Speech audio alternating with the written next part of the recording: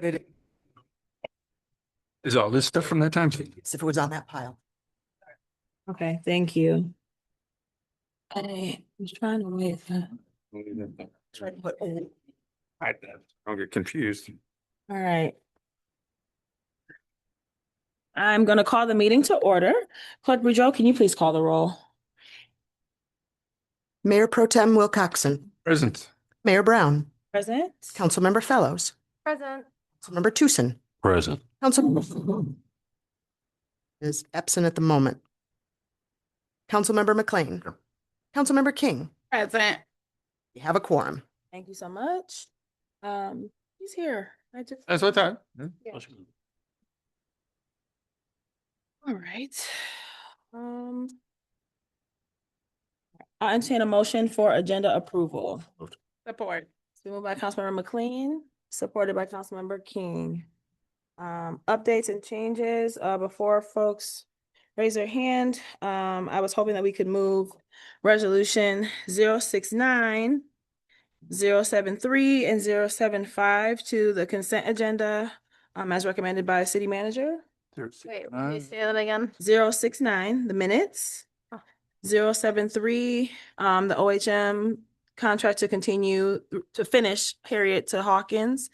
And then 075, for Sexual Assault Awareness Month, tying the teal ribbons.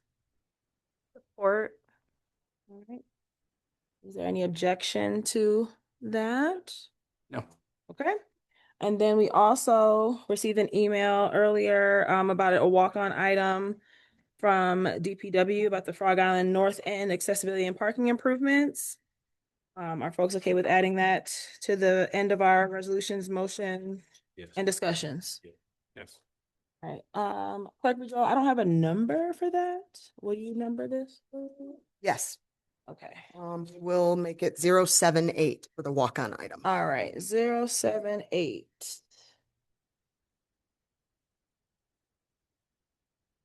Okay.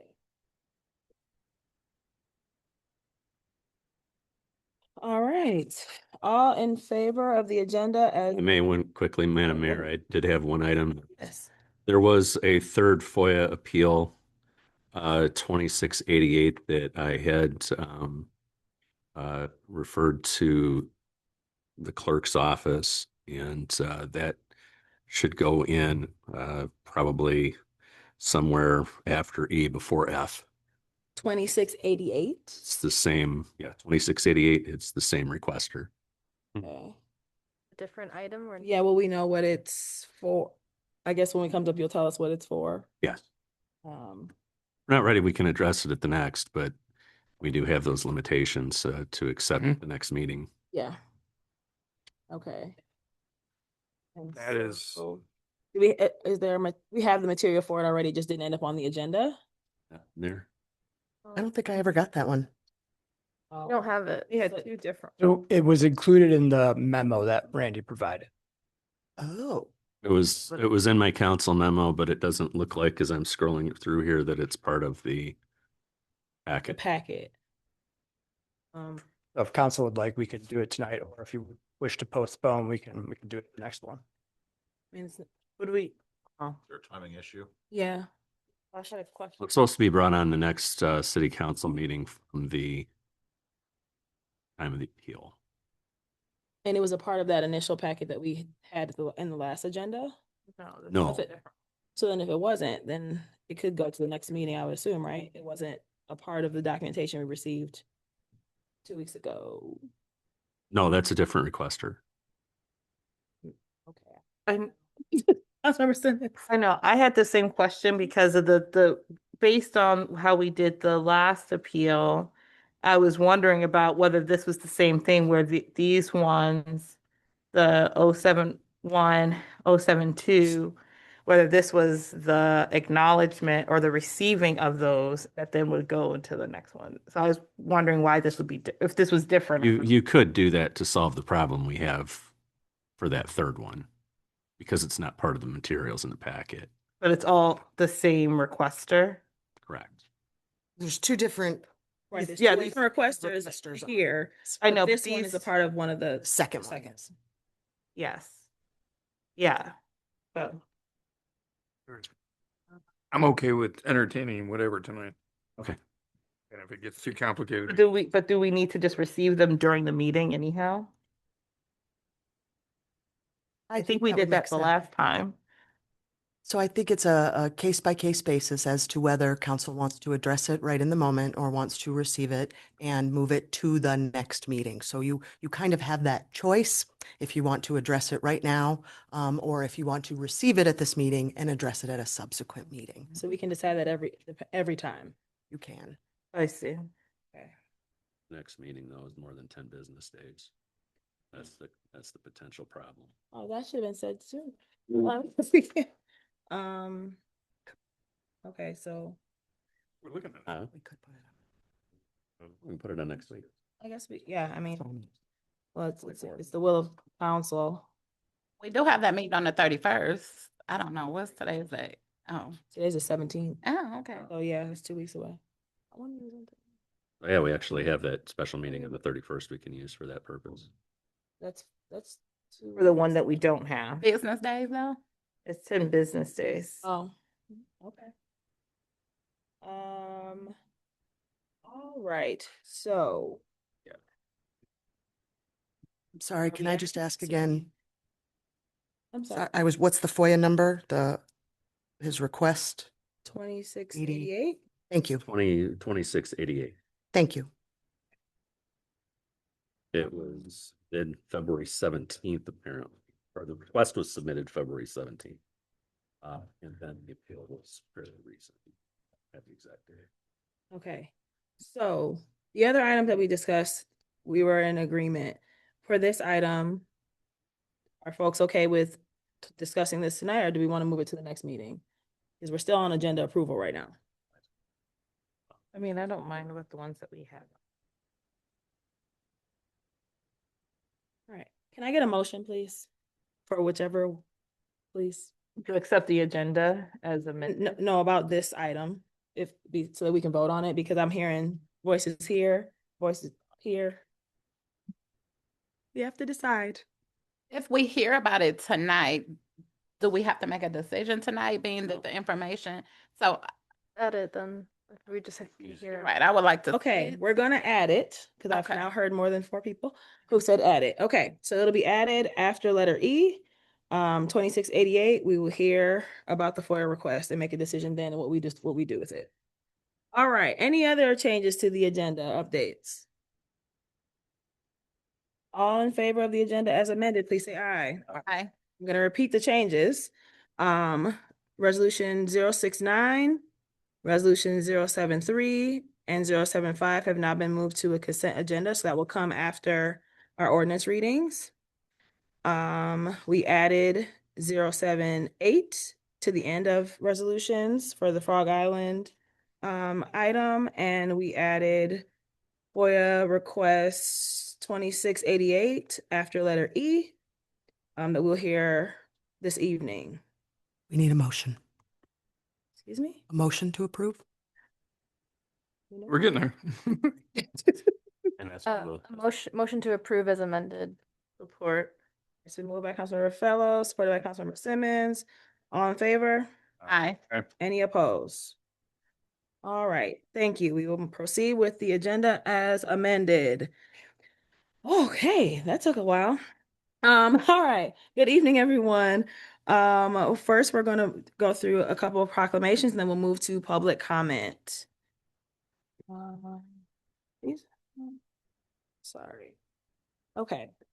So our first proclamation is in honor of Earth Day, April 22nd, 2026. Thank you so much. Whereas Earth Day has been observed annually on April 22nd since 1970, marking a global commitment to environmental stewardship, sustainability, and the protection of our shared natural resources. And whereas the city of Ypsilanti recognizes that a healthy environment is essential to the well-being, safety, and prosperity of all residents, and that local action is crucial in addressing climate change, conserving natural resources, and promoting environmental justice. And whereas Ypsilanti continues to advance sustainability efforts through community participation, municipal leadership, and the dedicated work of the city's Sustainability Commission. And whereas the Sustainability Commission actively supports and encourages community education environmental initiatives, and collaborative partnerships that promote long-term ecological health and resilience. And whereas in honor of Earth Day 2026, the Sustainability Commission will host a Community Earth Day event, providing opportunities for residents, students, families, and organizations to engage in environmental learning and actions that protect and enhance our local environment.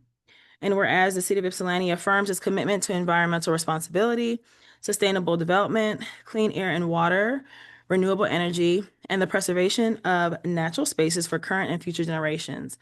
Now, therefore, I, Mayor Nicole Brown, on behalf of the Ypsilanti City Council, do hereby proclaim April 22nd, 2026 as Earth Day in the City of Ypsilanti and encourage all residents, businesses, community groups, and institutions to participate in Earth Day activities and to support ongoing efforts to protect our environment throughout the year. Given under my hand and seal, City of Ypsilanti, March 17, 2026. Anything from council before I move to our next one? All right, thank you. So the next proclamation, I'm going to take the liberty to say a couple remarks before I read it. And then, of course, I will open the floor to council if others have items they'd like to add. I wrote remarks because I feel like I needed to. Yeah, so this proclamation is honoring the life and legacy of Melvin Parson. So tonight we take a moment to honor someone whose presence in this community meant a great deal to many of us, Melvin Parson. Melvin believed deeply in the possibility of people, not just in theory, but in practice. He believed that a past mistake should never define someone's future, and he dedicated his life to proving that second chances are not only possible, but they are powerful.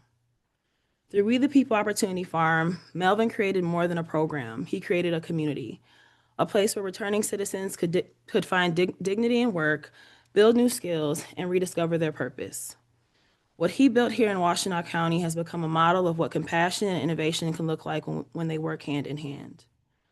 But beyond the work itself, Melvin had a way of connecting with people. If you ever spent any time with him, you know exactly what I mean. He could meet someone where they were, he saw the potential in them, and he helped them believe in it too.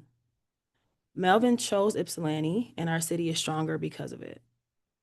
His vision continues through the lives he helped rebuild, the opportunities he created, and the community he nurtured.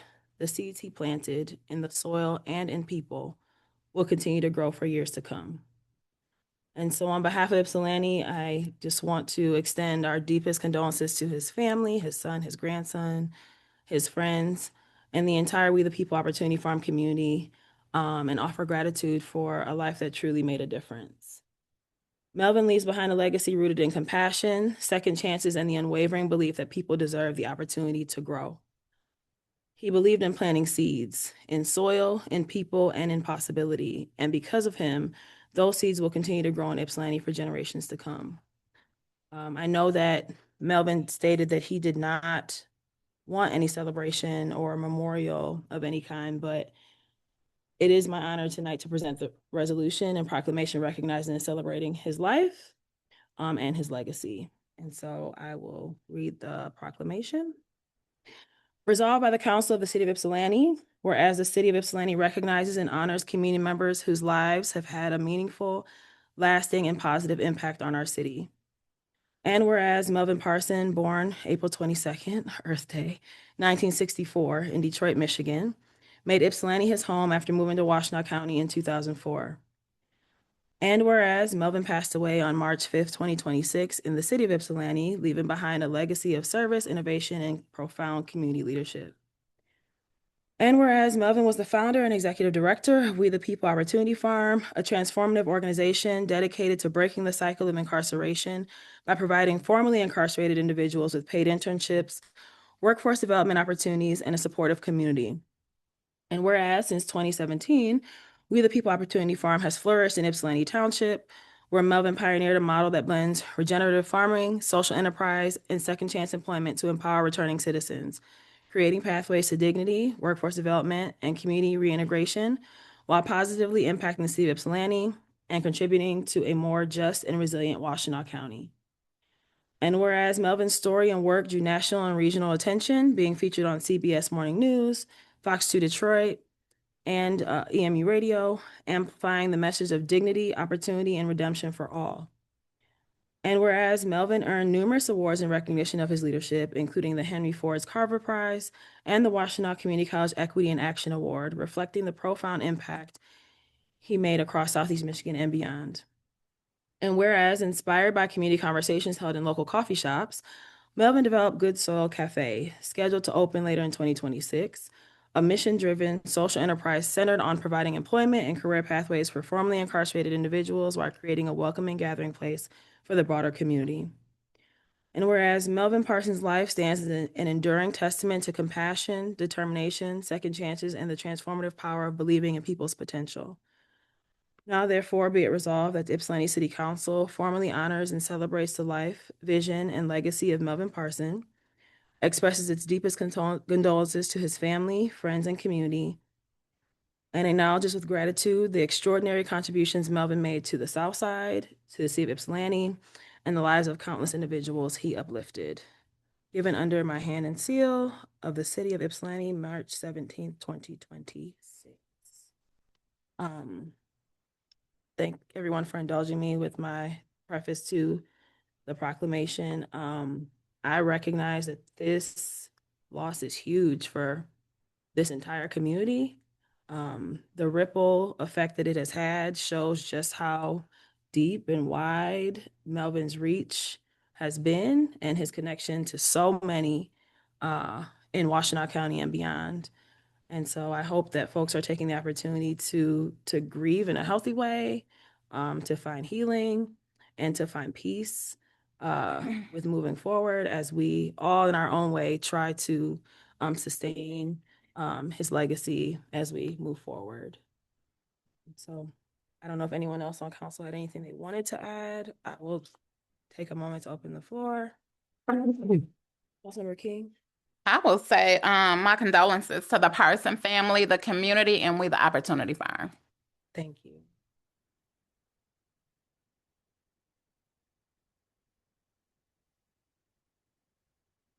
For opening comments, to contextualize the enormous impact that Melvin's had and, the reverberating impact that is yet to be known, really. And even if you don't know or didn't know Melvin personally, if you are involved in any type of community grassroots group and community organizing work in Ypsilanti, you have been a part of a lineage that includes Melvin. And so the reason why we're able to do things here today is largely because of people like Melvin and what they've done starting 20 years ago. Thank you. Councilmember Simmons? Yeah, I just simply wanted to say I think it's kind of beautiful thing to have proclamations for both Earth Day and honoring Melvin because of those connections. So that's it. Councilmember Tucson? I'll share something that he told me it's gonna stick with me forever. He told me that if I want my life to be fulfilled and as happy as I want it to be, that I need to go around in my life and pluck the weeds wherever, whoever, and whatever they are and wherever they may be. So I just want to extend that to everybody. Just pluck the weeds in your life and you'll be all right. Thank you. Mayor Pro Tem? Thank you for the remarks. Melvin was one of those quiet people that got a lot done without a lot of fanfare. And I think that appealed to a lot of people that signed on to help him do those things. And so his power was a very quiet power. And, I remember one time coming upon him with the glee of a child. He had gotten a drone that he was flying in the park. And he was just grinning ear to ear. He was just having such a blast doing it.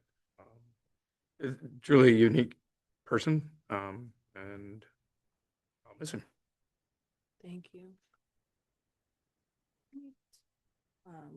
I don't want to put you on the spot if you don't have anything. It's okay. The last thing I will say is that grief is a journey. And people and life is really complex. And so what I would be remiss to not say here in the space as a clinician is that if folks have big feelings, if there are things going on where you need support, I encourage you to find that and to get that, right? We have resources in our community. There are places and spaces to go, whether they are formal spaces or even some smaller, non-traditional spaces. We have 988, we have our crisis line. There are people who are willing to listen to you, talk about whatever you need to talk about if you need to talk about it. And so I want our community to know that there are opportunities for folks to be a container for you if there's anything that you need to put into it, whether it's about this or anything else. There is help. And so with that, I will just take a quick pause, if that's okay, if you all indulge me, and then we'll move to public comment.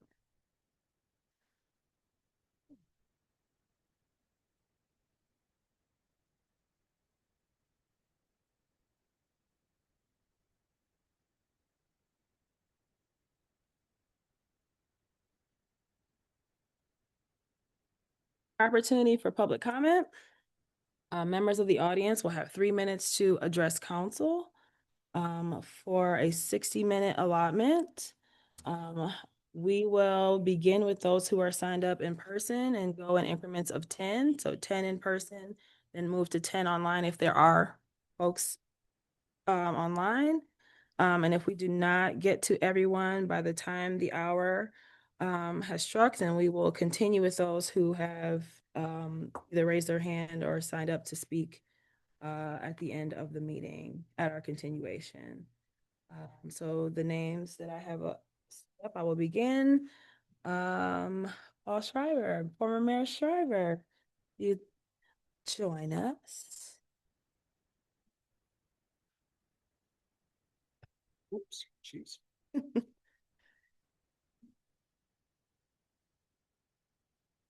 Good evening. If you could state your name and address for the record. Yes. My name is Paul Schreiber, and I live at 922 Pleasant Drive, and I'm happy to be here tonight. And I want to thank council, first of all, for being on council, for doing the work it takes to get nominated, to then sit at the meetings and to be able to run the city for us and to do all the hard work that needs to be done. So I want to thank everybody for doing that.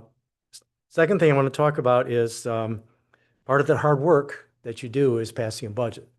And you're going to be considering a budget proposal tonight for the police budget ballot initiative.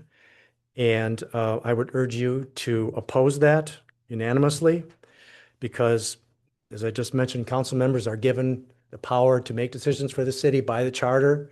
You are voted by the residents of the city of Ypsilanti, the voters of Ypsilanti. And that's the power you have, and that was the power that voters gave you when the charter was approved. So please don't punt that power away because you don't know what can happen. You may need to increase the city budget. You don't want to be constrained. You don't want to constrain yourself. I really think this is a poison pill meant to keep city council from doing its job, making hard decisions. There are going to be, as you know already, I'm sure, there are a lot of hard decisions you have to make. So please give yourself the power to make those decisions and represent the people who your constituents. Also, I'd like to encourage City Council to preserve the Edison Power Plant building. It's a historically significant building that adds to our the wealth of historic architecture that we have, and makes Ypsilanti what it is today. So please consider that and support that. So again, I thank you for serving, and I appreciate it, Mayor Brown. Thank you. Next, I have Alex Nuri. Good evening. Hello. It's Good evening to council members and Madam Mayor. Can you speak into the mic for me, please? I think Tracy's gonna help. Today, Sorry. yeah, I'm sorry. Uh-huh. Not used to this. I see. Yes, I was saying, yeah, my name is Alex Nuri, and good evening to council members and Madam Mayor. Can you hear me? Mhm. I'm here to just read off of something that I've read, and before we start, I'm sorry, could I ask for 20 seconds more than 3 minutes or no? No. No? What, maybe, okay, fine.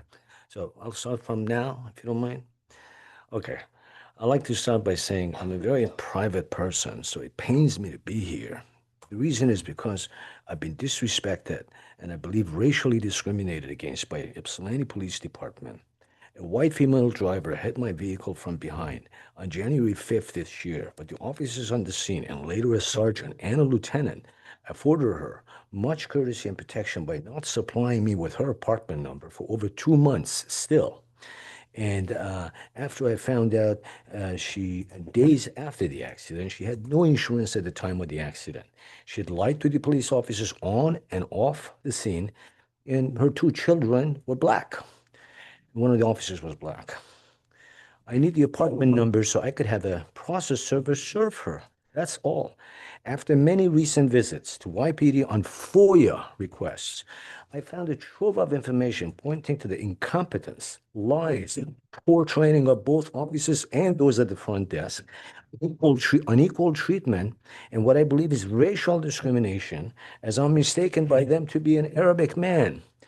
I have an officer on tape racially discriminating against me recently on a case with unfounded allegations based on vengeance by someone with a grudge against me. I've brought these to the attention of Chief Timothy Anderson, but he's looking the other way. He himself seems to have held on to his anger toward me from a decade ago when he was an officer and when he protected a black man who assaulted me in my pool and later was found to be beating his own girlfriend to a pulp frequently. My complaints on then Officer Anderson, another black officer, and the current office manager there at the city, Ypsilanti YPD, fell on deaf ears of former Chief DeGiusti then and the city manager a decade ago. I kept silent because I'm private, but he and other officers got the protection they didn't deserve at the time. Instead of addressing my concerns then, he authorized or approved Lieutenant Wiss now to issue me a misdemeanor trespass citation yesterday inside the lobby of the YPD only because I'd asked for a FOIA request form as I was sitting on the chair. Sorry. Is this? But if you want to send us your rest of your comments, you can. Well, yeah, sure. Could I, I'm sorry, could I read the rest later maybe, if we have time? So no, but you can send it, you can email them to us if you'd like, or we can talk offline. I could bring it next.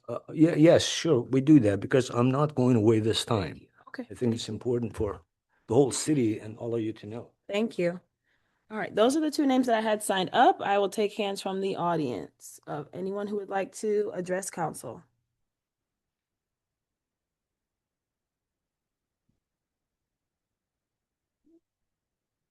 Oh, come on. I was like, nobody? Good evening. Good evening. First of all, I would like to support the direction to the city, from the city clerk, direction to the city clerk to, I'm sorry, the ballot initiatives. I would like to support the ballot initiatives. I hear the former mayor here expressing reservations about moving those forward. As I understand that this is procedural, if it's not, please educate me. The petitions have been circulated, the signatures have been gotten. It seems to be the will of the people and the process that we have a vote on these issues. So I would expect those things to move forward this evening. I support the discussion regarding the vacancy tax to address blight and housing affordability. I am concerned about landlords who are leaving units empty for speculative purposes. And feel that this would help resolve some of those issues. I would like to oppose the upgrades to City Hall and Freight House surveillance systems, I do not think that increased surveillance is a positive use of our city funds. I would like to express my appreciation for your proclamation honoring Melvin Parsons' life. He was a person who was very dear to me. And his legacy also is not simple. And I hope that those who have really conflicting feelings about this feel heard and seen and honored as well. One of the ways that I am going to personally honor his life and that I am going to ask you to continue to honor his life is to recognize that he was a person with lived experience working for change in the domain that he had been affected by.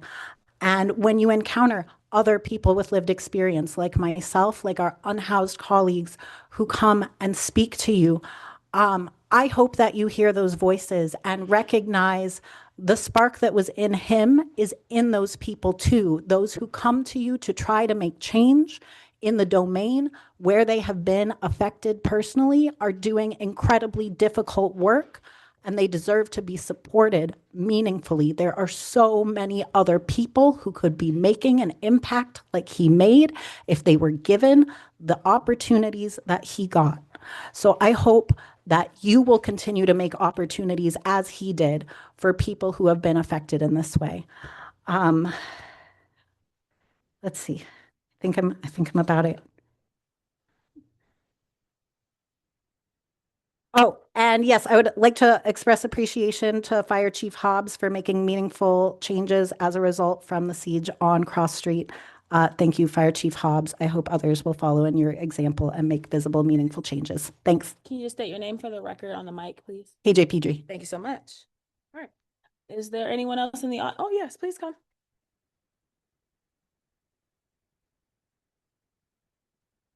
Good evening. Can you state your name? Hey, Amanda May Moore.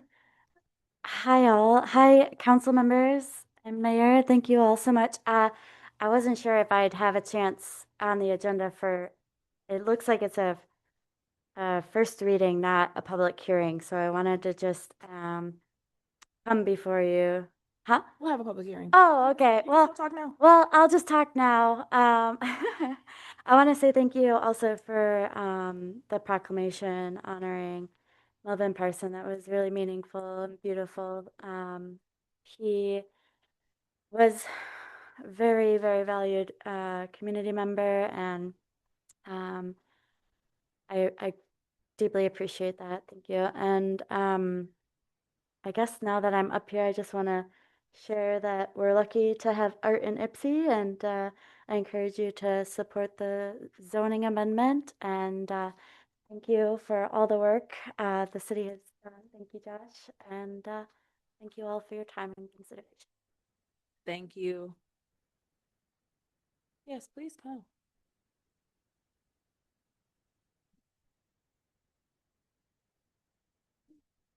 Good evening. Good evening to the city council members and to Madam Mayor. My name is Gary Smith.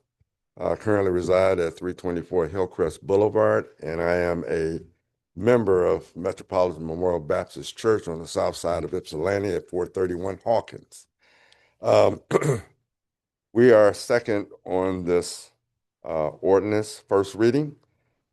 We have gone through the process of requiring or asking for an appeal to the current ordinance, and we were unsuccessful at that. And then we started working with Josh, and he has helped us through this whole process. We have been into this over a year now. As a matter of fact, this current month is 1 year we have been into this process. And this will be your first reading, and I hope you have looked at what Josh and the city attorney has proposed.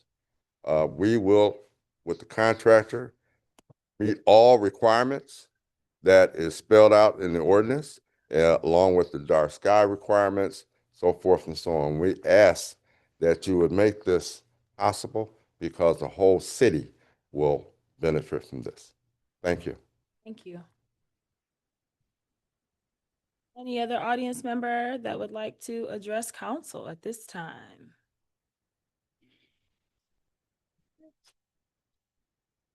Good evening. Good evening. I will continue to be a supporter of the police chief in the city of Ypsilanti while he is trying to make a change and bring it to a department where it can be recognized again. Police chiefs and their efforts are important to me because I know what we need and I know what we had, and I've always been a supporter. Even with the ex-chief, Jimmy Moore, sitting back here, I was a supporter of him, and even now I am. Council, I think you guys should stay out of the police budget business because I remember some years back, probably about 32 years back, some of the same things come up, and the attorney of the city of Ypsilanti, he did not direct counsel not to do, but he told them what to do. And I hope that the attorney that we have now will consult with you all and tell you all when you're dipping in business like this, you can end up discriminating, you can end up getting sued for stuff that you don't even know about. So I wish that you guys would take that under consideration. Now, when it comes down to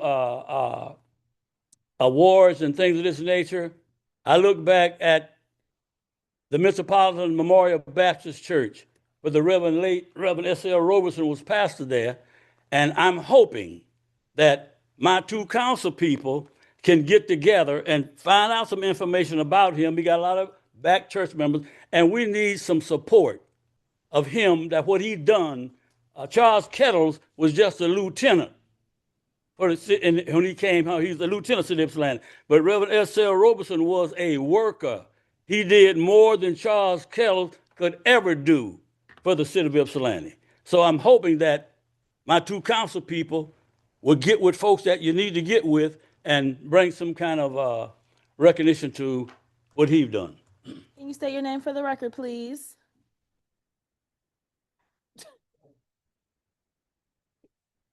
Can you state your name for the record, please? If you don't know me by now, you'll never know me. I'm Lee Tucson. Thank you. Is there anyone else in the audience who would like to address council? Good evening. Juanita House, 1064 Monroe Street, South Side of Ypsilanti. I'm here because we have a neighborhood association meeting, and we sat down with the OCD.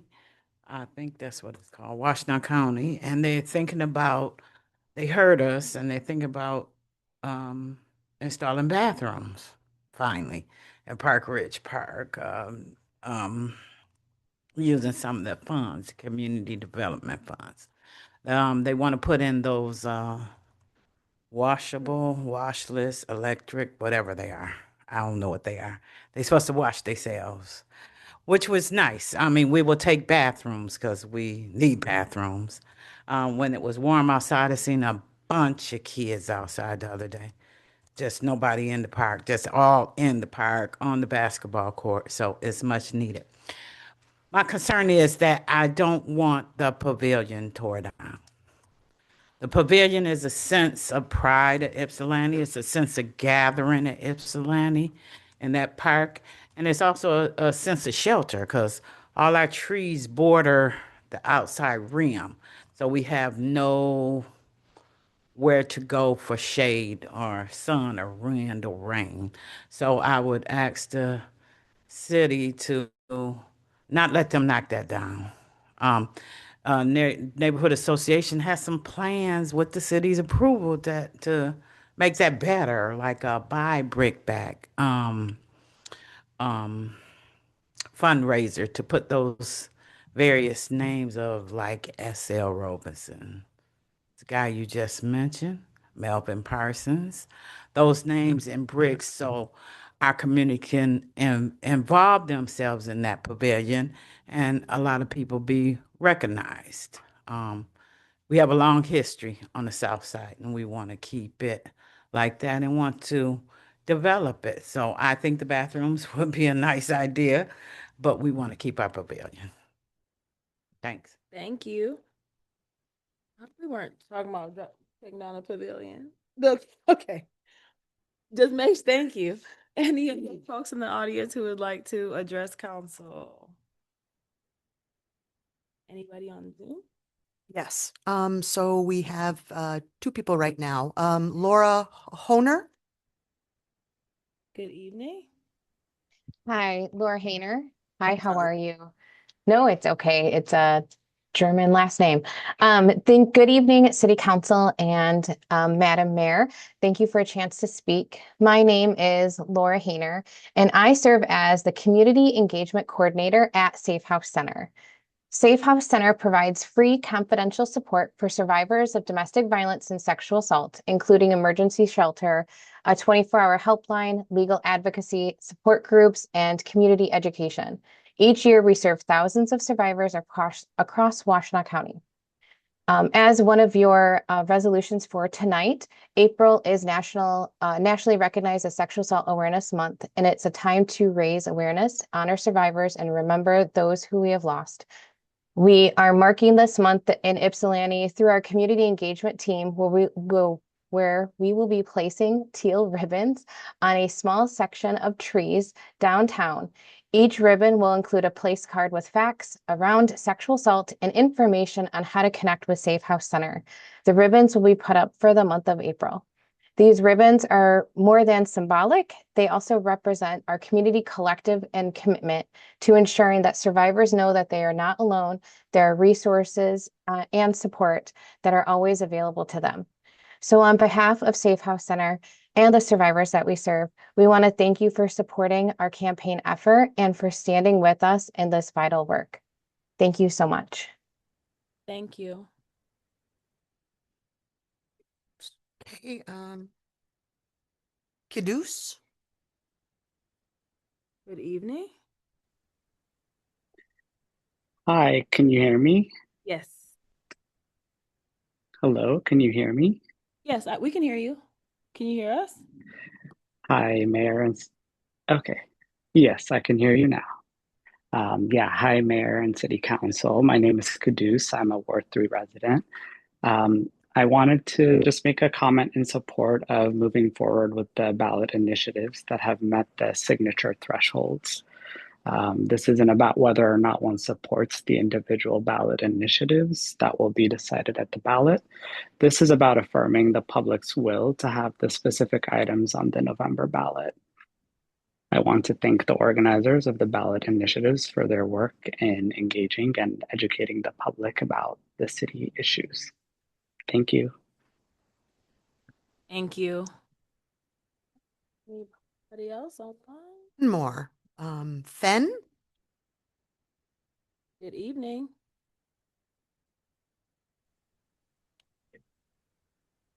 Hello, can you hear me? Yes. Okay, cool.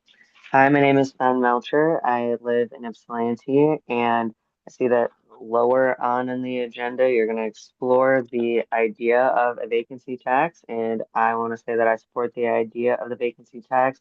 There are way too many empty, unaffordable units in Ypsilanti and too many people without access to housing. And I think this would be a small step to help fix that issue, which is a very important issue to fix. That's it. Thank you. Thank you very much. Anybody else? That's it. All right. Anyone else in the audience here who has a burning desire to talk to us before we move forward? Okay. Seeing none, we will close public comment. Thank you so much. And we'll move into our ordinance readings. Councilmember Fellows, you have our first 1458.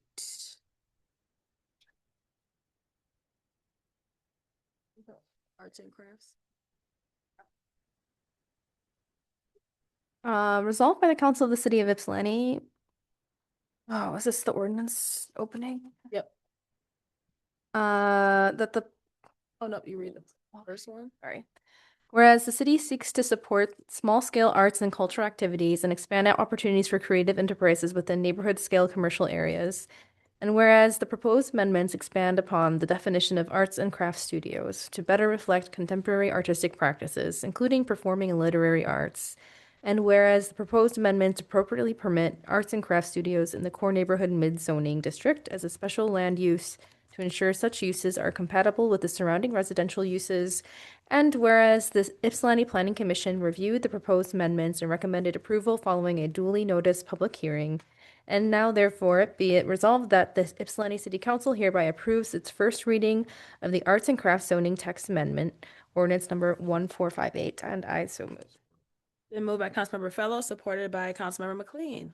Well, hello, Josh. Good evening, everybody.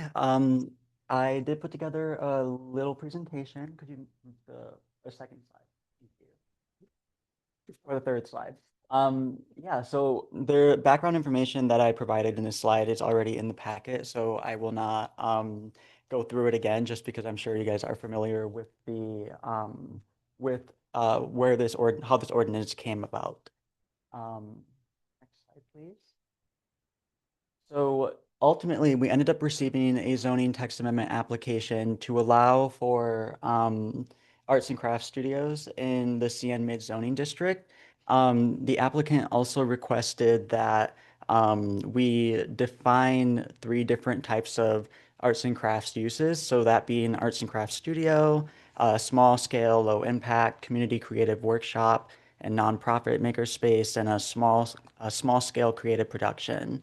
Ultimately, as part of this zoning text amendment, staff in the Planning Commission did not go with the applicant's complete proposal, but rather redefined the definition for arts and crafts studios by including the words performing arts, visual arts, and theater, and also allowing arts and crafts studios as a special land use in the CN Mid zoning district. And why is it that we chose this separate approach? Ultimately, it is for simplicity purposes, but also preventing ordinance rigidity. When you specifically specify all these different types of uses, sometimes that can actually make the ordinance far more rigid and makes other uses not possible. And, we want our ordinance to be able to be adaptable to, changing technologies and changing arts. And so that is why we are recommending this different approach. So then the next slide is, it will show all of the changes, which, there aren't many other than the addition of the words. And you can see that in CN Mid, it'll be allowed at the special land use. Now, the Planning Commission recommended, or they discussed whether or not this should be permitted by right or permitted as a special land use. And the reason why they ultimately came down to having it defined as a special land use is because, even though we have a relatively flexible definition for arts and crafts studios, and so if somebody wanted to come in and do glass making, for example, we want to make sure that the use that is occurring is going to be compatible with the surrounding neighboring uses. And the CN Mid is a mid-density type of zoning district. And so, it's definitely a use that is appropriate for the area. It's just we want to make sure that all future arts and crafts studios will end up being compatible. And then the next one is just Planning Commission's action notification. You'll see the different not different requirements, but the different standards for a zoning text amendment, and they recommended that it met 5, or they had the findings that it met 5 of them. So that's all I have on arts and crafts studios. I'm happy to answer any questions. Also, do you want to ask questions to Josh first, so I can open the public hearing? You have a couple? You can open the public. Okay, so give us 1 second. If there's anyone in the audience who would like to address council on this ordinance for arts and crafts, please raise your hand. Oh, yeah, please. And if you could state your name for the record. Hi, my name is Ryan Kelman. I'm a resident of Ann Arbor. Is this all right if I speak? Yeah. Okay. I recently got involved with the Zank House. I'm an artist myself, a photographer, and they have accepted me with open arms and love and support. And I've been able to display my work there. And I think it's important to provide the community, with the arts and practices that they provide, because it's just a good way for community members to get together, especially with children, because an arena that allows the people to be expressive and be their authentic selves. And I think that's very important for a community member to feel like they can be their individual selves, because that's the way they can be the best version of themselves. So, my art deals with a lot of street photography. I go throughout different cities, different countries in the world, and I go into all sorts of parts of these areas that are diverse, and I like to showcase the types of different ways of life than other cities. I think it's important for humanity to get a better scope of what's outside their, sometimes they don't have the ability to go outside their own scope. So I provide that opportunity to people. And the Design House allows me to display that so people can see and ask me questions about those experiences that I get myself involved in. So I think, just because a building is shaped in a different way or placed in a different spot, shouldn't exclude from the ability to show and create and bring people together to show art, especially children. I think that's one of their goals as well. So thank you very much for your time. Thank you. Mhm. Yes, please come. Hello again. Hi again. So, as we look at this, I am still processing things, still learning and gathering information myself. And I guess my only question with regards to it being special land use is that permit costs $750, I believe. And so it does create a barrier for others to have that form of opportunity. And I guess that's my only question and concern with regards to how we define arts and crafts studios, whether they're commercial or not. And we're so small scale as a nonprofit. The most large scale is maybe 50 RISO printed zines of community art and poetry. But yeah, so I guess that's my only question for council in regards to that. Thank you. Thank you. Yeah. Oh, I'm sorry. I knew who it was. My bad. Can you just repeat your name for the record? I'm sorry. Also with the question, Oh, the permit costs. just about Like permit. maybe how. Yeah, so my name's Amanda May Moore. I reside at Design House as well as work there. And the question is with regards to special land use permit, and if that creates a barrier for other spaces within, I know it's just for our specific zone, the CN Mid, whether it creates a barrier for these sorts of spaces to exist because you have to apply for special land use and you don't have it as, yeah. So I'm just curious about that. That makes sense? Yeah. Okay. I understood the Okay, question. Sorry. thank you. It's okay. All right, thank you. Does anyone else want to address council on this ordinance? All right, anybody online? I didn't even check. No, it's okay. Oops. No. All right. Councilmember Fellows, you have the resolution. Resolved by Council of the City of Ypsilanti that the public hearing for ordinance number 1458 entitled Arts and Crafts be officially closed, and I so move. Been moved by Councilmember Fellows, supported by Mayor Pro Tem Wilcoxen. All in favor of closing the public hearing, please say aye. Aye. Any opposed? All right.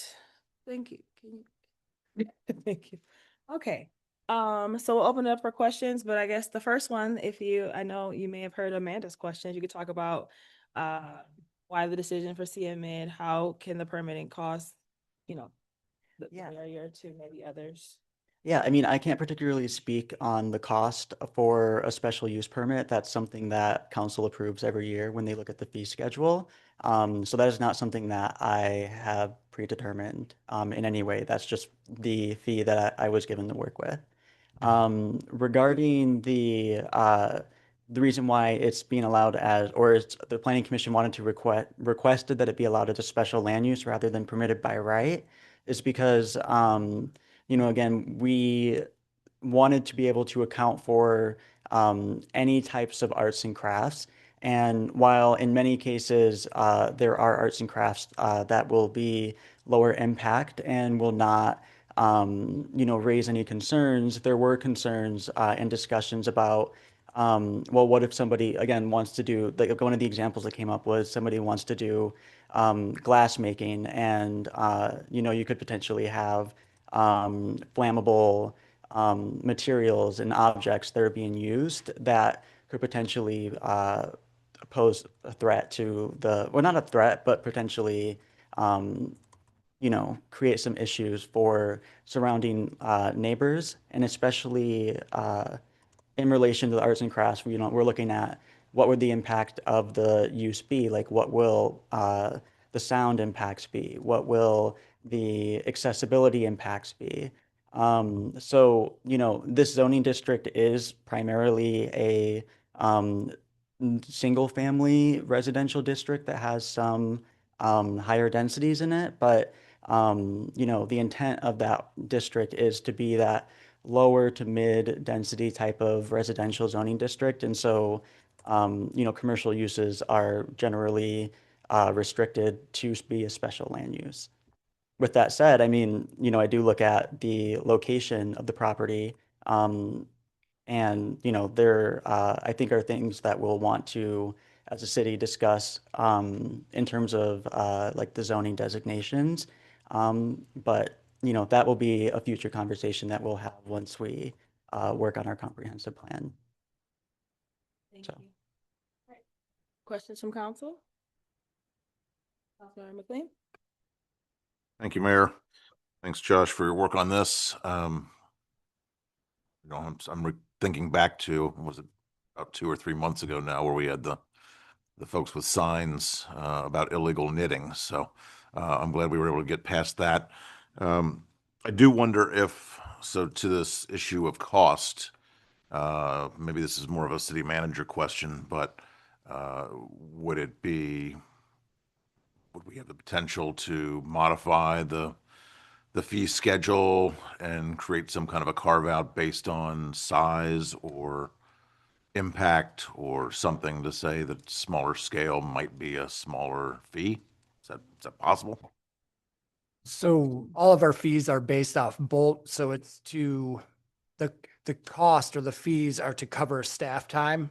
So that's why they're at the level that they are at. So having staff need to review and then also take that to the planning commission to approve, there's the administrative time, and that's what that fee captures. I will also add that as part of a special land use, I am legally required to send through first class mail notice of a public hearing to every property within 300 feet. And if there are multifamily properties as well, I have to individually notice each apartment unit up to 4 units. So, that does play a role in the cost. I don't know exactly what that cost is, but there's also that to consider too. Councilmember Simmons, I believe I saw your hand. Yes. So my question, I don't know, it kind of feels a little like technical, but or just like specific, I guess. When looking at the revisions, so the way it had before, it said not limited to fine arts such as music, dance, film.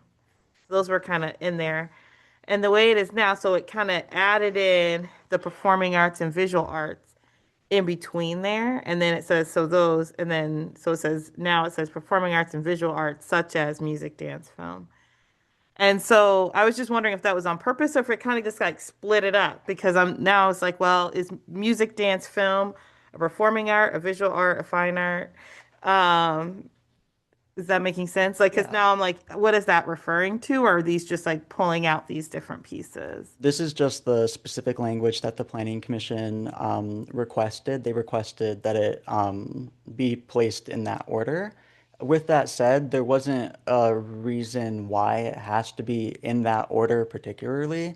That was just part of their action notification where they wanted, yeah, where one of our planning commissioners, Michelle, she made the motion and then also stated that I had, to add art uses shall include but are not limited to, and then that was the list that we were given. So basically, the language is just written exactly as she stated it in her motion.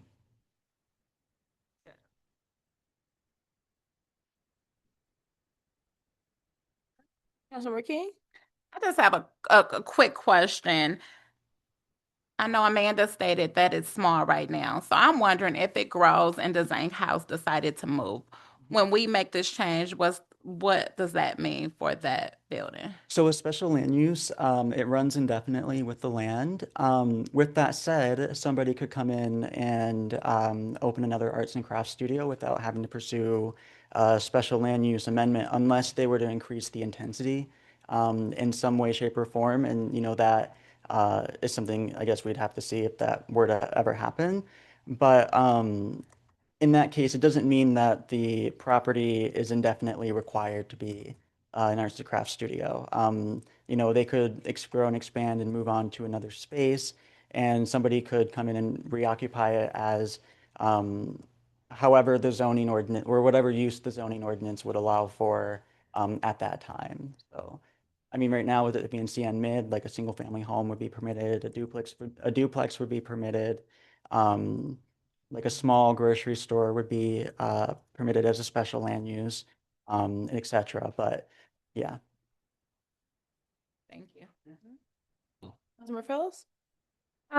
Yeah, first I just want to express gratitude that there's been some communication and it's gotten to the point where we're seeing some solutions and language before us. And I did try to read through the Planning Commission's notes and but maybe you can shed some light on what other types of tactics were thought of as far as like dealing with this particular issue. Was there other ways to look at the zoning text, different types of amendments that could have happened besides the special land use one? I'm sorry. Well, I'm sorry. Could you repeat your question? Yeah, oftentimes there's different ways to approach a given issue. And so I was just wondering from your perspective or the Planning Commission's perspective, were there other ways being discussed to explore how to, allow for the Zank House operations to continue without it being out of alignment with the present zoning text? Yeah, I mean, ultimately, I am required to enforce the zoning code as it's written. And the Planning Commission, they do have the ability to request that we would pursue some type of zoning text amendment. But there is a section in the ordinance especially that states that you have to take the strictest interpretation possible, and that's standard in pretty much all other zoning ordinances across the country. So, I mean, moving forward, we will definitely be working to ensure or working to communicate more with people and give them a little bit more time. But at the same time, it is what is required of me to do the strictest interpretation. So. All right, I think I didn't phrase my question very well. I appreciate your answer, but I more was asking like, could this have been done via PUD or something else? Like, were there different models for looking at how to do, to make an allowance? Yeah, I mean, PUDs, they could have in theory potentially done an adaptive reuse PUD. I would have to look at the specific standards because different underlying zoning districts do have certain provisions for different uses. And so some of them won't, like the PMD zoning district, which is like our light industrial manufacturing, you cannot propose a PUD for residential uses. And so, you know, I'd have to look at that provision specifically. But, you know, we try to be as flexible with people as possible. And you'll see later with another zoning text amendment, specifically change in use, where we try to increase that flexibility to ensure that we're as friendly as possible to new and small businesses. All set? I think so. Was there anything that, because I'm also learning about zoning text stuff. And so I think with the special land use, I know that rezonings are expensive, PUDs are expensive. Special land use is $750. Is there another type of changing in the zoning text that isn't as prohibitive? There's not another application process that we have. You know, and I will also say, like, our fees for these zoning applications are lower than a lot of other communities because we're a certified redevelopment ready community. So, you know, I don't ultimately have a good answer for you as to what other application or processes they could pursue. I highly encourage that before anybody, you know, decides to sign a lease or decides to propose something, that they come to me first and discuss, you know, the land use and what they're proposing so that we can avoid those conflicts in the future. We do have a guide on the city's website as well as how to open a business that lays out the process and lays out who you need to contact regarding these specific questions. So, you know, I highly recommend that people also reference that as well. And if you know of somebody wanting to open a business in the city, make sure that they talked with the building department and zoning department and the planning department beforehand. Thank you. Further questions or comments from council for Josh? Mayor Pro Tem.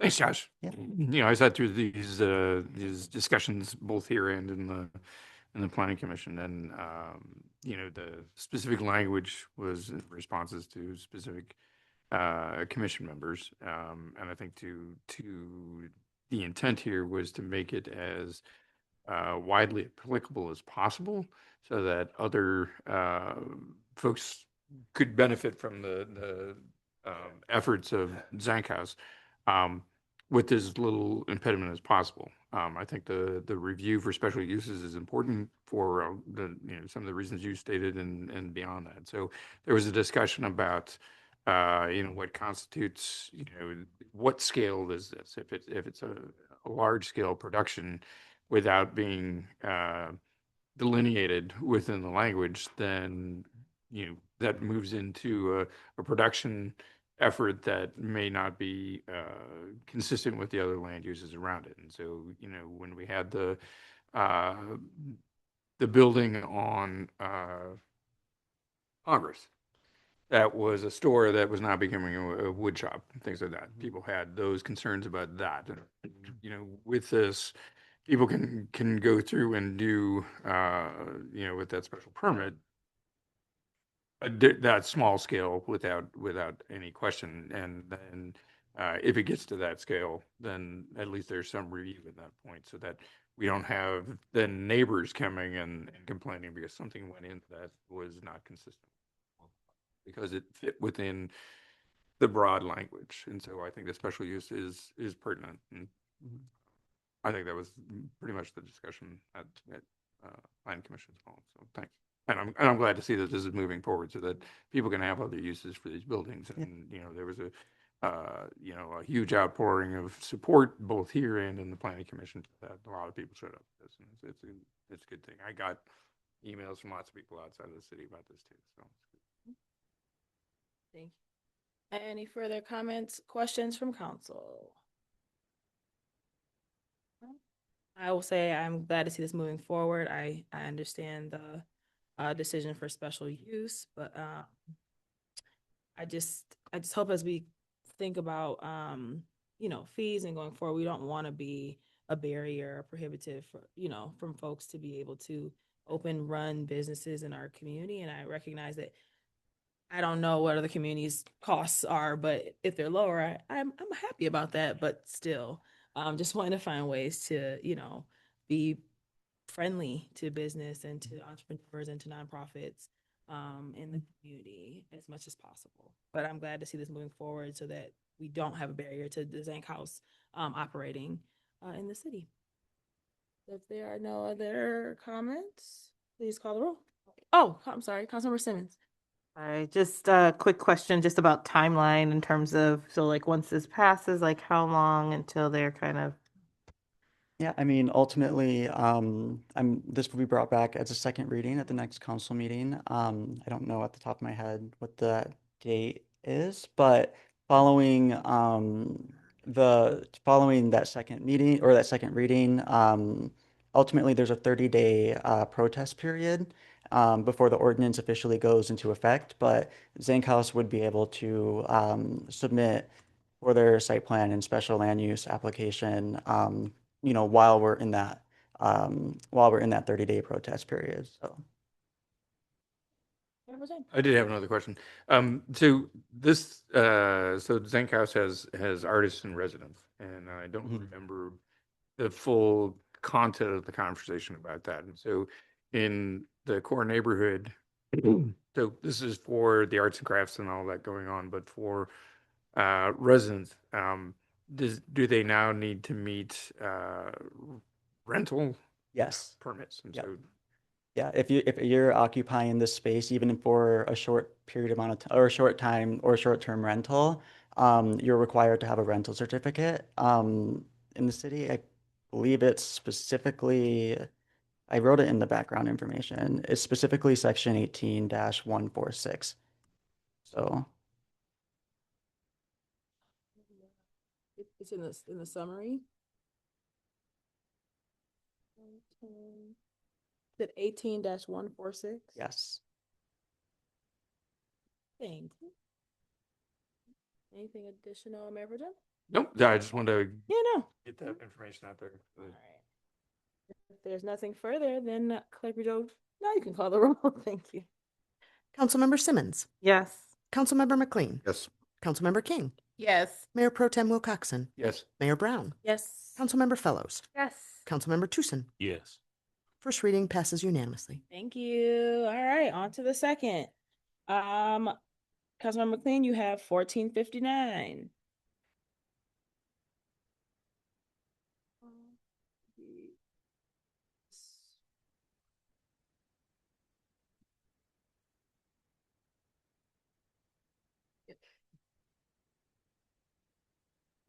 Batteries in mine were dead.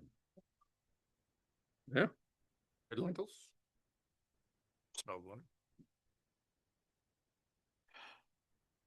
Resolved by the Council of the City of Ypsilanti, whereas the proposed amendments ensure clarity, consistency, and alignment with current technology and development practices, and whereas the proposed amendments clarify the definition of use residential, recognizing that signage regulations within the zoning ordinance are applied based on whether a use is classified as residential or non-residential, and whereas the proposed amendments modify provisions permitting electronic message board signs in every zoning district for non-residential uses, and whereas the proposed amendments revise the electronic message board sign standards in section 122-665 to clarify operational requirements, establish additional illumination limitations adjacent to residential uses, require anti-glare panels, and allow for the posting of emergency messages by governmental authorities. And whereas the Ypsilanti Planning Commission reviewed the proposed amendments and recommended approval following a duly noticed public hearing.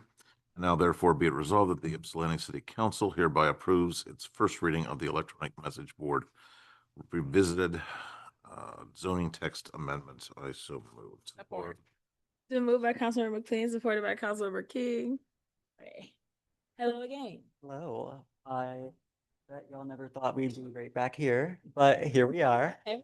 I also again provided the background information in the packet, but it's also in the presentation, but I won't go all through that again.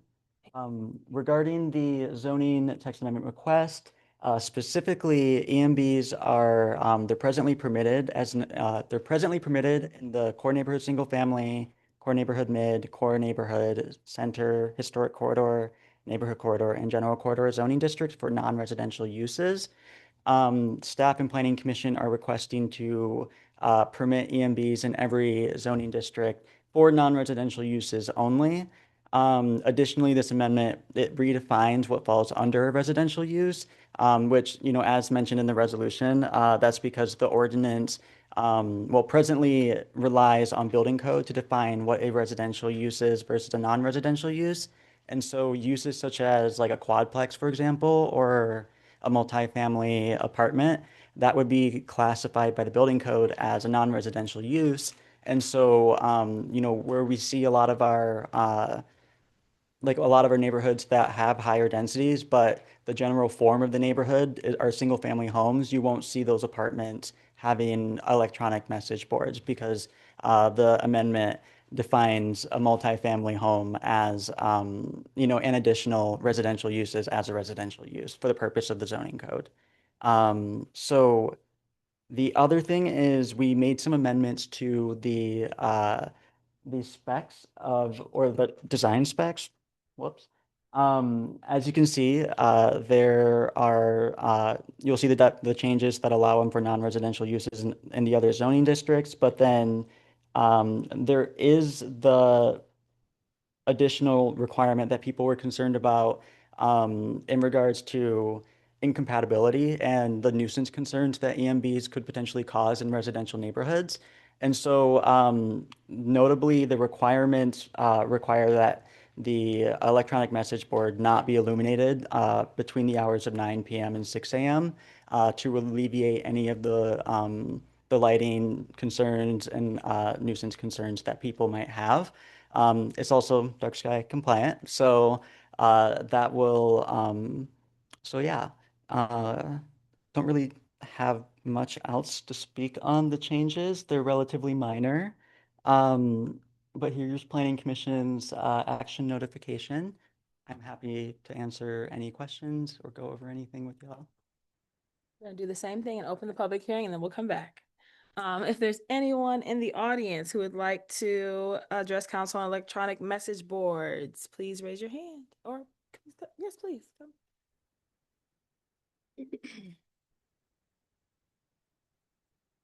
Good evening. And if you could state your name for the record. Good evening. My name is Tyrone Hampton, Madam Mayor and members. I have been at Metropolitan for several years. I've been in Ypsilanti for several years. And I will humbly implore you to accept this amendment. To give you an example, the church itself has been in that place since 1926. What else was around it? Nothing. It metamorphosized into 1953 as to what it is today. So I use an example here in your city to show you how things change, but the laws, rules, and regulations don't adopt or adapt to that which is already there. The street right here, Huron, goes one way. Hamilton goes one way. Does anybody remember when Huron was two-way? No, but I heard about it. Does anybody remember when Hamilton was a two-way? One was the public traffic, one was the cow trail. So it changed. And so those things that are there, we don't take away what was there because it's historic, certain homes, things like that. And when they did in the late 80s, 90s, rezoned our area, they didn't think about the church. So that's why I'm saying we need to think about the church, which is a public place, and all of the things that go on and that the church needs to do today for those of us who believe. Thank you for your time, ma'am. Thank you very much. Is there anyone else in the audience who would like to address council on electronic message boards? Yeah. All right. Hello.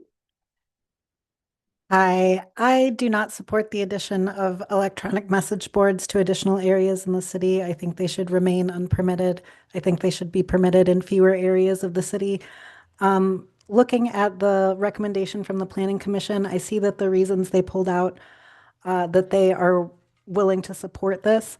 I think that some of the considering factors that they did not highlight are important, such as the proposed amendment will enhance the functionality, transportation network, or character of the future development in the city. I don't think that adding electronic message boards does that.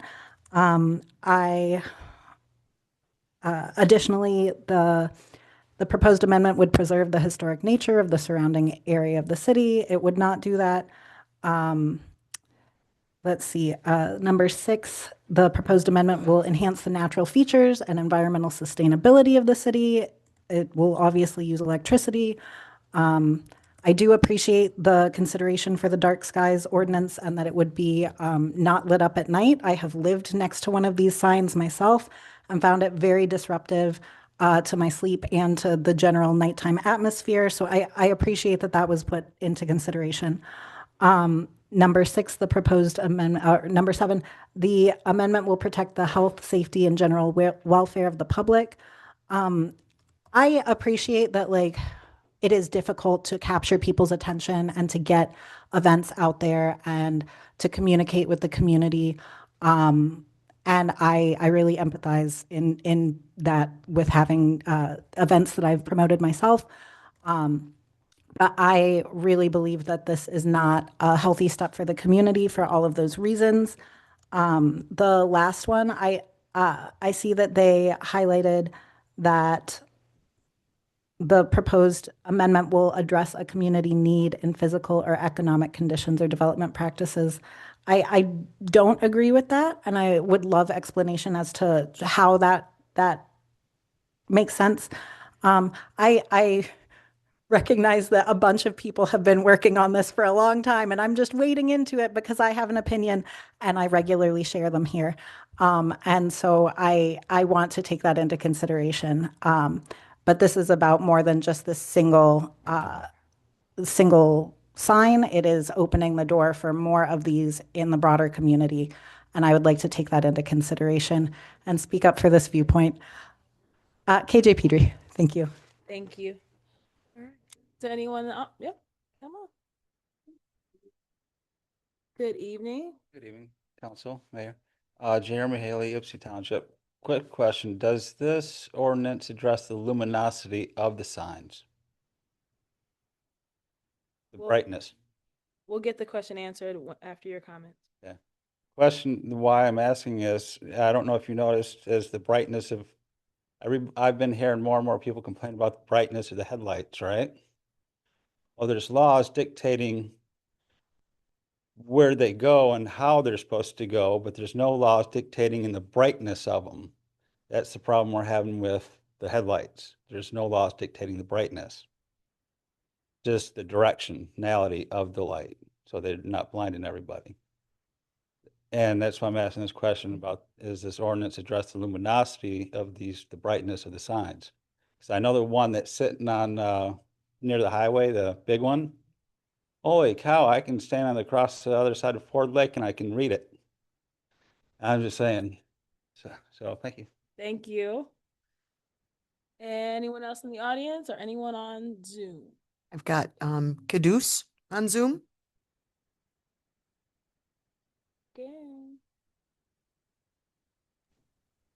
Hi again, Mayor and City Council.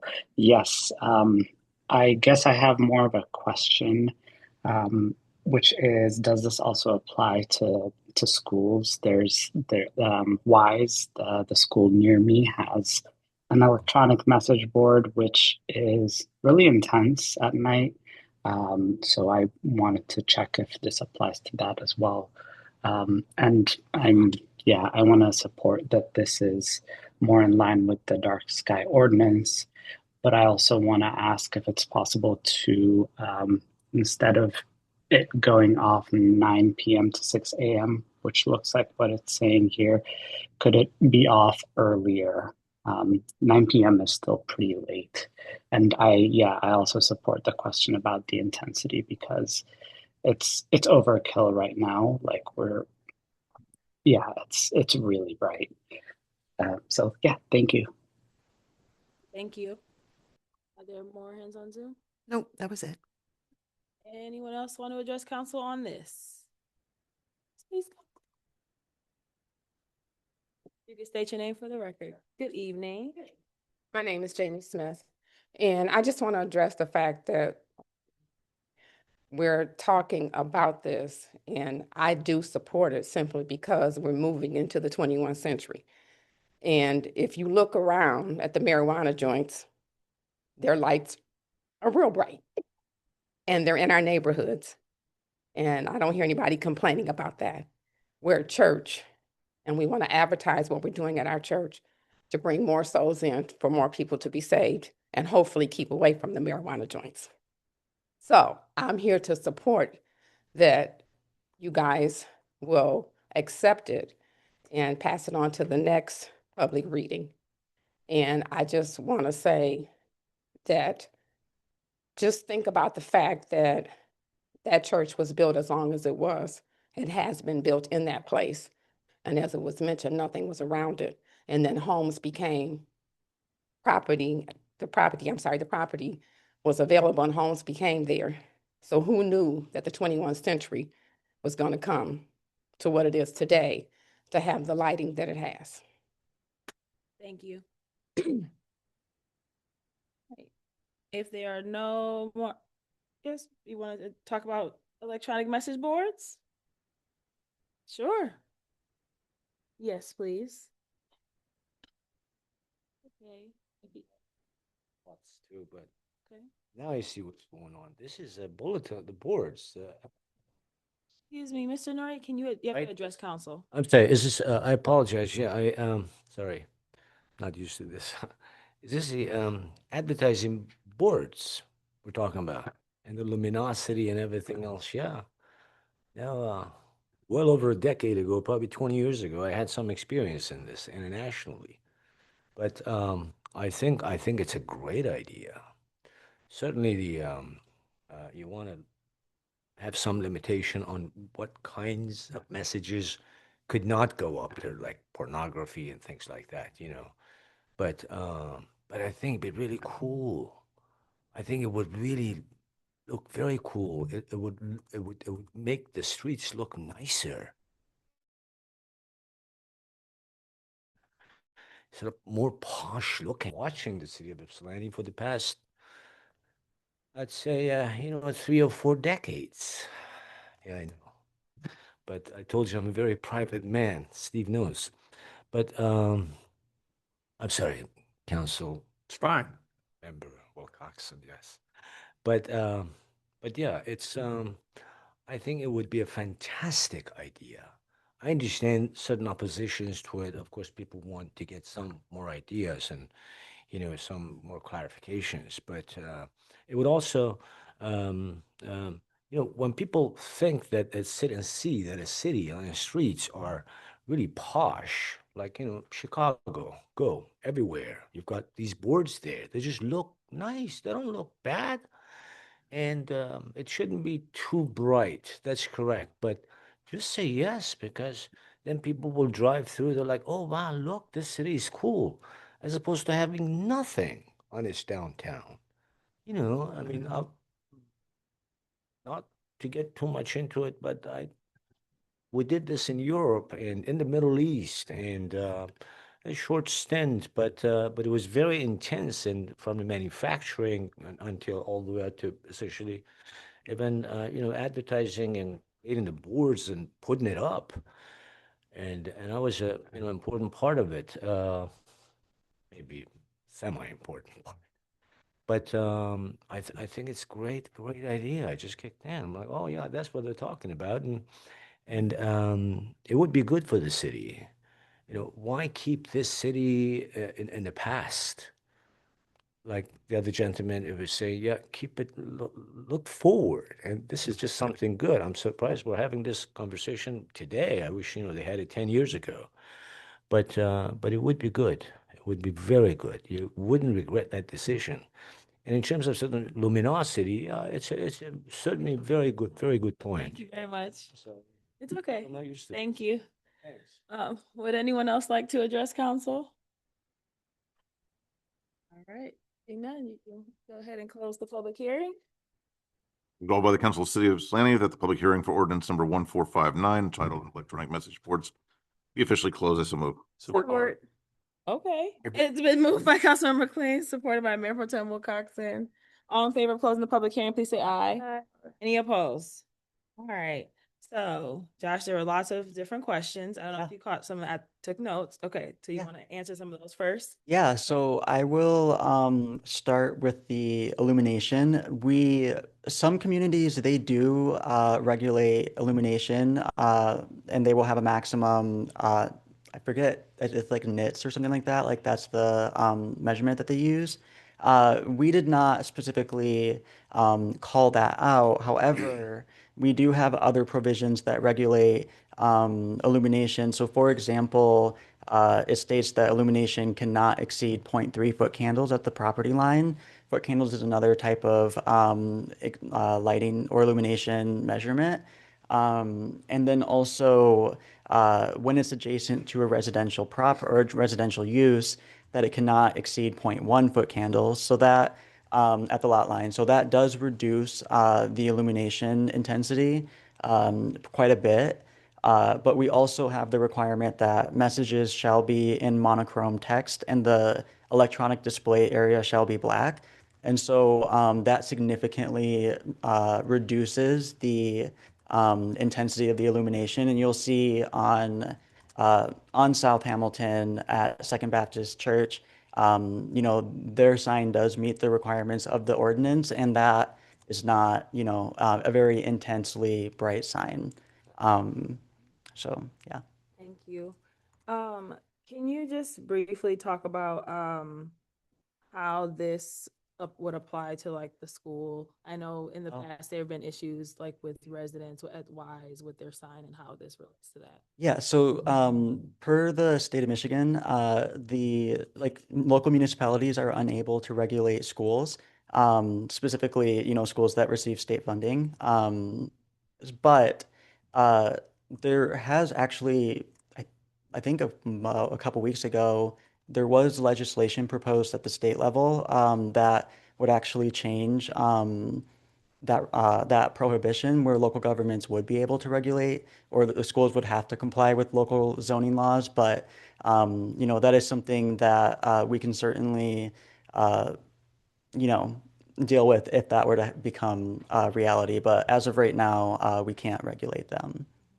Thank you for that. What I'll add is that with the sign at Wise, some months ago, there were some issues with the brightness.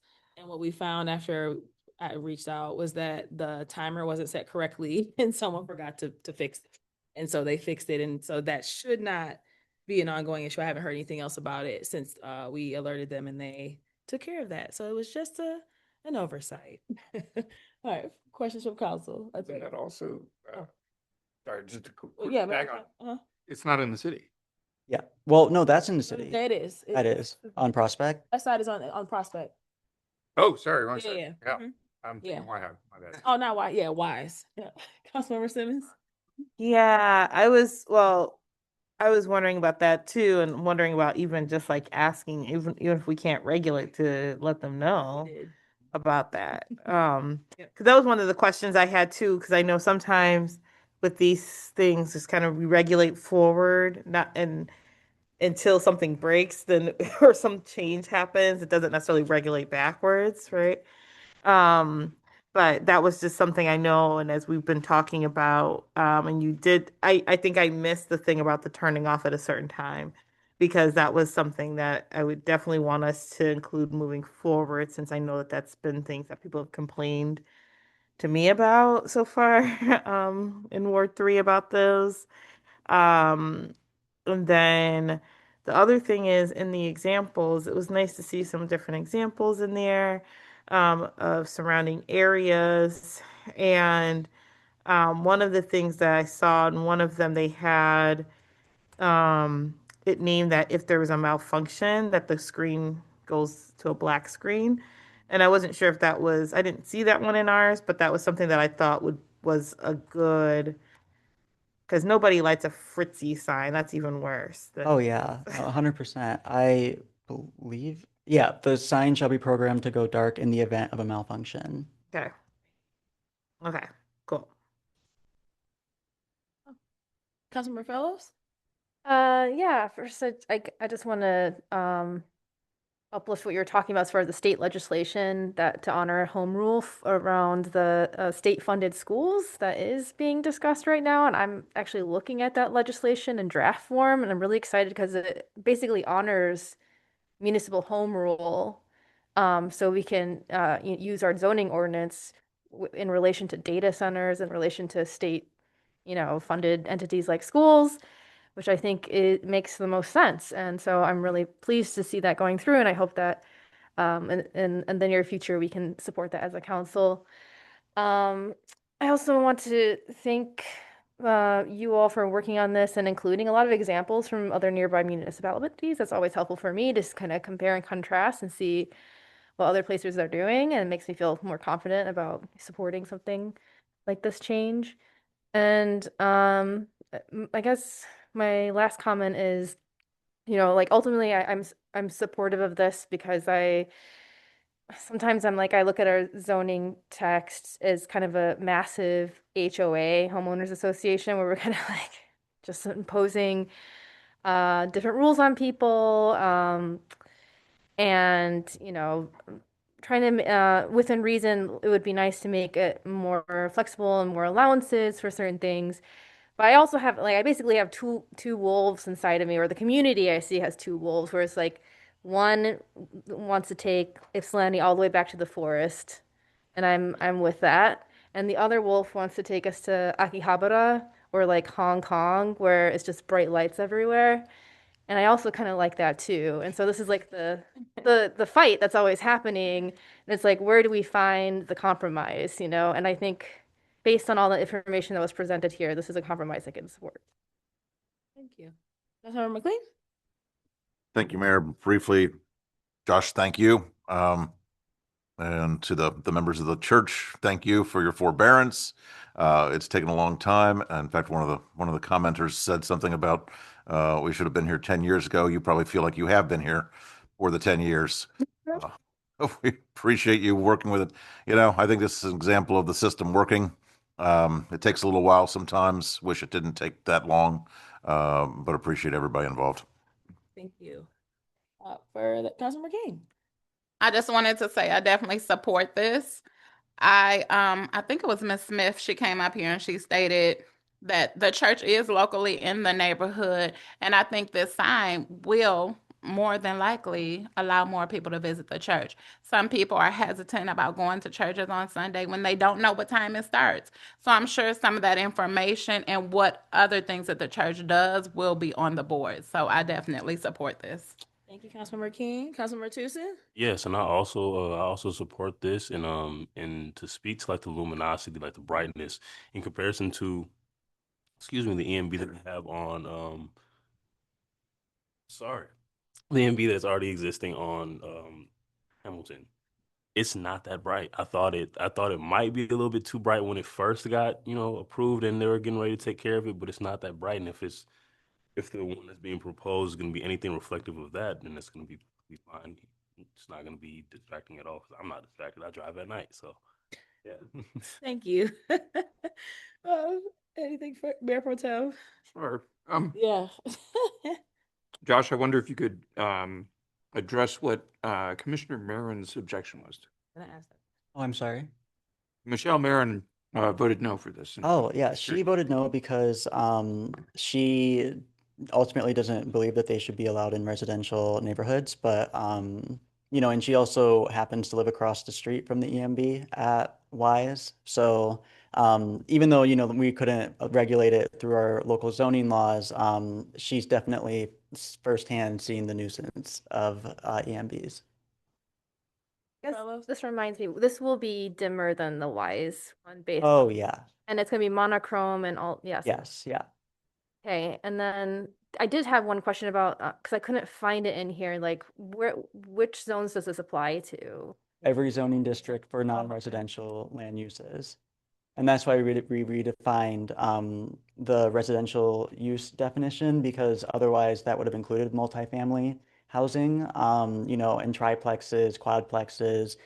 So we wanted to prevent that from happening, but other non-residential uses, you know, whether that be commercial, industrial, or religious institutions, they will be able to have EMBs. And it's still by permit, and Yes. how much are the permits? I believe it's $100 permit application for the signs. A year, or just? But there's also probably an electrical permit, and that's based on construction costs, so I don't know what that would be off the top of my head. Okay. So it is a possibility if people, like, a bunch of people wanted to get signs that they could through this change. Yeah, Mhm. yeah. Okay. Is there, would there be a way to do this that would make allowance for entities like churches, but not That to would- residential? That would be a violation of the First Amendment, Uh-huh. because that would be essentially seen as or regulating content, or that wouldn't be content neutral from my understanding. I'm not a lawyer, but Sorry, I guess I phrased that wrong. Is for like non-residential buildings in residential zones, this is what it applies to, but it Yes. doesn't apply to residential buildings. no, no. Okay, understood.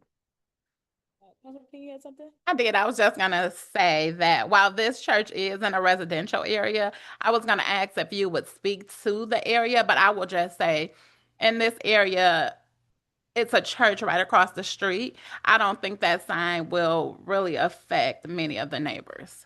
I don't think so. I mean, and I do genuinely think that the illumination or regulating illumination where it cannot be illuminated between 9 p.m. and 6 a.m. is going to reduce a lot of the you know, concerns. Now, with that said, obviously we need to ensure that that's being complied with. So if you know, somebody lives across from an EMB and is illuminated beyond 9 p.m., feel free to contact the planning department and let us know and take pictures so that we have evidence. But yeah, ultimately, I think that would reduce, especially a lot of my concerns if I had to live across the street from one. And I think I'll just reiterate at the school, when they found out, they remedied the problem. And so I haven't heard anything else about it. If it's still happening, please let them know, because they were empathetic and also understood and knew the mistake that was made. So I think they're happy to, you know, work with the neighbors if there's an issue. Have school board meetings. You can also show up to a school board meeting. Any further comment on this before we vote? I guess Other one more. fellows? Is there any interest in making this like ending at 9 or ending at 8 p.m. instead of 9 p.m.? Because that was something that came up as a consideration.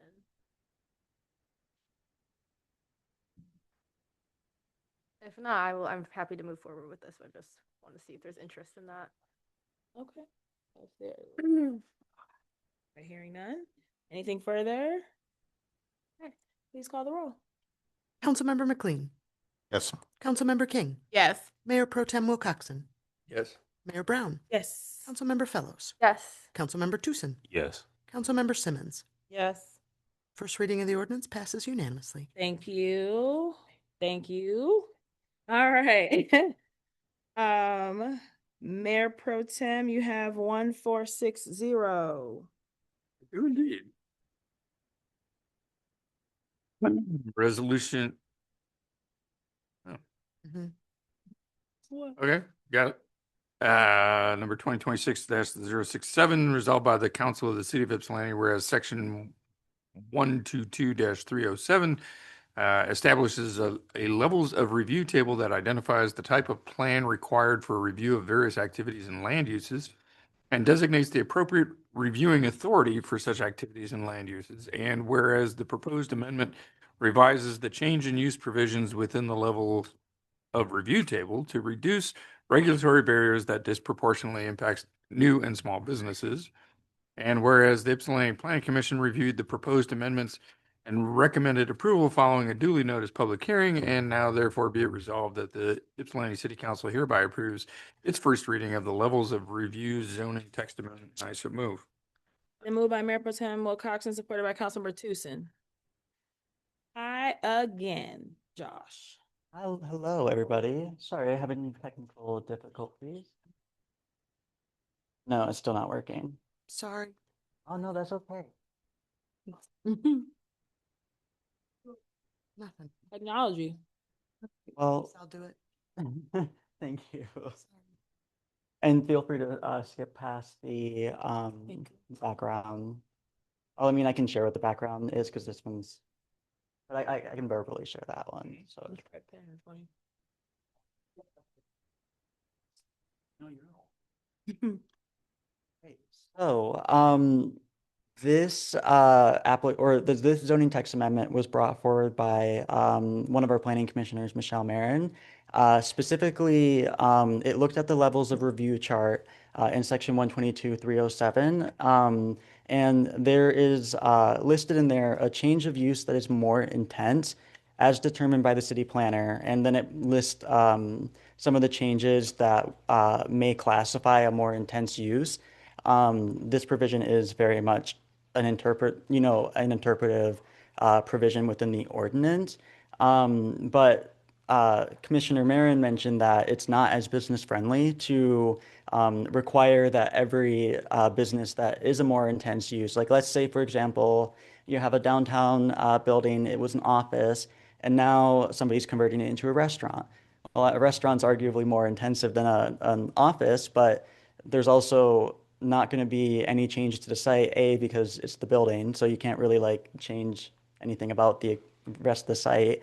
But also, it's one of those things where these are still active uses that we want in our downtown. Like we have, provisions in the master plan that allow for certain uses.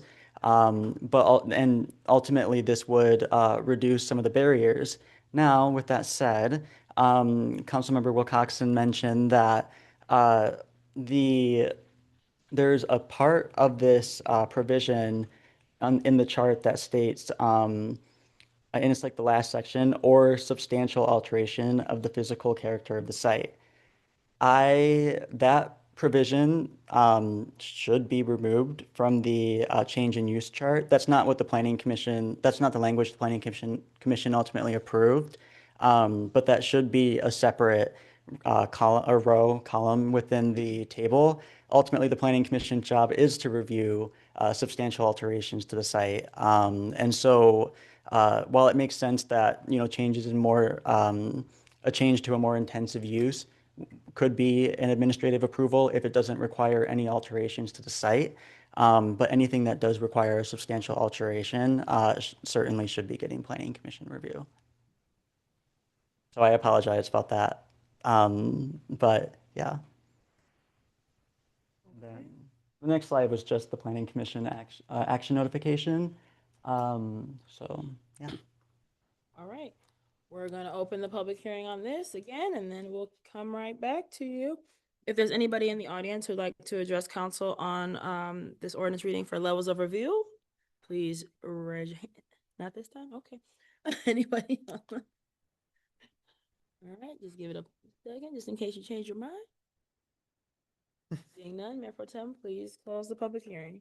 Resolved by the Council of the City of Ypsilanti that the public hearing of ordinance number 1460 entitled Levels of Review ZTA be officially closed. And I so move. Support. Moved by Mayor Pro Tem, supported by Councilmember Simmons. All in favor of closing the public hearing, please say aye. Aye. Any opposed? All right. Hello. Hello. All right. Questions, comments for Josh? Don't all jump over this one. Mayor Pro Tem? Oh, Councilmember Simmons.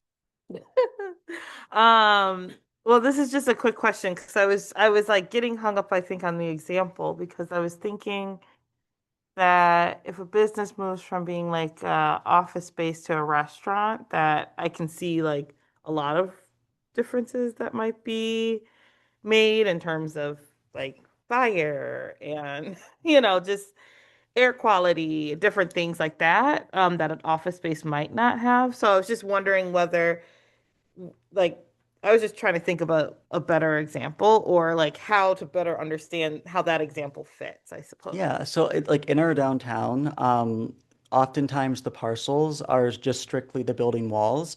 And the planning commission, even though they regulate land use, they do not regulate building code. And so you are right that there will be substantial changes and substantial upgrades that will be required as a result of the building code requirements. But that's not within the planning commission's provisions. Um, I mean, and also like within the center district as well, parking is not required for any of the land uses except for upper story residential uses. And so, even if there were to be a small site, it's very unlikely that there would be any major changes. Now, let's say there's something that, is a special use. A lot of times, uses that have the capacity to be more intensive and potentially be incompatible with surrounding uses, those tend to be what are defined as special land uses. So if it's a special land use, it would still be seen by the planning commission and reviewed. But for the most part, we want to ensure that our vacant storefronts we're not having any regulatory hurdles, especially because it's already expensive enough to upgrade a building because of the building code. Yeah. So. No, that helps to think about the land use building code. Like that, Mhm. that doesn't mean that wouldn't still happen. Mhm. But it's more about like whether they can use the space for a different use. Yeah. Okay, thank you. Mayor Pro Tem. Yeah, I'm just clarifying that in the last thing, the phrase "or substantial alteration of the physical character of the site" should be dropped. Mhm. Okay. One of the other things, the reasons it came up is there were a number of applicants that came in for different uses that were more. One of them was a laundromat on Washington Avenue. It's around the corner from my house, and it was a storefront.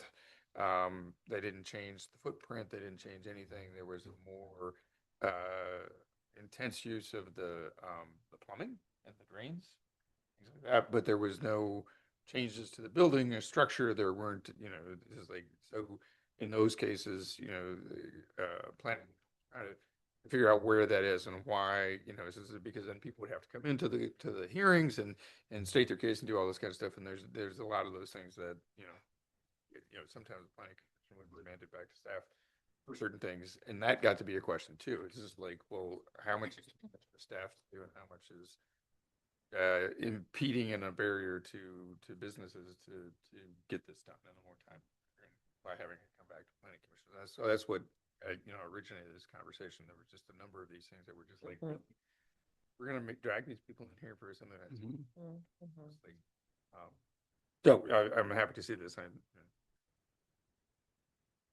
Thank you. Good thing for people doing it.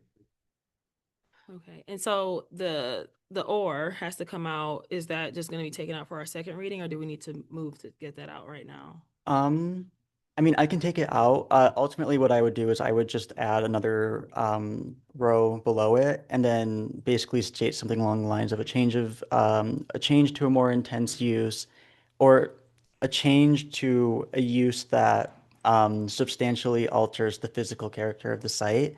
Because that is ultimately planning commission's provision, or what they're required to do. So.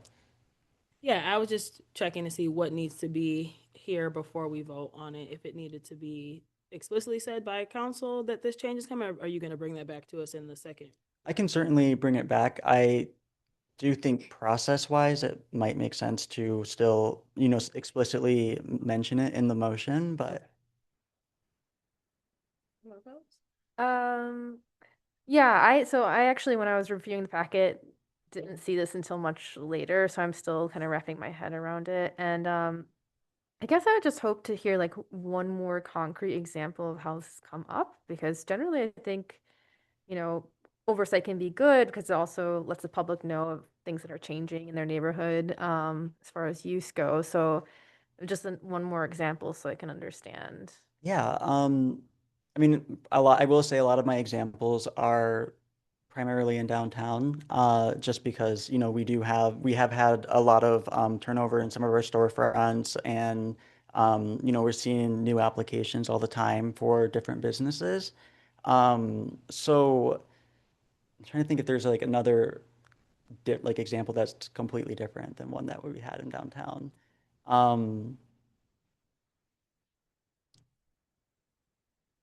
I mean, ultimately,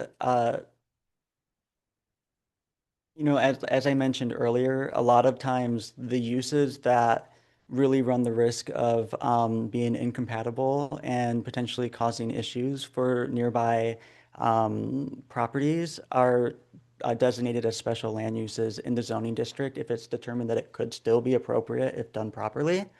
And so that would, you know, require the public hearing and require me to send a mailing notice to the property owners around the area and tenants. But in most cases, like let's say somebody were to submit an application for a by right use in the zoning district. Let's say somebody wants to build, sorry, I'm just trying to think of an example. But let's say somebody wants to build a grocery store on a site that was formerly a small bodega or something. Ultimately, the zoning ordinance is going to have provisions like, you know, you have to have X amount of parking spaces for X amount of space that you have. And I will say we do have parking maximums, so it's not like we're going to have to see like mass expanses of parking surfaces like you see around the rest of the country. But something like that, the Planning Commission would review because they're going to be looking at that change of use and they're going to be looking at the increased scope of the use. But that doesn't mean that we're required by state law to public notice a grocery store if it's permitted by right in that zoning district. So it could still be a more intense use. There could still be some major changes, but state law does not require people or does not require municipalities to public notice that. So this would bring us more into alignment with state law too. No, this is just more like best business practice. You know, especially because we are a redevelopment ready community, and we want to try to alleviate as many regulatory burdens as possible. And so, you know, I mean, in our case too, because we have a large downtown, and a relatively large commercial or multiple commercial districts, you know, it makes it a lot easier for people to get their go-ahead from zoning and get going on the building department process. And it doesn't have them waiting till the next planning commission meeting or needing certain like little details on a site plan that we might want information on that's actually not that relevant, you know? So it basically removes that extra regulatory burden for a use, and it encourages the adaptive reuse of a lot of our buildings and spaces. Are there comments or questions? I just want to clear up the language, and if there's a motion needed to do that, if we're taking out, so as I understand it, we take out from or substantial alterations beyond for what is there, and then we add another line that has that entire language. Support. I'm asking the question. Yeah, but that's it, right? Yeah. Okay. Yeah, and then the subsequent boxes will be correctly checked off, right? Right. So that, It would be right. Planning Commission. Yeah. Mhm. Is there a motion on the floor, or can you make a motion? Yeah, so I'll make the motion. So, as I move to amend the table as presented with the amendments to include another line to remove or substantial alteration of the physical character of the site, to remove that from the last thing and to add another line which basically brings forward the previous language as the last that before the amendment, so that we have both of those things covered. That's a very long wording Yeah. motion, but you know what I mean. Support. Do we? It's moved by Mayor Pro Tem. So can we repeat it? Because I don't know if the clerk. I would like to say amendments as proposed by the planner, city planner. And we know that that is. Basically, we will be keeping the same section, change to a more intense use, with substantial alterations to the site that would require a site plan review and recommendation to planning commission and review by planning commission. So that will be become a new column or a new row essentially. And then in between that row and the other row, we're going to see a change to a more intense use as determined by the city planner, and it's going to have all the same language, but it's going to only require a sketch plan and it can be administrative review, and it will remove or substantial alterations to the physical character of the site.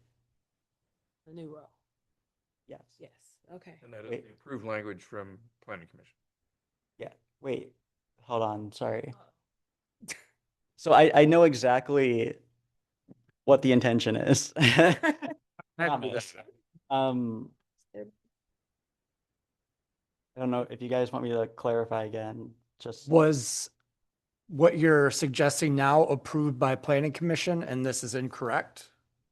What I'm suggesting, right now, the planning commission, the intent of the zoning amendment was to, make it more intense use that doesn't result in physical site alteration. So if that was the intent of the planning commission. Yes. then This was just entered incorrectly and this is just presented incorrectly. See, I don't think you. This was the language the planning commission approved. They approved that language specifically. This specifically in here. Yes. Okay. Then, yeah, just say, you're going to see this in second reading. So the motion just say, make the changes as stated by the city planner on the intent of the planning commission. Well, we already had the motion. Does that? I'm cool. Okay, that's what we're voting on. It's okay. Discussion. Councilmember Simmons. Just right quick, 'cause I'm looking at this chart, and so that language is in two different places, but we're only talking about it in the second. The change in use. Yeah, but for the other one, which already has that we're not, that is the way it's supposed to be. So no, one is the existing language and the second box is what they sent to us. This is what we're voting on to change. And so what we're doing is making sure that what was You're talking proposed about- to be, the one that has the red and the green writing on it is the proposed changes. I understand. I'm just saying, because in this chart, these things, a little. Oh, one's equally or less and one's more to a more intense change. Substantial. Okay, I'm just looking at this part, the substantial alteration to the physical. Oh, yeah. So when Josh said it, he said the next one's going to say a change to a more intense use that blah, blah, blah at the end. So it'll have the full language in a separate row for Mhm. that second piece. I know, because a lot of it is repetitive, it is confusing. Yeah. It is confusing. But we'll see it at second reading so that we can see it clearly. And then if there's an issue there, we could correct that. Yeah. Okay. Further discussion on the amendment. Clerk Rougeau, please call the roll. Mayor Pro Tem Wilcoxen. Yes. Mayor Brown. Yes. Councilmember Fellows. Okay. Councilmember Tucson. Yes. Councilmember Simmons. Yes. Councilmember McLean. Yes. Councilmember King. Yes. The amendment carries. All right, now we're on the amended reading here. Yeah, that. Further discussion? All right, seeing none, please call the roll on the resolution. Councilmember King. Yes. Mayor Pro Tem Wilcoxen. Yes. Mayor Brown. Yes. Councilmember Fellows. Yes. Councilmember Tucson. Yes. Councilmember Simmons. Yes. Councilmember McLean. Yes. The amended first reading of the ordinance passes. Thank you. Mayor Pro Tem. I move to extend until 11 o'clock, 'cause I'm pretty sure we're. Support. Been moved and supported, moved by Mayor Pro Tem, supported by Councilmember Simmons. All in favor, please say Aye. aye. Any opposed? All right, I got you. Thanks. Okay, Councilmember Tucson, you have our consent agenda. Indeed, I do. So resolution number 2026-069A, resolved by the council of the city of Ypsilanti that the following items be approved. One, resolution number 2026-069, approving the minutes of the regular meeting of March 3rd, 2026. Resolution number 2026-073, approving the proposal submitted by OHM in the amount of $775,000 for construction, engineering, and administration and material testing for the MDOT contract for Harriet Street reconstruction from Hawkins East to Hamilton. Resolution number 2026-075, approving the teal ribbons being tied in the specified locations in the city from April 1st to April 30th, 2026 in honor of Sexual Assault Awareness Month, as well as resolution number 2026-069, approving the minutes of the regular meeting of March 3rd, 2026. Yeah. Okay. And resolution number 2026-07. Wait, these are all the same things. That's the cover sheet. Yeah. Oh, I'm sorry. So moved. Moved by Councilmember Tucson, supported by Councilmember King. Please call the roll. Councilmember Fellows, Yes. Mayor Brown, Yes. Councilmember Simmons, Yes. Councilmember McLean, Yes. Councilmember King, Yes. Mayor Pro Tem Wilcoxen has stepped out of the room. Councilmember Tucson. Motion carries. Thank you. Did you know what you're voting on? Or what? Councilmember Simmons, you have 070.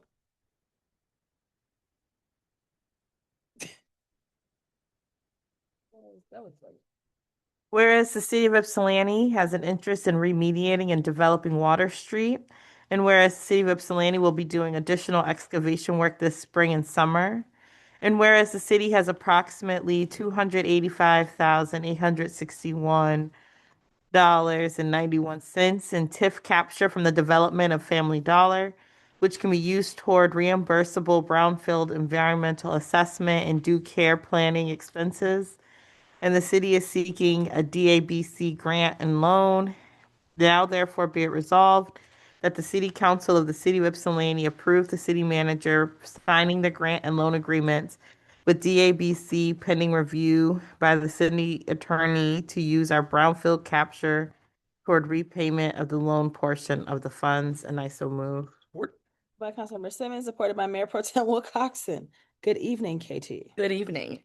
So the answer is that yes, it's a revolving loan fund. So as people take money out of it, other people put money into it, and that allows them to continue to offer loans to other communities, but also allows them to apply for EPA grants and things like that because they can show that they have funds to be able to match those EPA dollars and get more federal dollars as they move through the funds. And since we're taking out we're receiving a $500,000 grant, adding to that with a $300,000 loan is helpful to their continuation of the work.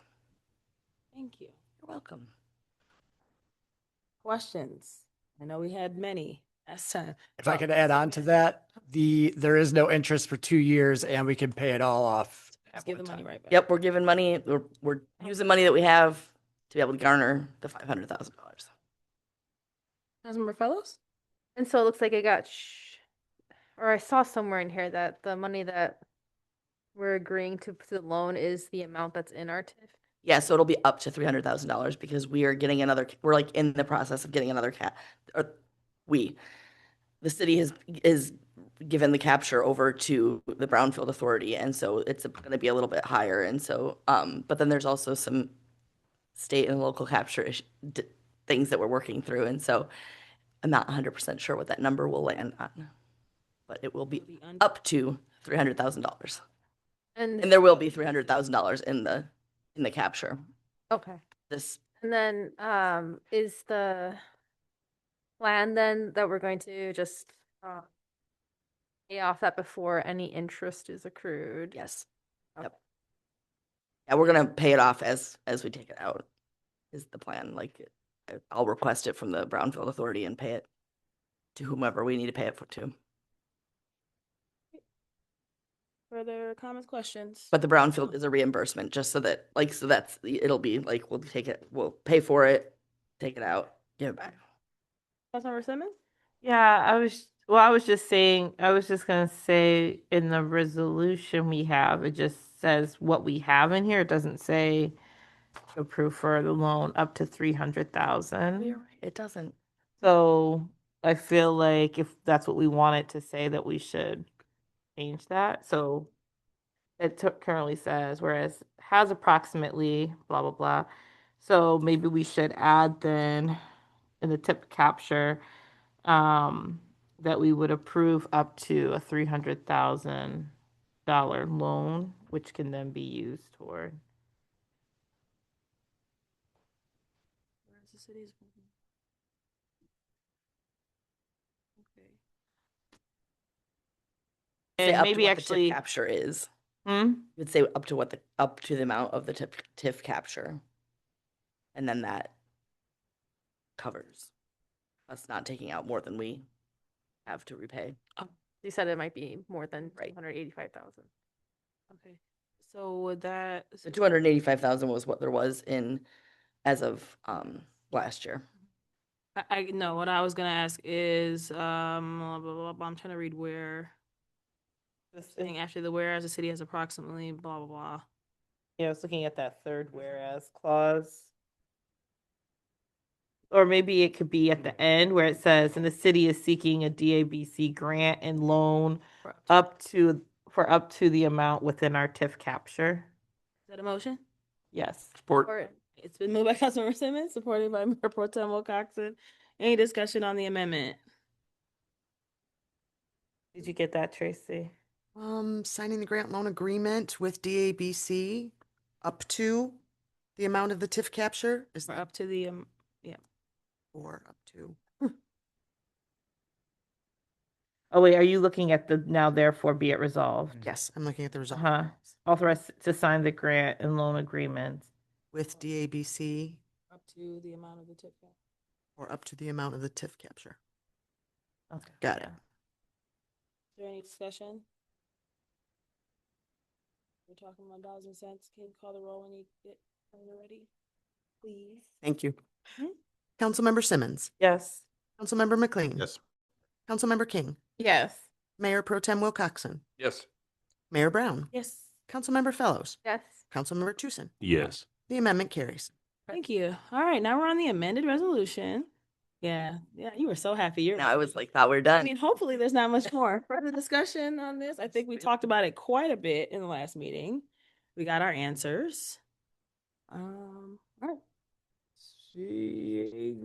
Call the roll, please. On the amended motion. Yes. Councilmember Tucson. Yes. Councilmember Simmons. Yes. Councilmember McLean. Yes. Councilmember King. Yes. Mayor Pro Tem Wilcoxen. Yes. Mayor Brown. Yes. Councilmember Fellows. Yes. Amended motion carries unanimously. Thank you so much. Thank you. Thank you guys. And also you have an email in your inbox to fill out a doodle poll so that we can have our meetings with the Water Street Committee. So if everybody could get that filled out as soon as possible. We have two dates that already work for everybody who's filled it out. And if those dates work for you, that would be amazing because I'd like to get that notice out as soon as possible. Thank you. All right. Well, thank you. I'm gonna take my opportunity right now to say that. Okay. Councilmember King, you have resolution 062. And I know it's funky, so All right. I'll help clear it up. please do. So Or she- before or after I read it? Go ahead and read it. There's an or. I have to, there, right, I have Good to to- pick. Yeah. So can we lay this like on the table with just the first portion? And then amend it to give an answer? I think the body will ultimately vote on what the answer is. Right, but when she's reading it into the record, there's both, she wanted to read all of it. Okay, and then we'll, Either amend It's or to either Okay. grant or deny. okay. Is resolved by the Council of the City of Ypsilanti that after hearing the presentations and considering the FOIA requests and the denial notices and considering the FOIA Act and the facts and circumstances of this matter, it is hereby resolved that pick one, the FOIA appeal for Christopher M.V. of Tishkoff PLC is granted, and any non-exempt material in response to the FOIA request shall be furnished by the appellant, or the FOIA appeal of Christopher M.V. of Tishkoff is denied. I so move. Support. Been moved by Councilmember King, supported by Mayor Pro Tem Wilcoxen. Attorney Barker. Okay, so last time we talked about this, there were 4 separate FOIA requests associated with this made by the client of the appellant, 2628, 2629, 2630, and 2631. As you know, the requester is a party to litigation involving the city of Ypsilanti that was filed earlier in the year. In response to the appeal notices that were presented by her attorney only on his own behalf, although not the original requester, his client was, I would note that I sent an amended response to the requests, essentially granting requests number 2628, 2629, and 2630 to the extent records exist, and produced or agreed to produce non-exempt material. So I think the appeals of those issues are moot, and they're no longer properly before this body because they've been answered and they've not subsequently been appealed. So now that leaves us with 2931. That request sought 3 different items. And those 3 particular items directly relate to the matters at issue in litigation. The other ones were represented as not having relevance to the pending litigation, which drove the change of response. These 3 items, again, are specific to the litigation. They're referenced in the complaint. They're referenced in the initial disclosures produced to the city's council on that case. And so we advised that the litigation exception or exemption would still apply to those items. There's numerous reasons why this litigation exemption is in place. Predominantly, it's to prevent a party to litigation from abusing discovery rules and discovery processes in civil actions filed in state and federal courts. There are different timelines for responding to things. There are different objections that can be raised, independent of objections or exemptions raised under the Freedom of Information Act. And so on that basis, we responded that that particular exemption still applies, and all material in response to that would be exempt. Of course, you've also heard chime in from me in a separate confidential memorandum, and you've also heard chime in from the city's outside counsel on that matter, also in a confidential memorandum. And so I will leave it to the body to ask any questions it might have of me or to make a decision. Thank you. Great. Let's go. It's complicated, I know. I know it is complicated. I guess I just wanted a bit of clarity. I just wanted a bit of clarity when you talk about him, the attorney, requesting a document on her behalf. Is that something that, because he wasn't the original requester, but is that something that an attorney can do? An attorney can ask or make a FOIA request on their own behalf. And quite frankly, making a request on their own behalf, there's case law that says that the litigation exception does not apply to counsel for a party. It applies to the party. And so the request was made for and on behalf of the party. It expressly said that. The appeal is made on behalf of counsel. And so you have a defective appeal in the first place because one cannot logically be an appellant regarding a decision to approve or deny a FOIA request when they're not the original requester. So that was the first problem. The other defect in the appeal, it was presented to me and not to the city clerk, as required by the statute and the city's policies and practices regarding making those appeals. But nevertheless, I erred on the side of, candor and recognizing the spirit of what FOIA is. Recognized that as an appeal of the original claimant, perhaps viewing the representation by counsel in the appeal as merely a misnomer. And so, again, in amending the city's initial response to that request, it mooted the first three appeals, and now we have this fourth one, which is the only remaining appeal, which is 2631.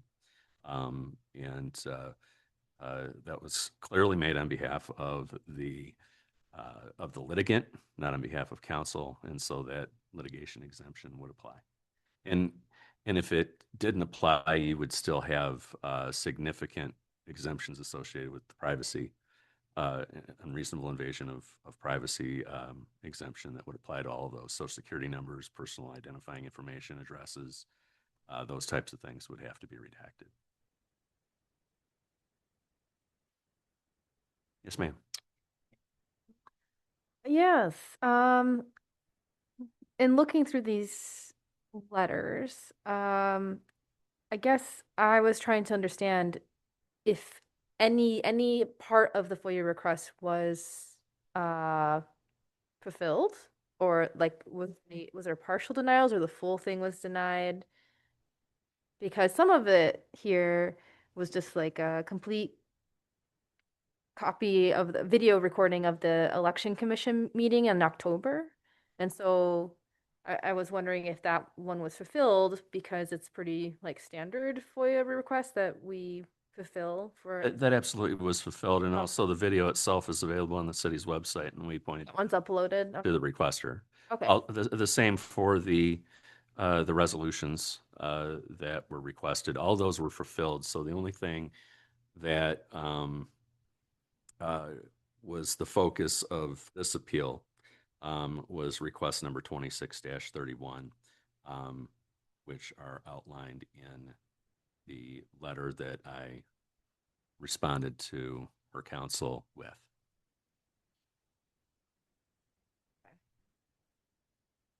Further comments, questions?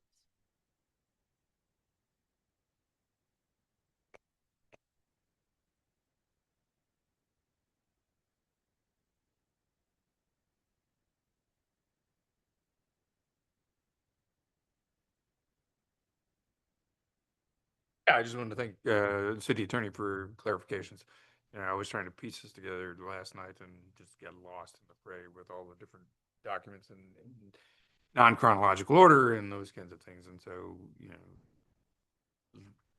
tried to use a friend to organize that better. But again, thanks for the clarification in the memo. Sometimes it works and sometimes it doesn't. And there's a lot of problems right now with attorneys speaking to similar friends and sharing those that friend's advice with courts, and it's created lots of problems. I'm sure it has, but I thank you for the clarification.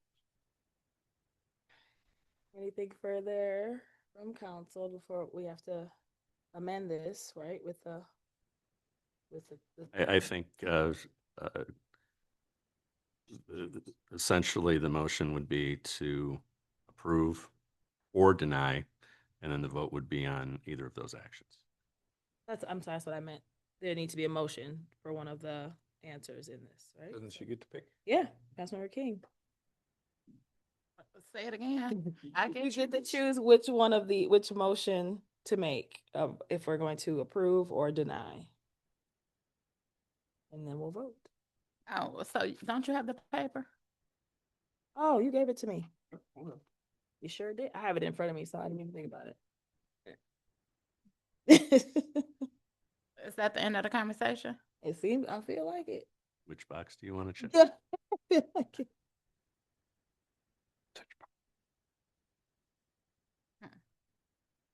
Okay, so just reread the whole thing. Is that what I'm doing? Or I'm You're making a motion for one of the, one Yeah, of the answers. you could just say, I motion to deny or I motion to approve. And also, she doesn't have to do it. One of you all could. Do Exactly. it. One of you all could do it too. I'm happy to do it. I mean,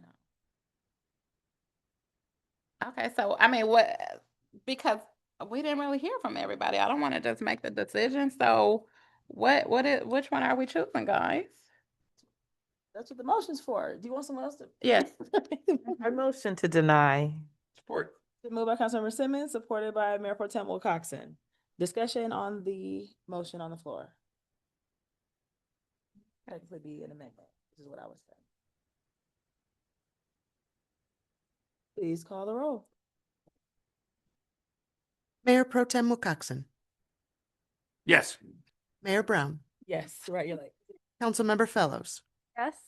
Councilmember Tucson, Yes. Councilmember Simmons, Yes. Councilmember McLean, Yes. Councilmember King. Yes. Motion to deny is approved. Oh, it's so funny to say that. Okay, Councilmember Simmons, you have 071.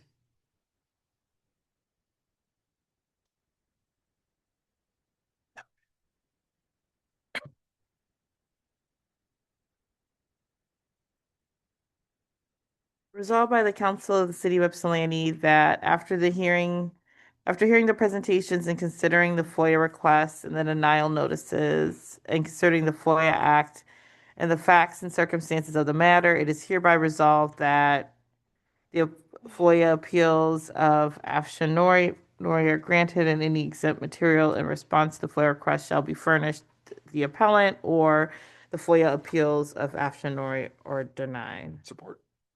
Moved by Councilmember Simmons, supported by Mayor Pro Tem Wilcoxen.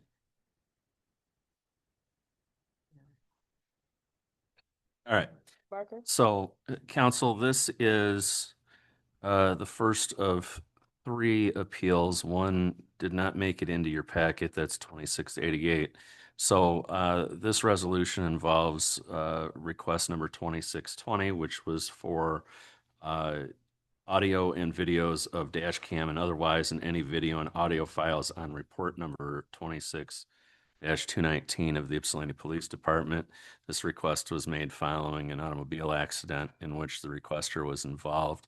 So in response to that, the request was granted with an exemption for under the privacy exemption for personal information that was redacted from the videos that were ultimately produced. The appeal surmises or presumes that additional video footage exists and thus must be produced.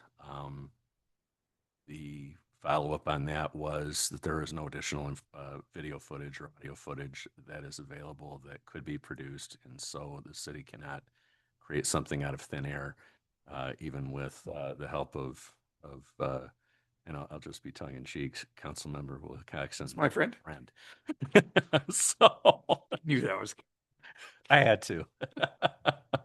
The city produced all available non-exempt material. There's no other material to produce, and on that basis, the recommendation is that the appeal. Questions from council or questions for Attorney Barker? Councilmember McLean? Thank you, Mayor. Attorney, it's a technical question, but are we in fact, are we denying? Are we simply being responsive by saying no such material exists? Well, the appeal is on the premise that there must be more.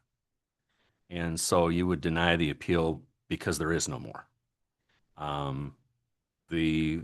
The city is, as far as I'm informed, has produced every bit of material that would be responsive to the request that is non-exempt, and there is no, as far as I could gather from the appeal, there's no challenge to the exemption.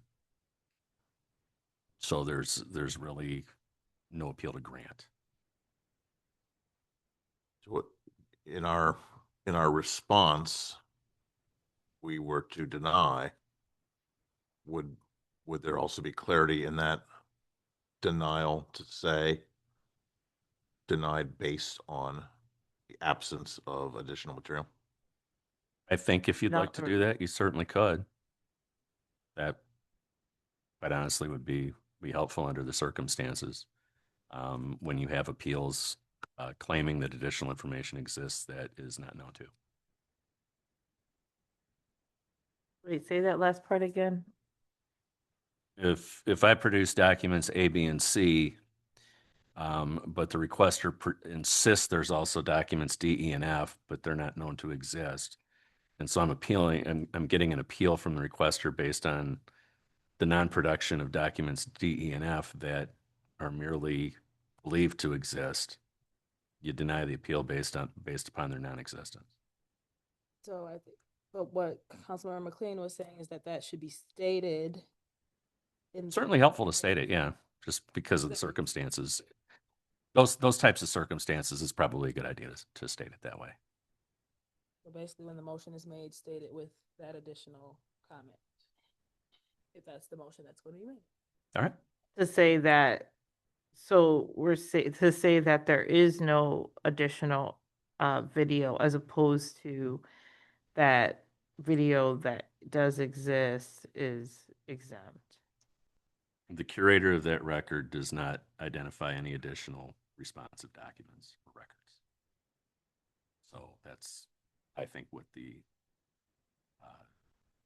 if the body was to deny that, that would appropriately say that based on the absence of any additional responsive information. The other thing, well, I know we're doing these like one by one, but I'm realizing that it's not so much that we have first two and didn't have three. We have the first and the third, but not one in the middle. As we're looking at these different pieces, probably because it seems like these are it seems together because it seems like the video and the other one is it's just about this information, but anyway. So yeah, we have 20 and Because we have, yeah, the 20, so what we're missing, yeah, the 26 to 28 is number 2 in the list of 3. 2688, you mean? Yeah. Yeah, so this one is to Yeah, the I missed video and audio files. The next one is about case report, the request for the case report, and then number 3 is the case report, but regarding a separate incident. Yeah. So I'm just trying to keep it in track in my brain. But is this second one related to this first one that we're talking about right now? It is. So this one's closely related to that. So it's both the video and then other information Right. that was from the case report related to that incident. Correct. So, essentially, what was happening is there were redactions from the case report itself of personal identifying information regarding the other party who is involved in that automobile accident, and the person insists that the report itself is not subject to redaction because they were party to the incident. That's not actually correct. If they go through Clemis, they can get a separate UD-10 report. But I did outline to council the policies and practices and the case decisions regarding proper redaction of personal identifying information from police reports and crash reports that are obtained from the police department. But if they were to buy that UD-10, which is a separate crash report that's filed with the state from Clemis, then they would get that information unredacted. And the issue seems to be that the crash report does not contain the apartment number of the other driver. It contains essentially an incomplete address, and that seems to be something that the officer who prepared the report mistakenly omitted. It's the best I can gather. But once that is submitted to the state, that can't be clawed back from the state and modified. Clawing it back from the state and modifying it would be creation of a record. That is not something that FOIA allows us or requires us to do as a municipality. But also getting that information for and on behalf of the requester for his personal benefit, essentially turns the police department into a personal private investigation agency. This person's expressed interest in suing that particular individual for loss or damage to their vehicle. And I understand that.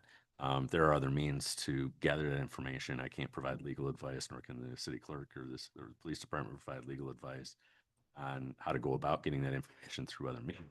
The fact of the matter is we can't give that to them through FOIA under the privacy exemption. We provided the report. The address information was redacted. This individual knows the address short of the apartment number, and it would be both improper to claw back that crash report, and it would also arguably be a violation of the CJIS and state regulations affecting the use of the law enforcement information network to gather that information for private party. And so on that basis, we provided all non-exempt material that existed at the time of the request. The city has not created new material to fulfill the request, nor can it or will it. So again, for virtually exact reason, that the first request recommendation for the lack of additional videos was recommended to be denied. It's also the same with this. And so just, can we, when we do this response, can we respond to both of these at the same time, or do we have to do them separately? I think, if someone would like to just simply, if the body would simply acknowledge receipt of this second 2688 that's related to this first item that's the subject of resolution 071, then it can rule upon it by simply adding it to the agenda, the special meeting agenda we have in 2 weeks. And it'll still fulfill that 10-day requirement under the statute and the local policy that the body can make a final decision on it then when it has more information.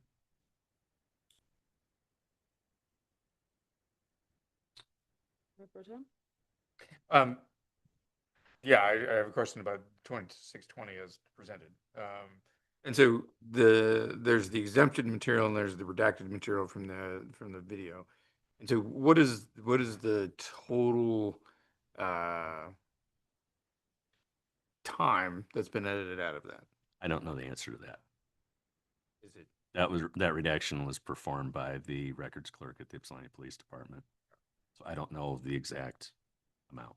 okay?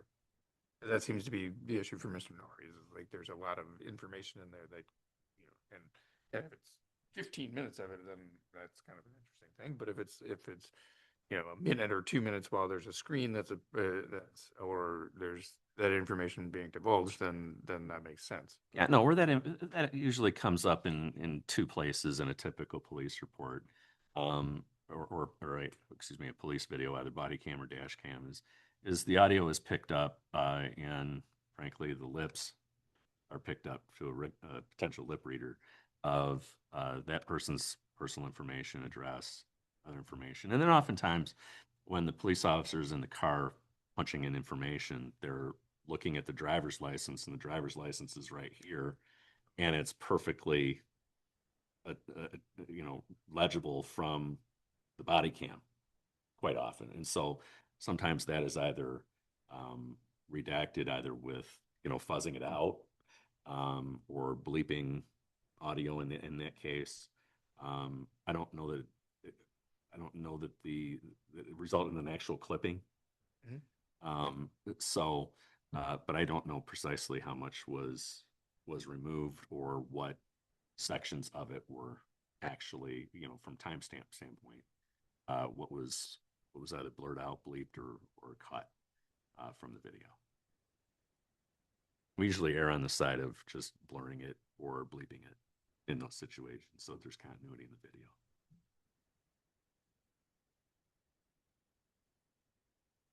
Further comments?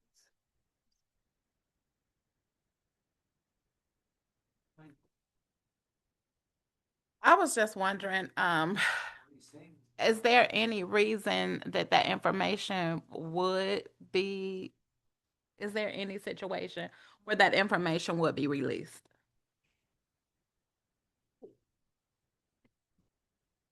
Oh, in New York. Yeah, New York, maybe. Silence the press, silence the.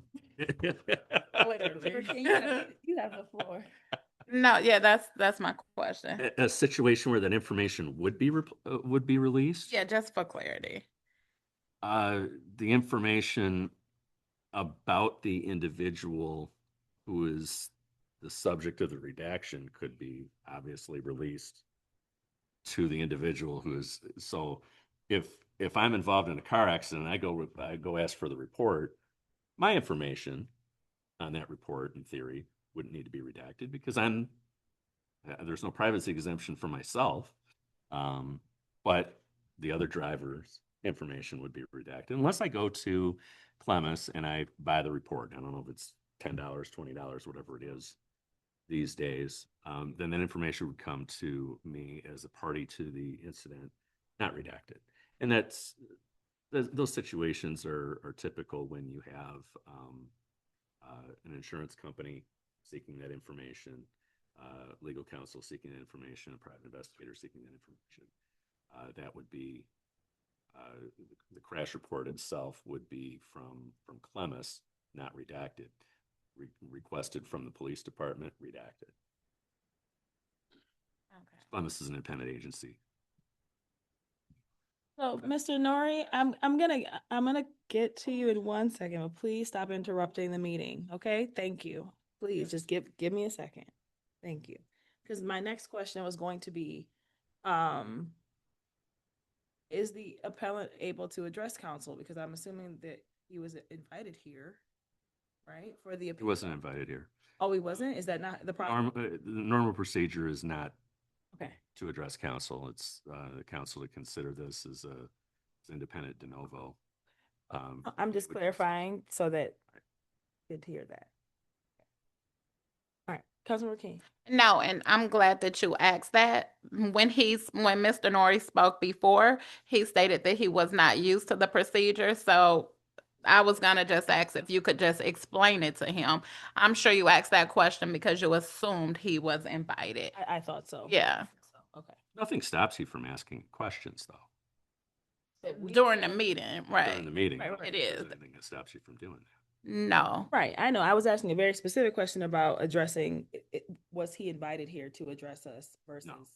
Okay, so we Yeah. can't. Although a public notice is an invitation to anybody to show up. Right, I know. Yeah, I know that. Mr. Nori was very upset the last time we had a FOIA hearing that was regarding his appeal. And so I did let him know that his items would be appearing before the meeting Just to today. know that they would be on the agenda Yeah. today. Okay. Does anyone on council have questions for Mr. Nori? He is here. So we can. Just open our eyes open. You everything? If we So don't- in the video, so I've asked the city attorney this question and does know. So in the video, is the information that you were looking for, is there a clip? Yeah. Go on.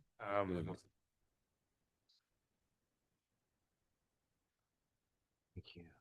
Is there a clip in it so that there is a time gap with any time stamp on it, or is it blurred out and beat? That's actually not the point, and he's misled you. That's my on- question. on a few items that I'd like to have Oh, Mr. Nori, clear. But the part that I've asked about isn't actually what appears already on the few minutes that I've gotten from one officer. The other officer didn't have it on, and he's been reprimanded for it already. But this particular officer, Officer Smith, had it on. And yeah, it's actually been pretty much blacked out. So when he's got the driver's license, I understand that. I don't need that information. I have no interest. In fact, I have her just, the address that they put on.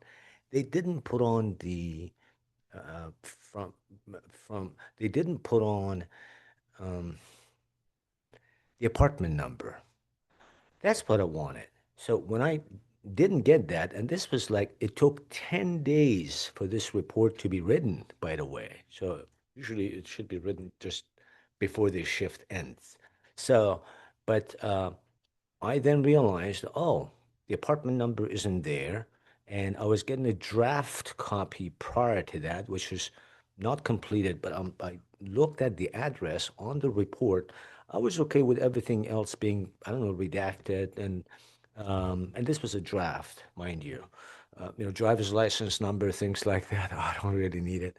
My concern from the beginning was to get this um, apartment number so I could sue, because I realized, oh, it says Lagoon Drive. Okay, it's a property. But what's the apartment number when I checked? I'm not going there to see the place. So when I talked to the people at the front, it was Mr. Patrick, I should say. He's a nice guy, but he kept telling me for 2 months, up until even last week, for 2 months, this guy kept telling me, "Oh, we don't, we don't give it out because of the security." He didn't say we had it. I found out last week. I bought the Clemens report, by the way. So, and I'm going to make a correction on it. But the gentleman kept saying, "I don't have." We don't give out. You shouldn't be getting it. The apartment number because of safety for the other party. I said, you're assuming that I'm going to go and commit a crime. I need the apartment number so I could give it to this process server. I could sue and they could go and do it and I could just get it over with. And that's not what happened. So my concern, that was the first concern, which really hasn't been addressed. And then I'm like, where's the other portion, the second portion of this video by Officer Smith? Because it turns out that, okay, Officer Lopez didn't even have his body camera on, and he's been reprimanded for it. Chief emailed me, said that's been done. Okay, whatever, that's your gig. I understand. But I said, where's the rest of it? Officer Smith had it on, and for just probably about a few minutes, maybe 4 or 5 minutes, it wasn't too long. He went inside his car, and it stops. I'm like, he didn't turn it off. It doesn't stop. The tow truck hadn't arrived yet. It takes time.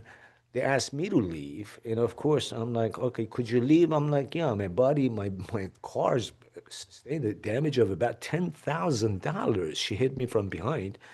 And I asked Officer Lopez, I said, is she going to be cited? I said, I could leave. Sure, no problem. Is she going to be getting a citation for hitting me? And he said, yes. They never gave her a citation. And so, he didn't have a body camera on, but my question appears on the body camera of Officer Smith. When Officer Lopez said, yes, we're going to issue a citation, which he didn't do, then Officer Smith walked away. So you can't hear him saying, yes, we do that. And officer, so that's one thing. And then I wasn't getting and I'm like, so where's the rest of the video? I'm not talking about what I've already gotten. Where is the rest of it? It's impossible, I think. And please investigate this. There's a history here. There's a pattern that I've discovered. They're just hiding they're just hiding the truth from people. Thank you. Thank you very much. I think you've answered Mayor Pro Tem's question. The second, We've also had, give me, I apologize. Yeah, I'm thank sorry. you. So cool. And we are speaking to the question, right, which is about the release of additional footage or audio that does not exist. That is what we are been told. And then you did receive what we could provide with redacted information. So we're going to continue our conversation about this. And if we have additional questions, we will ask you, but I really appreciate you sharing your perspective with us right now. Okay. Yes. Thank you very much. Just one thing. One thing I'm saying, that Clemis thing, Mhm. I called Clemis. I've emailed Chief the details about this. I called Clemis just last week because I did report. They said, oh, the apartment number isn't Clemis. Lieutenant Wist called me and told me. So I bought the Clemis report and not there. it's not on the report. And I talked to Clemis.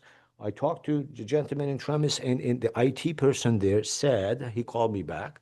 And this was on just the, 3/12, Thursday. And he said, we don't manipulate the data, unlike what he said. He said, we only provide server and server support. So no one entered the apartment number, but they had 2 months of time. And Officer Lopez did call up that lady a few weeks ago, about 3 weeks ago. He didn't even ask. We have that information. I appreciate you reiterating that for us, and we do know it was not entered. So thank you very much. Sorry. Thank you. Okay. So we're gonna continue the deliberation, or is this the presentation for the next meeting for this too? Or we vote on it today? I think you can, having all the information, I suppose you can walk it in and as an amendment. But then you had made a comment about if we added 2688, something about You could. I guess. You We could do it separately, or we could have added this in now. you can add it in right now if you want, if you feel you have all the information you need to address it. I would suggest doing it though in the 2 weeks because, as I said, the appeal is not part of your packet. So I think it's just in the interest of caution, just do it in 2 weeks, which you Okay. have the ability to do, recognizing you've received the appeal today. Okay. So at your recommendation, we can make a decision about the one that we have in front of us, 2620, and then acknowledge receipt of 2688 and give that one the 10 days for the next meeting. Correct. Okay. So we're back on 2620. Is there anyone who wants to make a motion? Or is there further discussion? No. Oh, you gave it to me again. No, I didn't make that motion. You supported and Councilmember Simmons moved it. Yeah, does someone else want to move it this time? Yeah. Sure. I move to deny the appeal. Support. It's been moved by Member Tim Wilcox, supported by Councilmember Tucson. Any discussion? I think earlier there was a recommendation to add the additional language that Councilmember McLean stated due to, what was the language, the lack of Because information that does not exist? Or You can do that if you'd like. is that enough? I'm sorry, I'm looking dead at you because you're the attorney. So, okay. Is that? I will amend to. It's belt and suspenders. It's not absolutely necessary, but I do Okay. recommend it as suspenders. All right, wow. Any discussion on this motion? I'm old. Councilmember Phillips. Since I don't have eyes on the footage, I don't know if it exists or not. I understand the reasons why to include it, if that's what's being reported from our FOIA coordinator. But I guess I just want to clarify that it's hard to say it doesn't exist when I don't know for sure, but that's what I'm being told. And again, I'm only a facilitator of information, so if the actual department tells me that this is all I have, I have to rely on that in making the response to the requester. Any additional comments or questions on the motion? Please call the roll. To deny the FOIA appeal 2620. Mayor Brown, Yes. Councilmember Fellows, Yes. Councilmember Tucson, Yes. Councilmember Simmons, Yes. Councilmember McLean, Yes. Councilmember King, Yes. Mayor Pro Tem Wilcoxen. Yes. The denial is upheld. Okay, Mayor Pro Tem, you have 072. It is resolved by the Council of the City of Ypsilanti that after hearing the presentations and considering the FOIA requests and the denial notices and considering the FOIA Act and the facts and circumstances of the matter, it is hereby resolved that The FOIA appeals of Afshin Nori are granted in any non-exempt material in response to the FOIA request shall be furnished the appellant, or FOIA appeals of Afshin Nori are denied.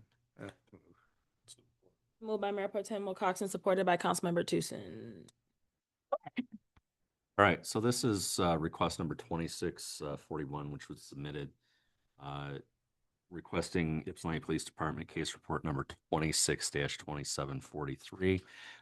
This was a case report alleging violations of criminal law. The requester was identified in that report, and because he was identified in the report, he requested it.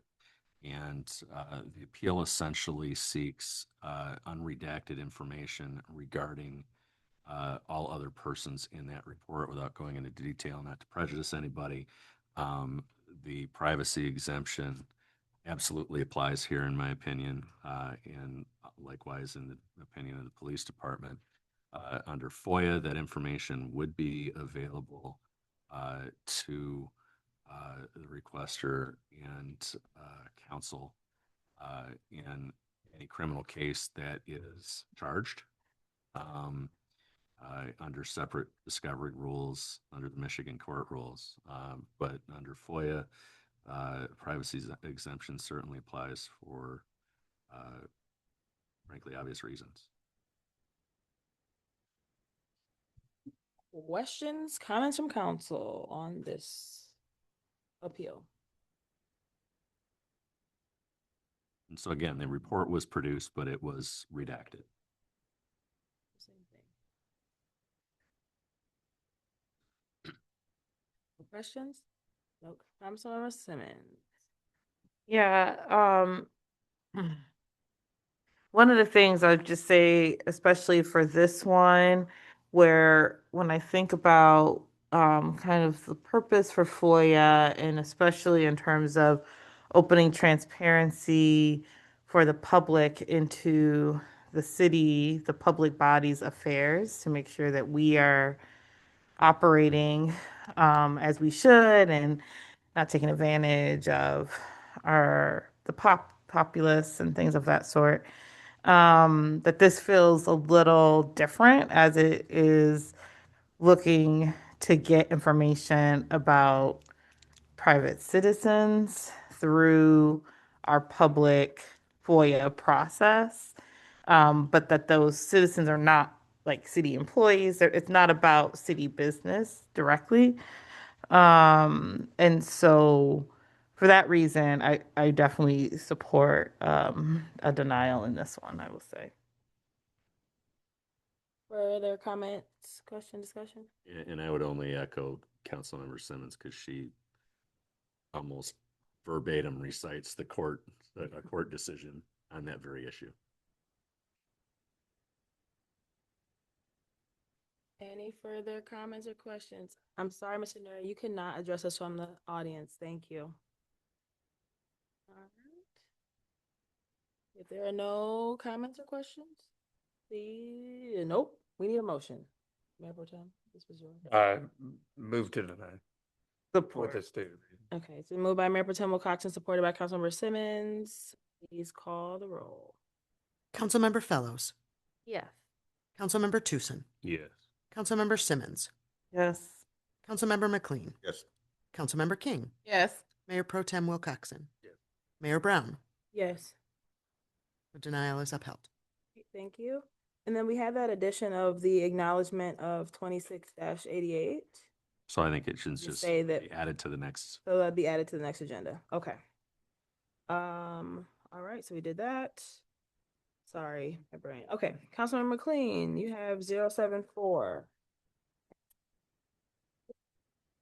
Resolution 2026-074 resolved by the Council of the City of Ypsilanti, whereas in summer and fall of 2025, city staff sought out quotes to upgrade the existing security camera and access control systems at City Hall and to install a security camera system at the Ypsilanti Freight House. And whereas each building has unique needs and was quoted separately, and whereas Detection Systems and Engineering of Troy had the most competitive quote with $30,800 for City Hall and $10,756 for the Freight House, for a total of $41,566.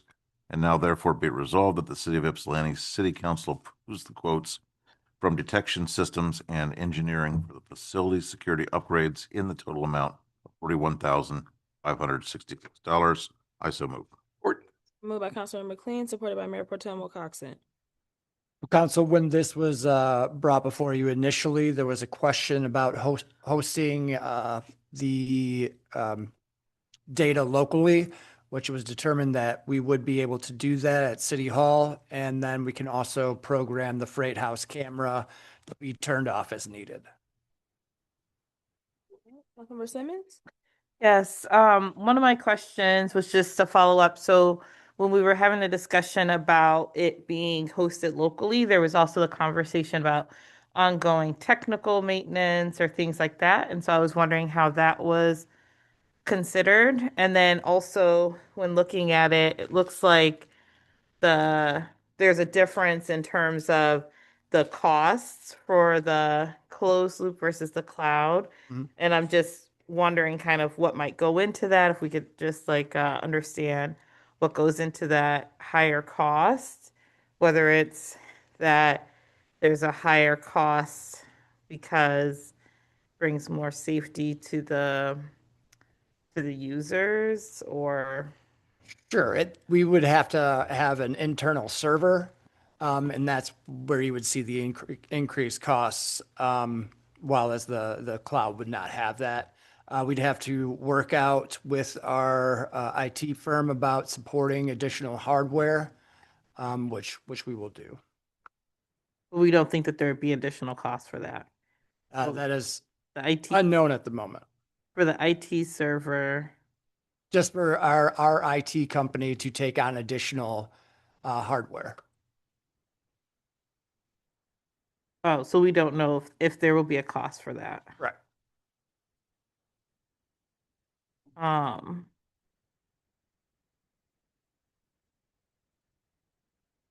I mean, I would just say that feels like important, because obviously thinking about the maintenance and upgrades for the cloud service, like through the subscription fee, it feels like that would be covered within that. And so, um, this difference of $14,813 versus,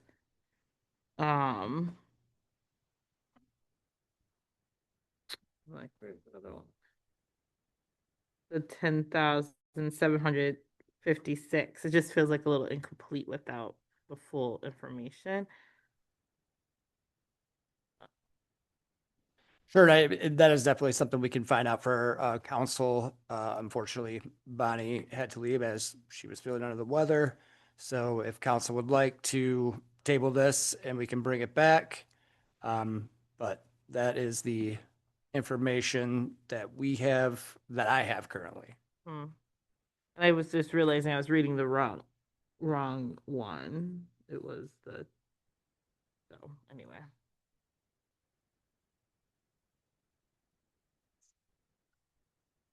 To ask the same question I did last time. Who or how will we make the determination of when the cameras will be off or on in the Freight House?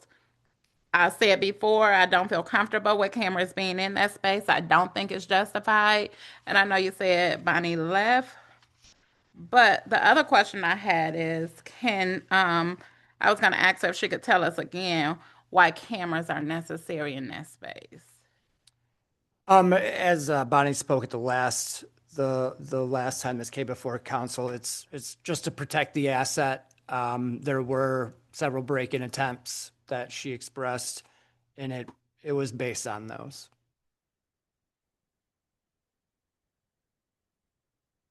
Thank you. And then the other question. Who will make the determination when the cameras are on or off? Will we say we don't want the cameras on at all during the warming center? Sure, I thought that was what council was requesting, is to not have them on during the warming center during hours of operation.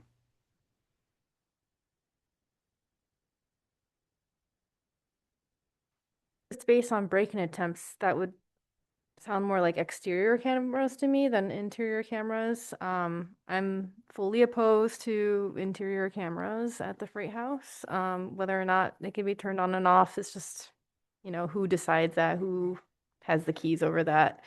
And also I guess because the City Hall security system will be on-site server, based on the company said they can do that, but does that mean the Freight House proposed surveillance is going to be also tapped into that server, or is it going to be the cloud-based subscription model? I believe both of those would have been a closed loop or have a server. I see. Yeah. So I appreciate Councilmember King's remarks. Like I don't support interior cameras at the Freight House. I really don't support surveillance in general. I don't think that we need to be putting cameras all over the city. There's enough as there is. I understand that we have a camera system at the City Hall already, and we have important things here, so upgrading it, if that is what staff wants to do, and, like, we can do that. But as far as the Freight House goes, I feel a little bit that this was not a council initiative, and it came from staff, and it was not convincing or compelling to me, the information as to the reasons why to do it. Thank you. Further comments from council? Councilmember King.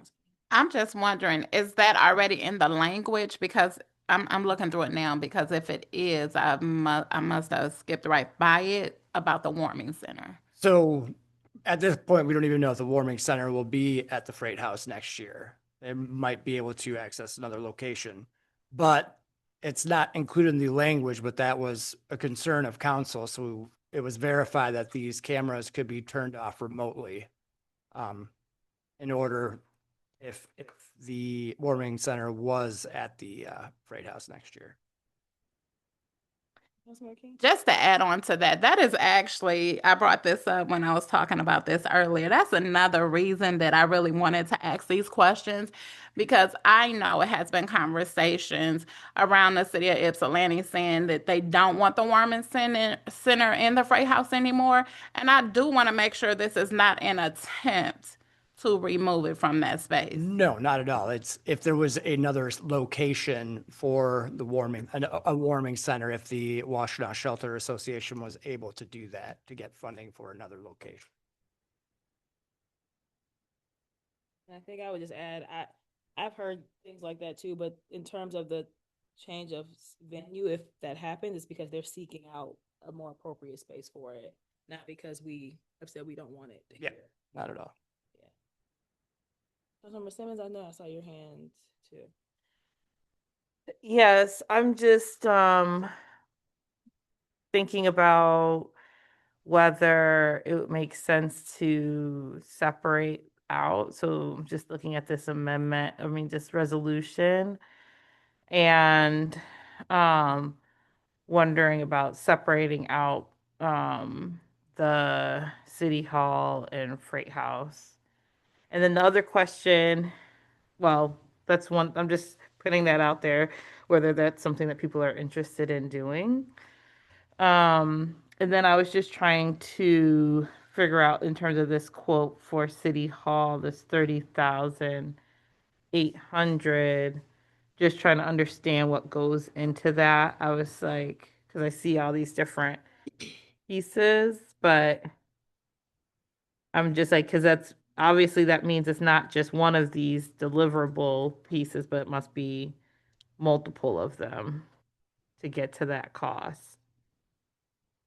But I'm unclear what is being counted within there. Is it because there's both this Hanwha video surveillance deliverable plus the PDX access control deliverable, or the DSX? Like, is it just two of them? That still doesn't add up to 30,000 though. So this also includes door hardware to have fobs to open up doors. This includes other things other than cameras. So, but it is multiple of these estimates together plus those. Correct. So which, just so I can, which of these things are part of that 30,000? All of them. All of them. So I'm seeing. Hmm? What I understand. So, because I'm seeing there's the access control, installation, scope of work, and assumptions. Okay. So, okay, that's. So all the things, okay, so these things listed under the quote assumptions for each of these. So there's this DSX access control 13,776. Or it says or PDK access control, and that total is 10,215. So it seems like it's one of those or the other. And then the video surveillance piece, and then that's where it has the Hanwha, which was 14,813. And so that might get us to like 24, and then it would be like another 6 in fobs. Well, I believe one of the DSX was the one that, or it was one of the others, the PDK or the DSX cloud, the server.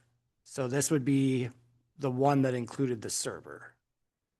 Yeah, and so then the other thing is for when we put this for the resolution, it seems like we should also determine which one of these. Sure, I would just, if that's what council would like to do, I would just say use the closed loop option, not the cloud option. Mm-hmm.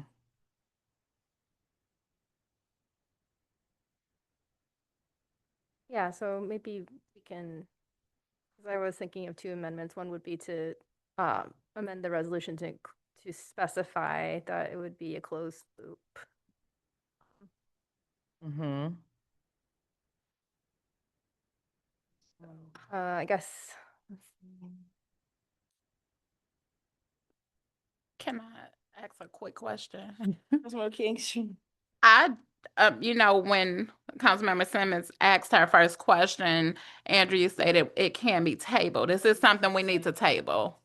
Yeah. Yeah, if you'd like to table it, that's fine. And get clarity on some of the questions that have been asked, and the language can maybe come back prepared with the things that we wanted. Yeah. I would appreciate that. And then try to wordsmith things, and it's like, we know what we want. We said we can table it. We can just do that. Yeah. I move to table. I do want to comment. There's no question. So I just want to make. Oh, go ahead. Okay. Question.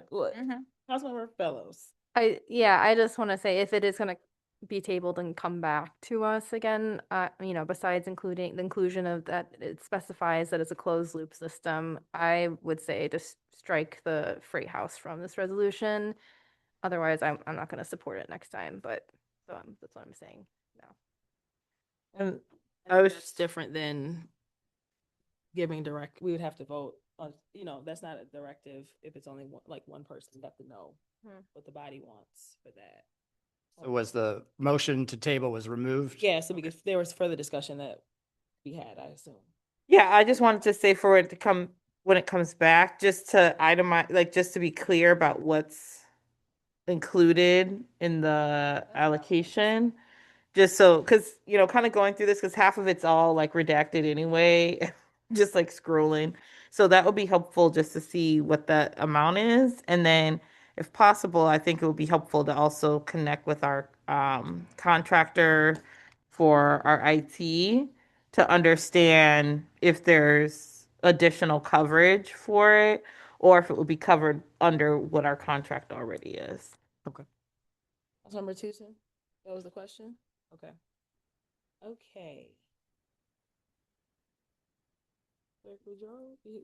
I just saw your hand. I don't know. My only Oh, point of order would be you have to state the date that it's tabled till. right. Once we do that. Yeah. Okay.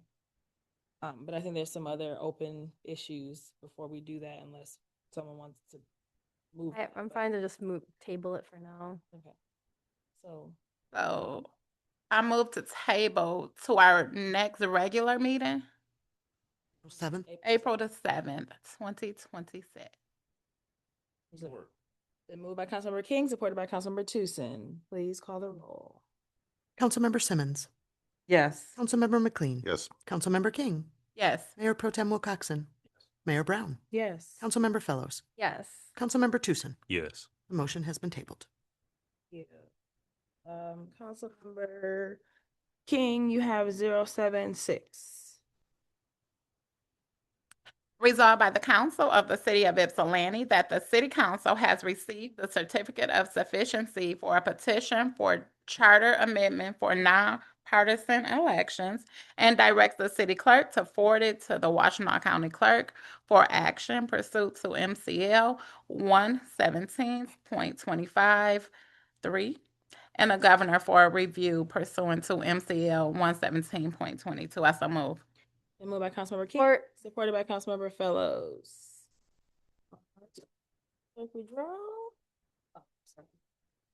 So this is one of the two petitions that was brought forward in 24. There were a sufficient number of signatures, but the deadline, there were some problems with submitting it to the county. And so it didn't get submitted then, but I am bringing it forward to council for you to simply certify, to send forward to the county and the governor for review to add to our November ballot, which is by charter our next regular election that a petition would go on. And the speaker that spoke earlier, in my belief, is correct, that you are not affirming either of these petitions. You are simply moving them on to the county for the next step. Thank you. Oh, what? You all are not talking to us. Okay. Sorry. Discussion from council. I mean, I don't know how much there is on this, I think, but discussion? Anything? What's that? I don't think there, we can always talk about stuff, but I'm just saying, I don't think there's much discussion on this. We're really just affirming Ministerial act. the administrative act has been taken, but Councilmember Simmons? Yeah, I'll keep it short. Just just supporting this practice of like public democracy, and that really this is just saying it goes to the voters. So it's just more information and more time for us all to get educated about what it is that we'll be voting for in November. Thank you. Councilmember McLean? Couple of questions just to get clarity. Number one, so the proposal itself would eliminate all notation of partisan affiliation and would send the entire election process to the general election? Is that my understanding? That is the way it appears to me, yes, that there would be no primary. This is crossing out the primary election in this proposal that is coming forward. Yes. I am used to a community that has a nonpartisan election to begin with, but they still have a primary. So you whittle it down. Nor in most elections, you will have a primary if there are more than twice the amount of people being elected. And so I'm not sure how this will change things here because it is removing the primary. So in theory, I don't know if the state will allow it, but in theory, you could end up with like 6 candidates in November. Let me go further with that. Why did you say 6? Could there not Yes. be 10? Could there Yes. not be 20? Could there not be 30? Yes. And so if that is the case, I just want to provide some clarity here. If that's the case, then the winner is the person who gets the highest number of votes from that. And if there are 10 candidates, for example, the winner could win with 15% of the vote. You are correct. And so 85% of the people didn't support someone who will end up representing them. Is that the case? Is that the case? Yes. So, I want to simply make sure that we are clearly stating what was going to happen. I'll make my case for that. I think it's fundamentally undemocratic because it takes away information from the voters about party affiliation from people, and I don't think we should do that. And I think the voters of Ann Arbor spoke loudly about this last year when it did go before them on the ballot, and it was defeated around 70% to 30%. But nonetheless, we'll respect that the voters in this case, a sufficient number, as you have represented to this body, have suggested that they want it on the ballot. And so it will go before the voters, and we'll all make our case, whether we support it or don't support it, in whatever way we think is appropriate. So I mention that because I'm going to draw a strong contrast to this, from this particular measure to the next one. But I'll get to that when the next one comes up before us. Thank you. Councilmember Fellows, I saw your hand. Yeah, I just wanted to say that our role here is very small and that it's merely procedural, that this is a mechanism within our charter and within most, municipalities where voters get a chance to do direct democracy, and this is the closest way we have as a means for doing that. And so I just want to affirm the will of the people who collected the ballots and see what happens come the general election. And so, yeah, it's our role here is very insignificant, but I appreciate that it has come before us now and that we can pass it on for the next procedural steps. So I will obviously support this. Thank you. You feel like you want to say something? Yeah, I mean, it's a procedural thing, but the question is, this goes to the county and it goes to the state. And so they review the language. I'm just trying to make that process clear to people. So it's just like they review the language to make sure that it does not conflict with the Constitution, and that there's clarity and no confusion to that language. And if they do determine that, what is the next process? You know what that is. If they determine that the language is ambiguous at best or misleading at worst, what is the recourse? The government, it's obviously it's been a while since I've ever seen that happen, but memory serves, the governor will return it with objections to this body, and then the body would have essentially, I think it's a 2/3 override opportunity to still place it before the electors, and then the question would be who calls the balls and strikes in terms of or the underlying language does in fact violate, say, the state and federal constitution or a state statute, which would bring up things. Then, frankly, the umpire there is a judge. Okay. Councilmember McLean. If the umpire is the judge, who has standing to be a player? Who could bring suit? Oh, I don't. That's pretty loaded, particularly with this type of a ballot initiative. I wouldn't know where to begin. I mean, in theory, any elector in the city could potentially have standing. Any potential candidate in the city could have standing, perhaps even arguing the points she made.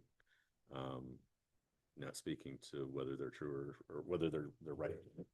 Bless you. They always come in pairs. Let's come again, yep. So that would, again, the standing issue would also be decided by a judge.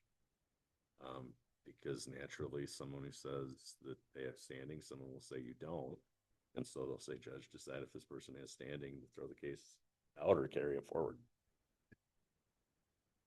You had the floor. Thank you, Mayor. My interpretation, but it sounds like a recipe for chaos. Pretty, Is that a political statement or legal? pretty silly. Statement of fact. It's a legal question. I don't know. Yeah, you can't answer that one, right? Okay. I'm asking you to answer. Okay. Further discussion on this. This is administrative. This is procedural. We are not here to litigate what we think about it in this moment. Councilor King, you have something? The one thing that I would say is, the one thing that I do like about this is it may promote voter turnout. Thank you. Any additional comments before we vote on this? Please call the roll, Clerk Boudreaux. Councilmember McLean, Yes. Councilmember King, Yes. Mayor Pro Tem Wilcoxen, Yes. Mayor Brown, Yes. Councilmember Fellows, Yes. Councilmember Tucson, Yes. Councilmember Simmons. Yes. The motion carries. Thank you. Councilmember Fellows, you have 077. Yes, resolution directing the city clerk to forward certificate of sufficiency for charter amendment petition for police funding to county clerk and governor. Resolved by council of the city of Ypsilanti that the city council has received the certificate of sufficiency for a petition for the charter amendment for police funding and directs the city clerk to forward it to the Washtenaw County clerk for action pursuant to MCL 117.253 and the governor for the review of pursuant to MCL 117.222. And I so move. Moved by Councilmember Fellows, I'll support. supported by Councilmember Simmons. Thank you. Clerk Boudreaux? Same thing, but. Yes, pretty much basically the same situation. Both of these petitions came in at the same time, and which is why it took so long to review them both. But same thing. I have given you the letter of sufficiency. There were enough signatures for it to be moved forward to the governor. Thank you. All right, the floor is open for discussion. It seems like folks want to talk about things. So. If there's anyone who'd like to address this, again, this is administrative. As the clerk stated, it met the requirements. She is bringing it to us because it's procedural. That is our role in this. Councilmember Fellows. Yeah, I mean, I expect that people have feelings about these ballot petitions, and that's why, it's never moved through this body, those kind of decisions, because people in this body have big feelings about it. And that's why, sometimes the electorate, the citizens, take matters into their own hand, and that's why this happened this way. And again, this is merely procedural. We can litigate our feelings about what to do in November, or as it moves through the process going through the county and the governor. Thank you. Councilmember McLean. Thank you, Mayor. The last item was represented as procedural. This one is anything but. This one it is incumbent upon us as we forward this to represent what it is we are forwarding. As the sponsor who read this resolution said, this is a, quote, charter amendment for police funding, unquote. It is anything but. Anything but. Let me talk about the problems with this ballot language, and they are many, and talk about what I think is incumbent upon us to do to modify this resolution. So first, it creates an internal contradiction. It gives voters authority over something, that is the annual budget, that the charter says the city council must do. Second, It makes it impossible to complete the budget by the statutory deadline of June 7th, thus throwing council's ability to maintain fiscal stability out the window. There's a single worst thing about this ballot initiative language. It compromises the city's ability to manage its own budget in total, not just the police budget. The police budget is a large part of it. It's about 33% of that budget. And to not complete that one in time is to not complete the budget as a whole. The obligations under collective bargaining law, thus inviting lawsuits. Another whole area of potential chaos. Fourth, it's completely unclear regarding what exactly constitutes the police budget. It could be any of the following, and maybe more. It could be the Ypsilanti Police Department general fund budget. It could be the Ypsilanti Police Department all funds budget. It may be the case that it's the Ypsilanti Police Department budget as augmented by any grants received during the year. We get those sometimes. If that takes us from under the prior year's expenditures to over the prior year's expenditures, would we have to reject the grant? I don't know. This doesn't speak to it.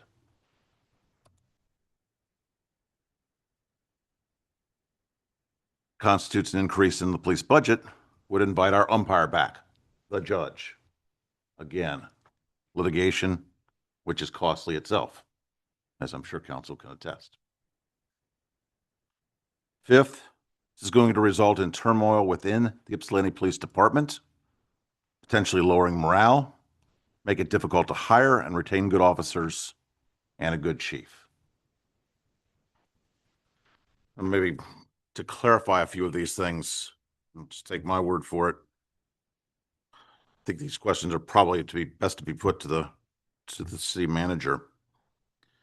So to ask city manager, are we required as city council to establish a budget by June 7th each year? Yes, correct. Thank you. Second, would it be acceptable if we just complete maybe say 2/3 of that budget by June 7th? Would that satisfy the state and our charter? No, council would have to pass the full budget.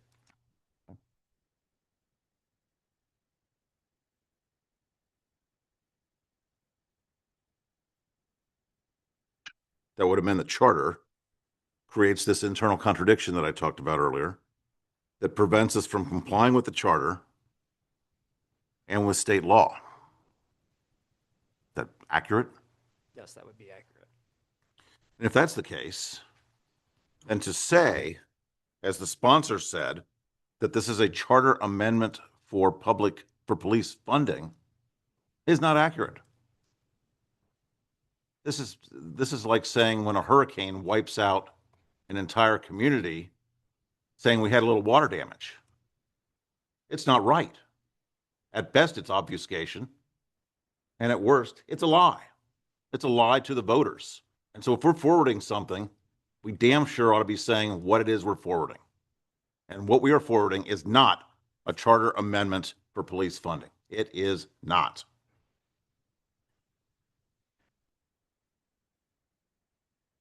I have a quick question. Oh, you'll do a question. Oh, I thought he was done. Okay. So Mayor Brown, we heard from you. You said this was procedural.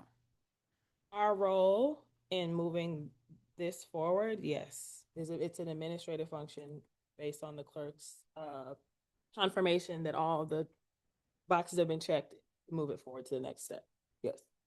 And again, I just wanted to ask to hear from the lawyer. Again, I thought, yeah. About what our role is? No, just about this in general. Oh. You said it's procedural.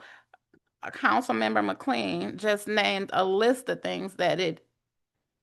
Two different things though. What we're doing in the resolution is procedural. Right. What Councilmember McLean is pointing out are issues that you feel are a part of the language that has been presented. Correct? So I think, I don't want to speak for him because I think he was doing that, but I believe it's separate. Like it meets the criteria. Our job is to affirm that. Councilmember McLean is talking about why, I don't want to speak for you, but why you feel like this is not good language, maybe. I don't So the language in question, in my mind, so while I agree, this is procedural tonight. However, that procedure includes saying in the resolution, if we look at the resolution that's before all of us, it's fairly short, but the language that has been put before us says that that we're sending forward, because it's met the requisite signatures, that we are sending a charter amendment for police funding. My argument here tonight is that is not true. That is not true. That it is doing a whole lot of other things. That may well be placed on there because that's what the language said in the ballot initiative, but that doesn't make it true. And if we are forwarding something, we have to represent what it is. And my argument is that it's a lot more than something to do with police funding. Are you okay if I allow Clerk Boudreaux, she had something to say? Sure. Okay, Clerk Boudreaux. Speaking specifically to that, the original petition was not titled. When the last city attorney prepared these documents for me, he gave them those titles. It is within council's purview to create a different short title. It was simply what was there. You may add an explanatory caption. It's a short caption, kind of like what's there. So you are welcome to change the explanatory caption. That is within council's purview. If there was no ballot language in this petition proposal, you would then be able to create the ballot language as well. But the ballot language is there. So I want to make sure that I understand, well, I understand for me. The ballot language is there. You are saying that because there was no title? Not because there wasn't one, just in general. It is within your purview. Council is allowed to create a short caption title. Under whatever was presented. Yes. Oh, okay. I know. Trust me, I'm learning as we go. Yeah. Simmons has her hand up. Yes, thank you. I think that that's actually helpful because some kind of thinking about the title, thinking about what the language was, and some of the points that were brought forward by Councilmember McLean, I think that it's helpful to recognize that what the petition is for, what the charter amendment is for, is not to say that we cannot pass a budget and that we cannot pass a budget for the police department without a vote of the people. It's saying that we would need to take an increase to the budget to the people. And so in that way, I would disagree with what was laid forward because we can still approve our budget by June 7th. But just like any other budget amendment where we want to increase spending in a certain space where we have to bring that back to a vote and do that by amendment, that is what I see this calling for, would be that we would still be able to pass, but that if there is an increase that is requested, that would be something that would have to go to a vote. And to me, what I think about in terms of timeline is that would change what is then expected and required based on when we would have to look out further to understand and to see when there would be potential increases. It's just that it couldn't happen at the table on June 7th when we're at the table voting on our actual budget. It would be that it would have to happen either well before that, or it would happen after that, and we would have to then take that up as a body. So I think that that's important to be clear, that nothing in this would make it so that we can't do our business. It's just that our business can't happen in a procedural moment at this table. It would have to happen before that, or it would have to happen after that. but that the public would be a part of that conversation before we act. And so I think that that's an important determination. And I think it would make sense that when we're looking at what the title is, whatever our explanatory caption, that I think that it should be clear that that this is for increases to the police budget.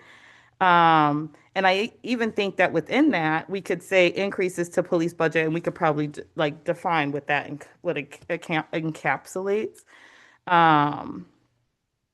So anyway, I think that those things I just think to be clear about, so that we're not adding to fear mongering in the public also about what it is or what it is not.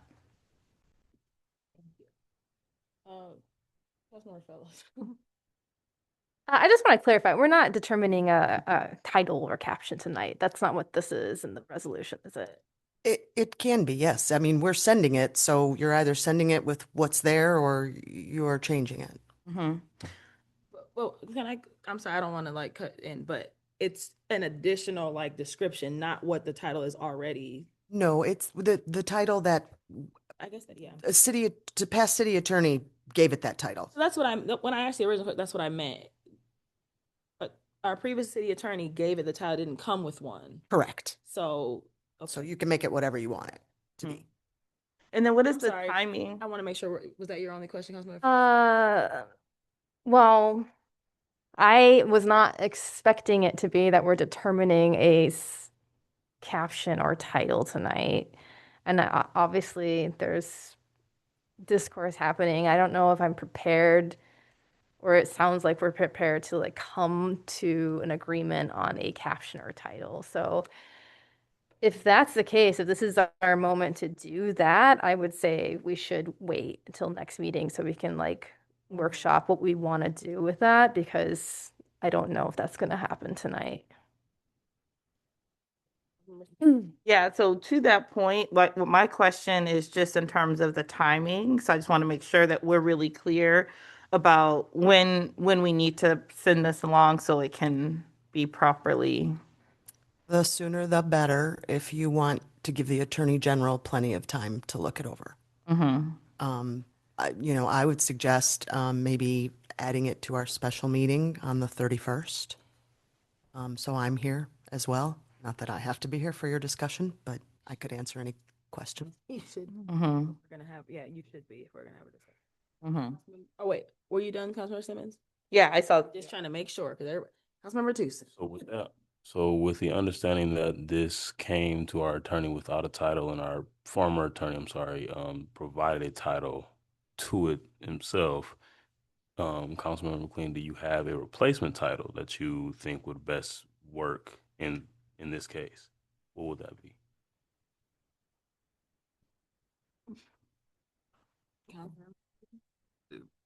Mayor, with your indulgence, I'd like to continue my argument to answer the, No, in order to answer the question.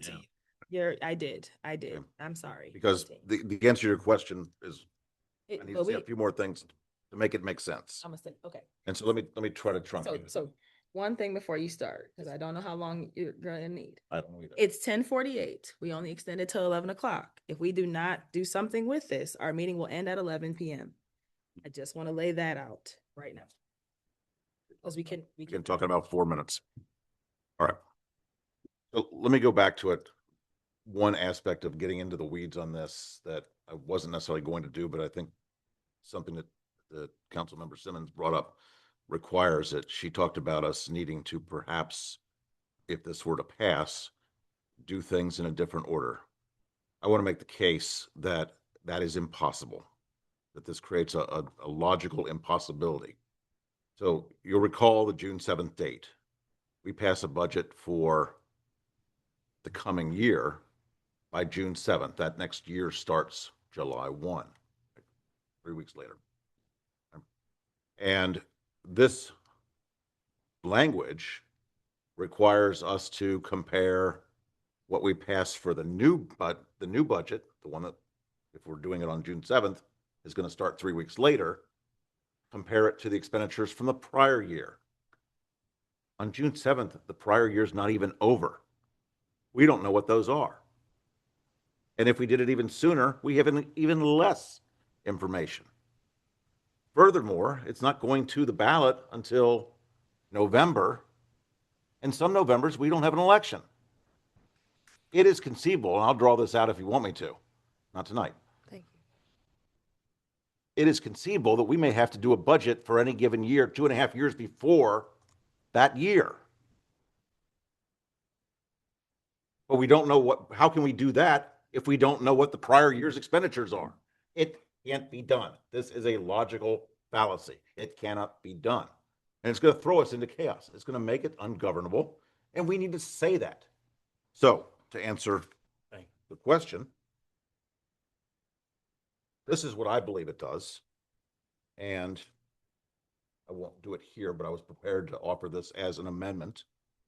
So remove the words in our resolution where it says for police budget and replace it with the following. To limit the authority of Ypsilanti City Council to complete its charter required passage of an annual budget by mandating that a popular vote be held on the budget under certain circumstances at some point after the charter mandated adoption date of June 7th. Council has said that this is going to get scrutiny from the governor, potentially the attorney general. Sending this there like it's just some small minor detail is irresponsible. We have to be telling them what in fact this does. Throws this into chaos. My last comment for tonight, I think, which is when I told a longtime lobbyist this was on the table in my community, he said, how fast would you quit? Would you be a city council member under those circumstances? It's undoable. The city becomes ungovernable. So, I'll apologize for my tone right now, but I will also say we have spent a year sleepwalking around this issue, and I have no intention of sending it forward to the governor or the attorney general and having people think that this is some minor change to our charter. It's massive and it's dysfunctional, and we need to say that. Thank you. Councilmember Simmons. Yeah, I appreciate that apology. I'm not going to really take it at this moment. But what I will say is that I do think, what you laid out, I think is untenable in terms of a title or a description. I also think that to say that we cannot govern if we cannot raise a budget that already takes a certain percentage of our budget seems to lack what I might call imagination. But I think that really what we need to talk about now and what I want to move as we are getting close to our time is actually, I would just move to table this to our next meeting. Or a special meeting, right? Or to April, because we have a special meeting and then we have our next actual. Well, if she says next, is that assuming or It not? would be assuming our regular meeting. I it would be the special meeting. Next regular, probably. So Clerk Boudreaux will be here on the special meeting, but not our first meeting in April. Correct. So I do feel like we need our clerk here for this. So I'm sorry to cut into your motion, but I just wanted to clarify that next meeting would be regular meeting, not special meeting. So you have to specify special meeting. Choose. Too late. Sorry. No, I appreciate it. I'm also thinking about when to be honest, the real is I'm trying to think about when I can work on it, because the question of having a person who already doesn't want it to move past this body to name it seems probably not in the best hands. And so if somebody's going to work on how it's going to work, I'm not going to look to a person that honestly is not wanting to look at it at all and has stated that since it became a thing that the people said that they wanted. And so I want to make sure that I can also work on it. So that's where I'm kind of in a little bit of a tear, because so for me, if I was putting it forward, I would put it forward to the next regular meeting, because that's when I know that I could make sure that I can have time. But I understand why we want the clerk to be here, and I understand that we don't want to move it to the second meeting in April, as that seems like it would be getting too late, for us to really take this up. Um, so. Thanks. Mhm.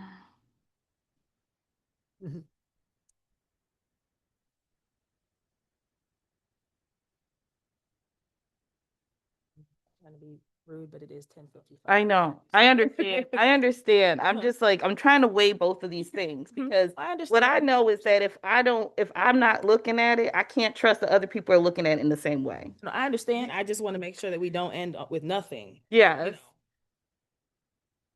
I just want to know, can you ask, is the second meeting too late? I know you said as soon as possible.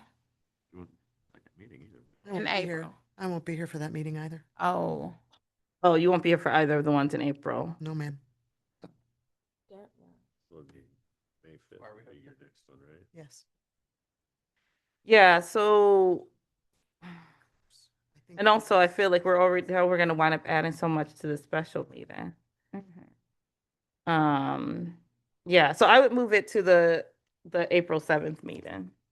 Support. To table to The table. April 7th meeting. Yeah. Discussion. Please call the roll. Mayor Pro Tem Wilcoxen, Yes. Mayor Brown, No. Councilmember Fellows, Yes. Councilmember Tucson, Councilmember Simmons, Yes. Councilmember McLean, Councilmember King. yes. Motion is tabled to 4-7. I know something the clerk isn't going to be there. So Move to extend to 11:30. Okay, there's been a motion to extend by Councilmember Fellows, Or supported by Councilmember King to extend to 11:30. All in favor, please say aye. Aye. Any opposed?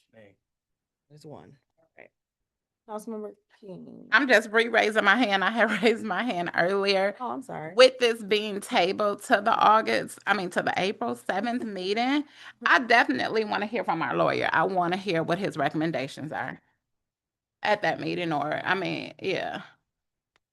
Or before that, it would be helpful if you can Yeah. email us. I can give you a memorandum. Okay, thank you. And yeah, as I stated, Particularly since she'll be absent. I was gonna say, I do want your something, because that's why I voted no, because our clerk wouldn't be there, and you are the person that we should be looking to for guidance on this item, right? Or at least the process. Okay. All right.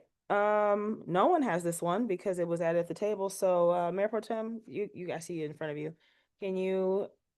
Sure. No. We are at a discussion and Mhm. direction regarding the expiration of a residential and commercial vacancy tax. So not yet. Sorry, my scribbles covered it up. Councilmember So- Fellows? Yeah, we added this to, it's related to the conversation we had, because this discussion is because there is a big appetite in the community to explore vacancy tax. It's been talked about for years, and there's like discussion about potentially running a ballot initiative around it. So I'm like, well, let's at least discuss it on council and see if there's some interest in learning more about vacancy tax and seeing if we want to take a stab at it ourselves. I know that we already have an escrow system for vacant buildings in Ypsilanti. As demonstrated, we were sent a Google map by the city manager that lays out all the different vacancies.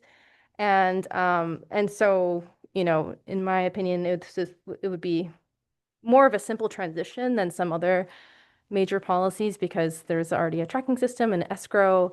But instead of leaving it at escrow, it would be turned into some sort of tax system. Basically, I don't think tonight's the night, given the time, given probably where everybody is with tiredness, is a good time to litigate all the different types of vacancy tax and like why there's benefits or drawbacks to it. But I'm hopeful we can get maybe a presentation to council on vacancy tax so we can get into more of the nitty gritty with it. And so, yeah, I think that's where I might begin with the conversation. I just want to mention that there are vacancy taxes examples all over the country. And the general idea is that if there's a habitable residential or commercial property that's not being used, vacancy tax can discourage property speculation and people sitting on properties for a long time, and it will increase, housing supply. And also those taxes can be put into a fund to like our housing trust fund, so we can secure more housing resources in the future as well. So those are some of the reasons why people pursue vacancy tax, and there's many, many ways to do it. All right, thank you. Councilmember Simmons? Yeah, so just a couple of quick things. I did have a chance to check in with our city manager about this a little bit, and then also am reaching out to see if there's some resources or examples of other communities in Michigan. So reaching out to some folks at Local Progress to see about, to see if we can find other examples of how it's used.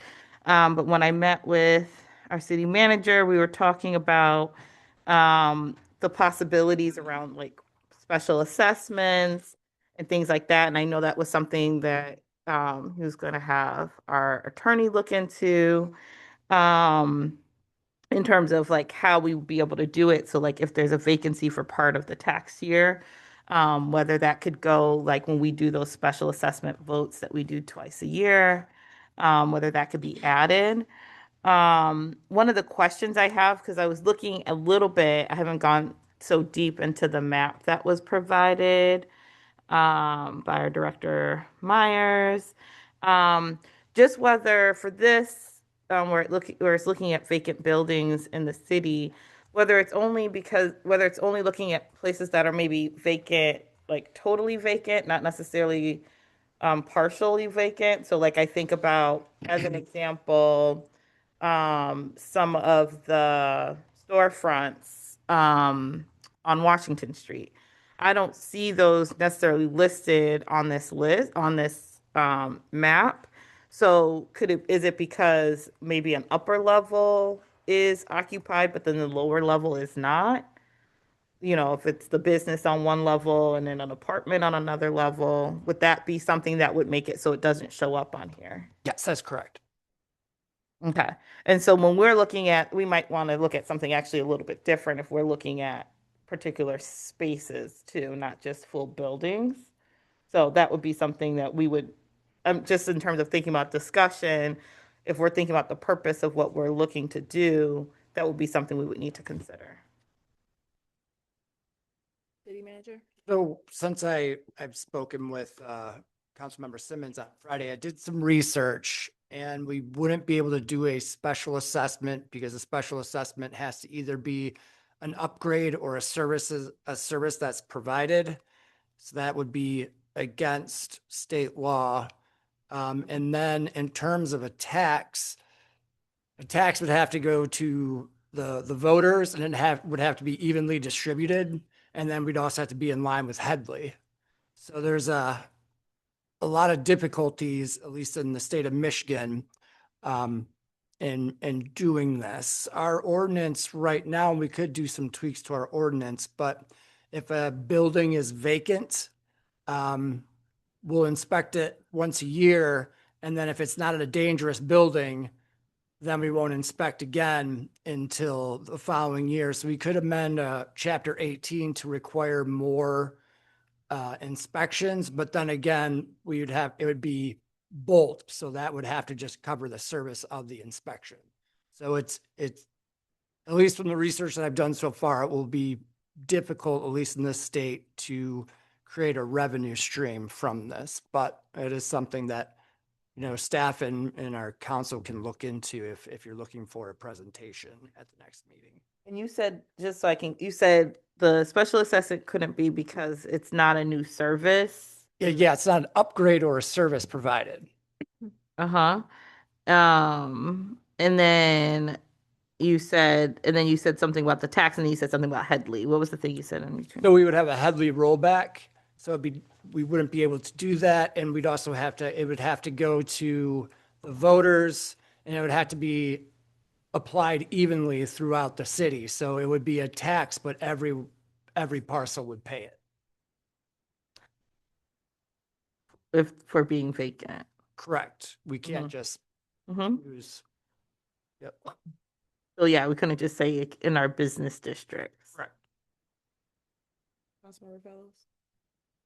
Yeah, maybe one of the problems with this conversation is like the colloquial understanding of this is called vacancy tax, but when I've looked at various policies around the country, it doesn't usually show up as an actual tax. It's usually a registration program, so it's like fee instead.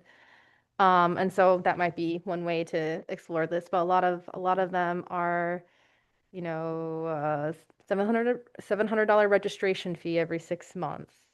And are called like vacant property registration program.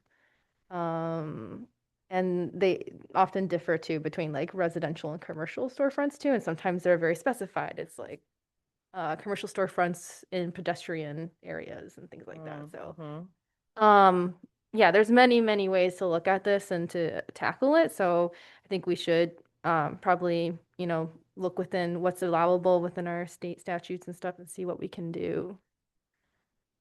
I will just to that, given, Lansing versus Bolt, our fees can only cover cost of service. So we wouldn't be able to use that as a revenue. If we're using it as a revenue, it would be considered a tax, and therefore it would have to go to a vote of the people. That we could charge a fee for inspections, and anything that's vacant, we could inspect every month. Correct. So it would have Pay a that. fee for that service. Yes, it'd have a financial. Although tying up our building department for that. would Sure. seem like It would be quite a task. Were you done? Yeah, I agree. This has been a longstanding problem.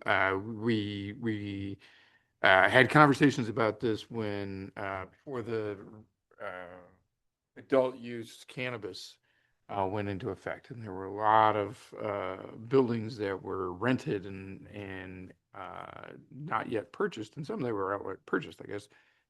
That sat empty while that was all going on and during the anticipation phase, and there was lots of complaints about these things just sitting there. And there's a certain property on North Washington Street that is, owned by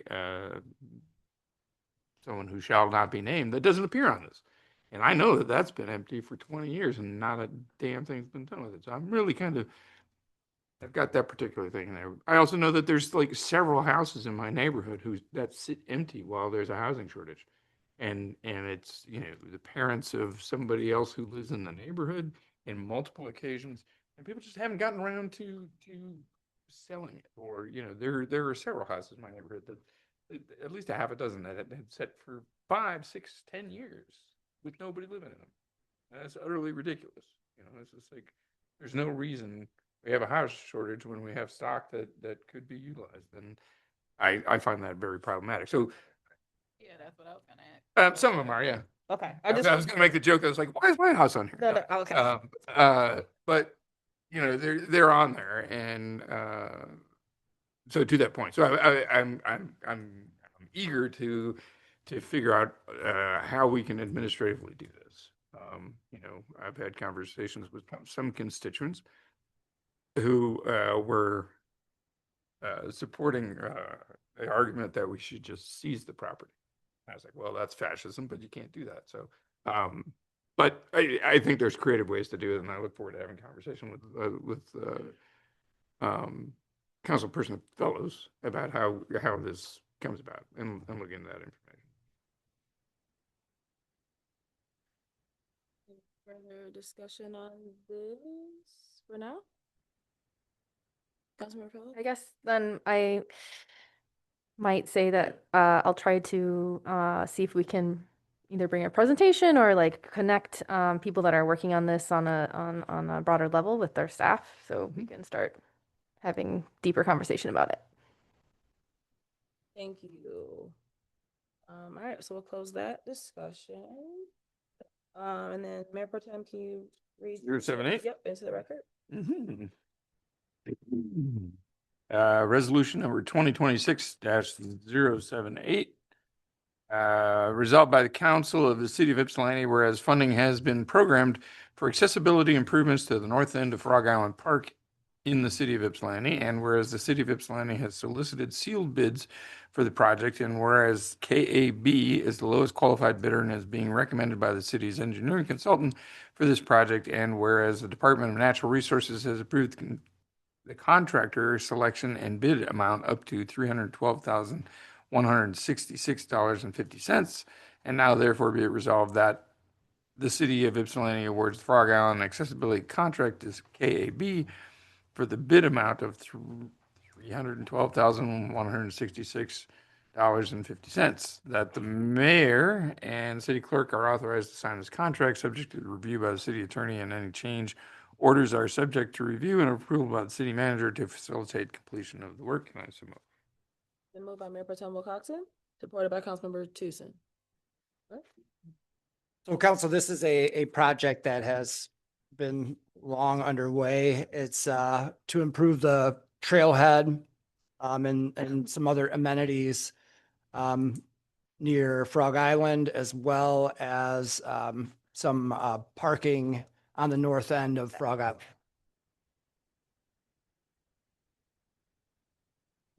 Discussion? Questions?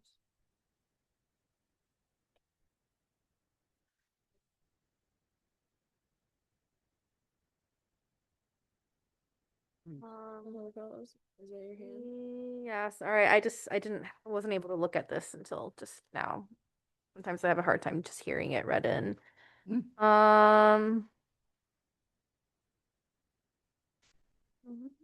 Everybody's got the other supporting material, right? Yeah, we should all have a packet. Is it? Oh, it's in the packet. Okay. It was an additional, it was another packet, but it's right there. Thank you. Thank you. I guess since I didn't see this until now, can someone explain what is the accessibility improvement? It could have been discussed before I was with council, so. So the project scope consists of a sidewalk, parking lot, kayak launch improvements, along with new fishing platform on the Huron River. The work to be completed under the contract includes furnishing of all materials, equipment, and labor necessary to complete the proposed work.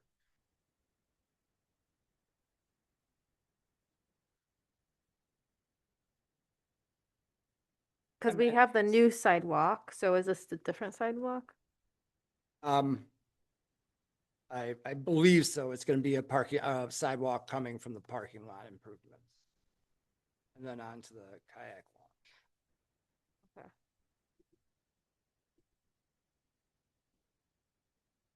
And this has to be done tonight because it was a walk-on resolution for any particular reason? That I do not know. This is a Bonnie item, and she has to walk it on, and then. So I know some of the details. I do not know the need for haste. Yeah, because it's a large amount of money, so just having it walked on and not really having much. Sure, this is information about it. This is a NRTF grant. It's a grant. Yes. Yeah, and I think there was something about the timeline for accepting it, maybe. I think Do you think that's what it is? Yeah. Yeah. So, I mean, does that change the way, like, seeing that it's a grant, like we're trying to, I guess, accept a grant, and or to spend the funds from a grant? Sure. It would still be nice to have, a little lead time to know what the grant would be spent on. So, it can communicate that to the constituents. But, I'm looking at it now, and if it's a grant and it's for these improvements, I think generally the constituents will want that to happen.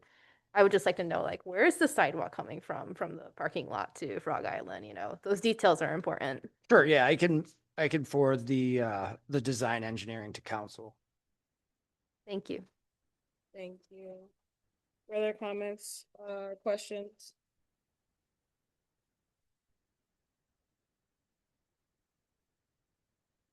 I don't know if there's silence because people don't have questions, or are you still reading? Nope. Okay, please call the roll. Councilmember Fellows, Yes. Mayor Brown, Yes. Councilmember Simmons, Yes. Councilmember McLean, Yes. Councilmember King, Yes. Mayor Pro Tem Wilcoxen, Yes. Councilmember Tucson. Yes. Motion carries. Hey, it's 11:15. Police Advisory Commission. Next meeting is March the 26th, 7 p.m. Thank you. HRC. We meet this Thursday at 6 p.m. Thank you. Parks and Art. No report. Sustainability. No report. HDC. I'll mention a couple of things that were on that agenda and included 90 Maple, which is the depot building. Discussion of modifications there. Noteworthy, and also new construction of 310 North. Thank you.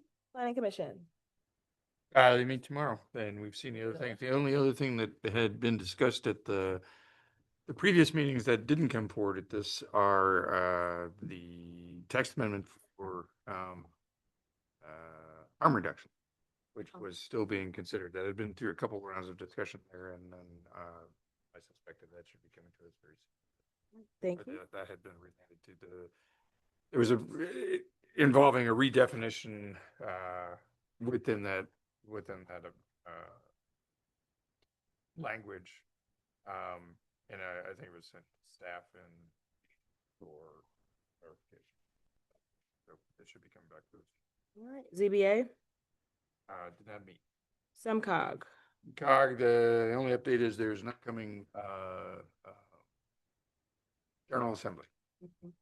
So that got on their website. Watts. Oh, I think there's a meeting coming up.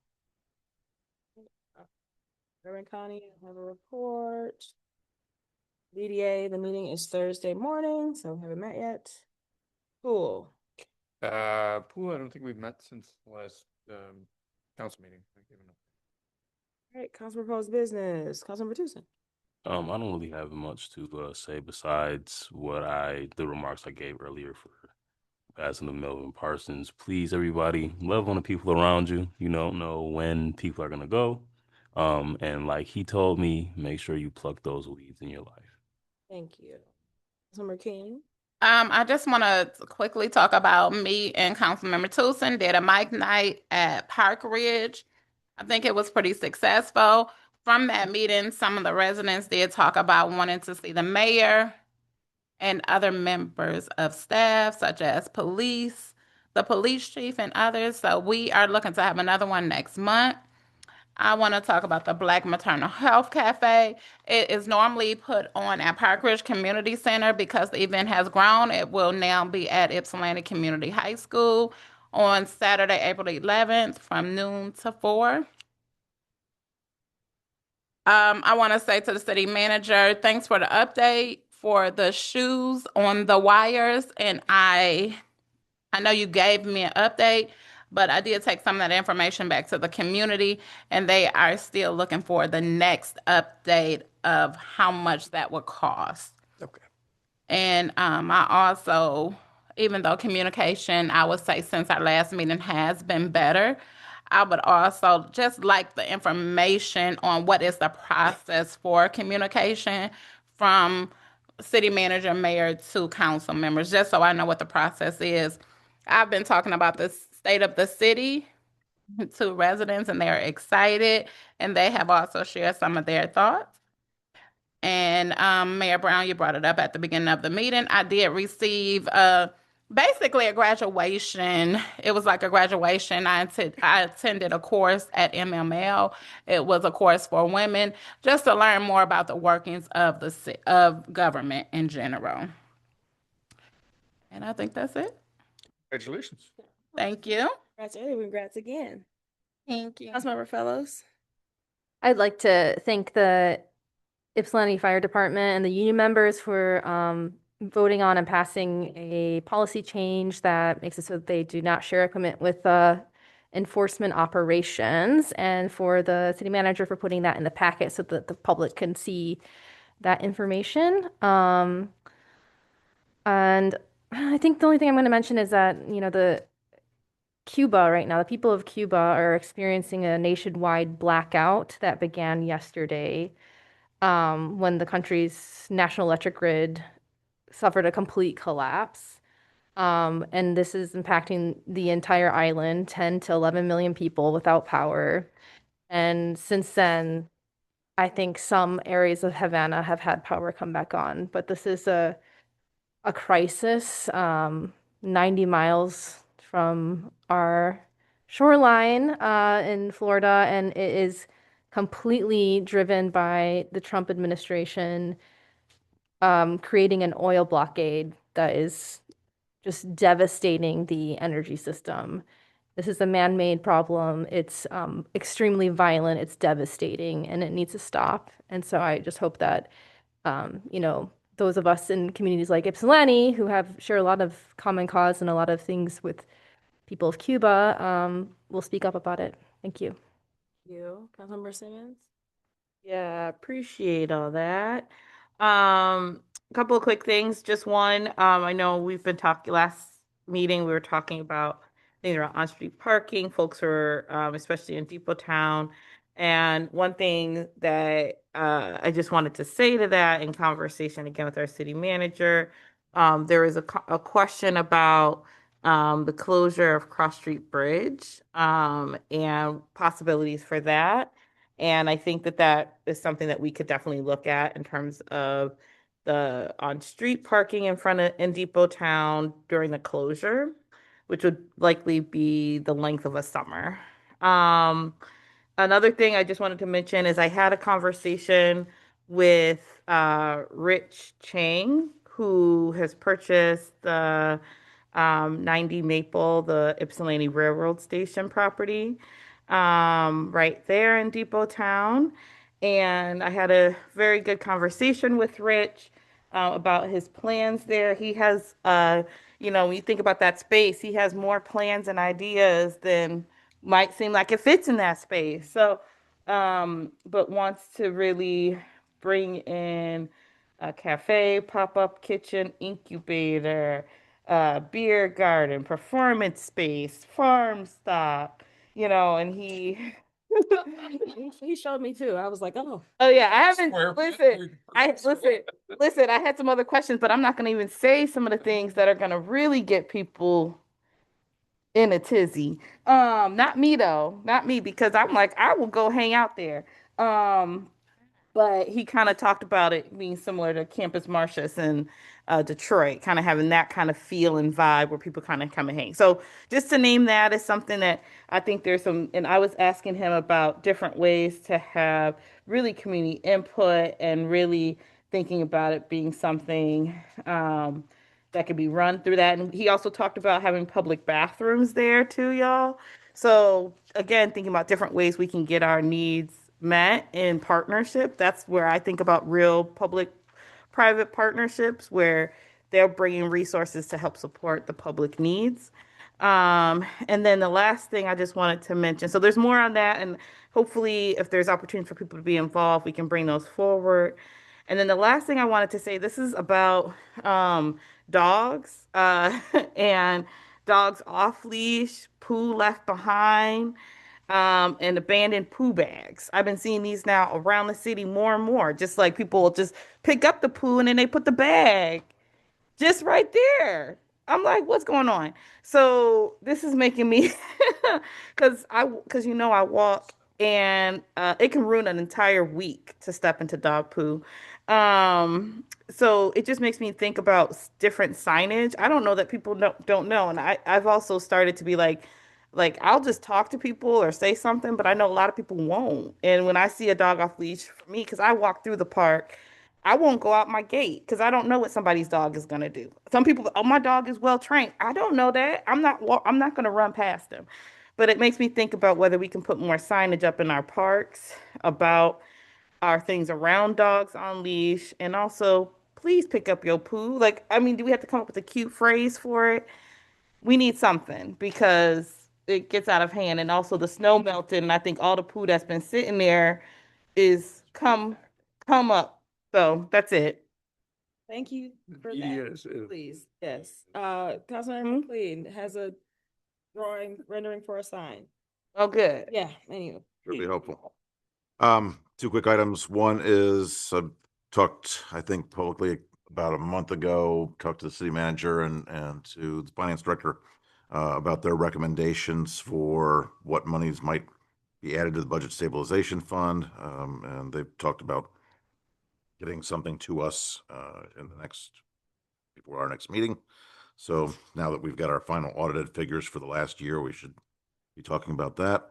And I'll say I at least for one, and I think there are others on this body that are still interested in updates on our policies and practices related to 111 or 1111 Cross Street. Yep. Mayor Pro Tem. I was going to reiterate that one. I've had exchanges with the sheriff. The sheriff has begged off in terms of releasing the report that they already have ready and has been ready for a month due to the impending release of our own internal review. And so I want to get that going.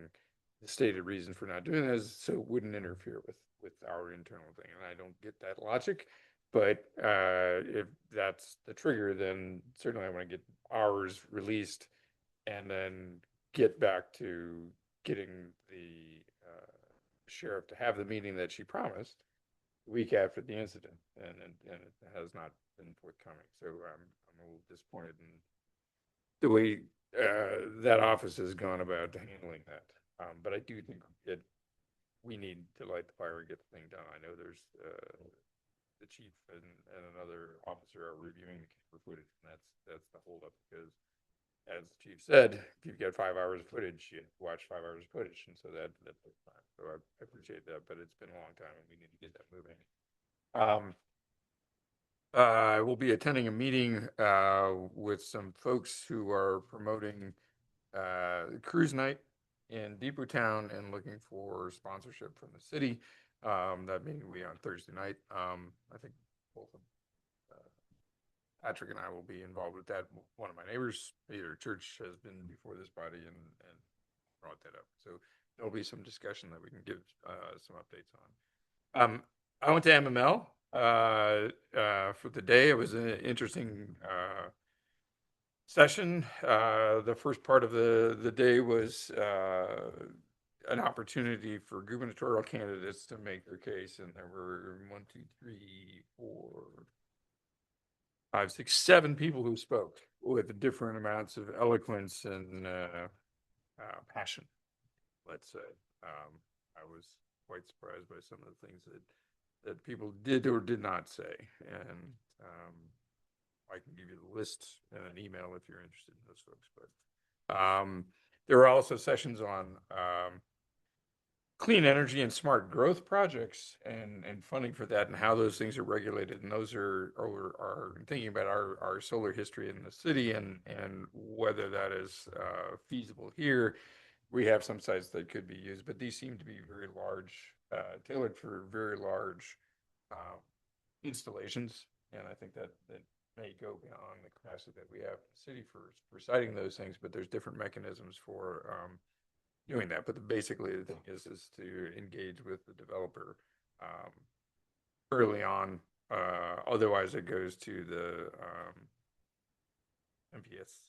We have 30 seconds. And yeah, it was a great meeting. There's other things about stormwater management programs and getting housing ready for zoning best practices that I can pull people in if they're interested. Move to extend to 11:40.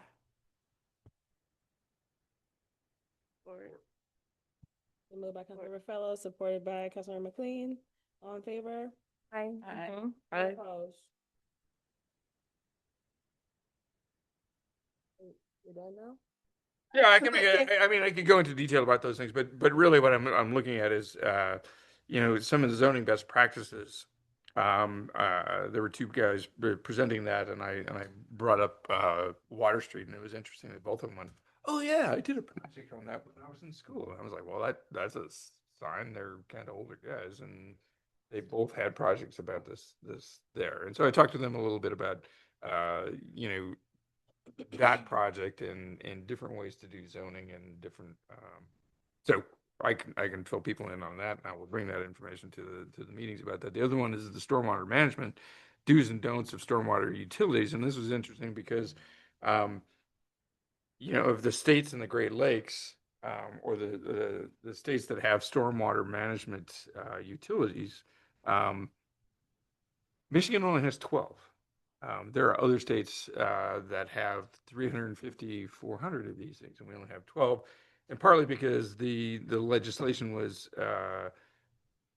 often ambiguous and it was being challenged in court. So what happened was the city of Ann Arbor got challenged and the city of Detroit had a challenge. And so both of those cases had been decided at the end of 2025. And so now there's some clarity in the state of Michigan on what that looks like. And I've talked with Gretchen Driscoll, the county water resource commissioner, about implementing one of these and doing that. So I'll be working on that and looking craft that language based on some of the other things.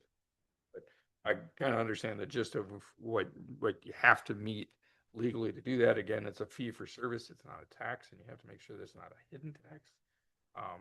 And so, I've been interested in this, but the question was, I put to them that we have high taxes here already. We have properties that have had a ton of impervious surfaces installed long before the current owners. And so having the current owners being penalized for something that they bought into is hard, and having such a high tax base is hard as well. And so the point of the legislation and the clarity of the court cases is that this can't be a tax.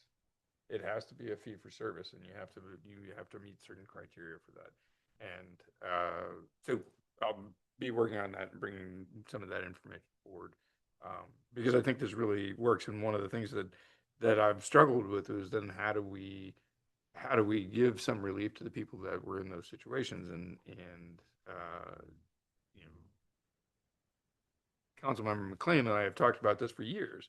Is like, how do we incentivize rain gardens and those kinds of practices? And this gives us that opportunity to do that, because then you can reduce the fees, and the fees that are collected have to go for the infrastructure that you're collecting it for. So we have stormwater drains that are in dire need of repair, and this is how you pay for that. So I'll bring some more information to it forward. Thank you. Just want to thank YFD for SOP number 39, also for providing CPR and first aid training to staff. I think it was earlier this month. That's great for everybody to know how to support one another if there's an emergency. The DDA meeting's on Thursday, so I'll have more to talk about in terms of probably more parking. City manager. Just one thing for me, Katie already touched on this, but please fill out your doodle poll for the visioning sessions. That's it. All right, city clerk, anything?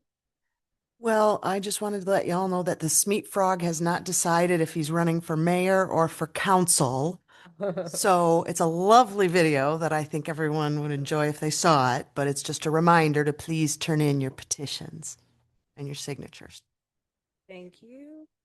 You got anything? I just wanted to echo that the city had a great turnout at CapCon last week. I went to the Mava conference, same building. It was a great experience for everybody. Learned a lot, and hopefully it benefits us now. Thank you so much. The meeting's adjourned. Thank you. I'll take that.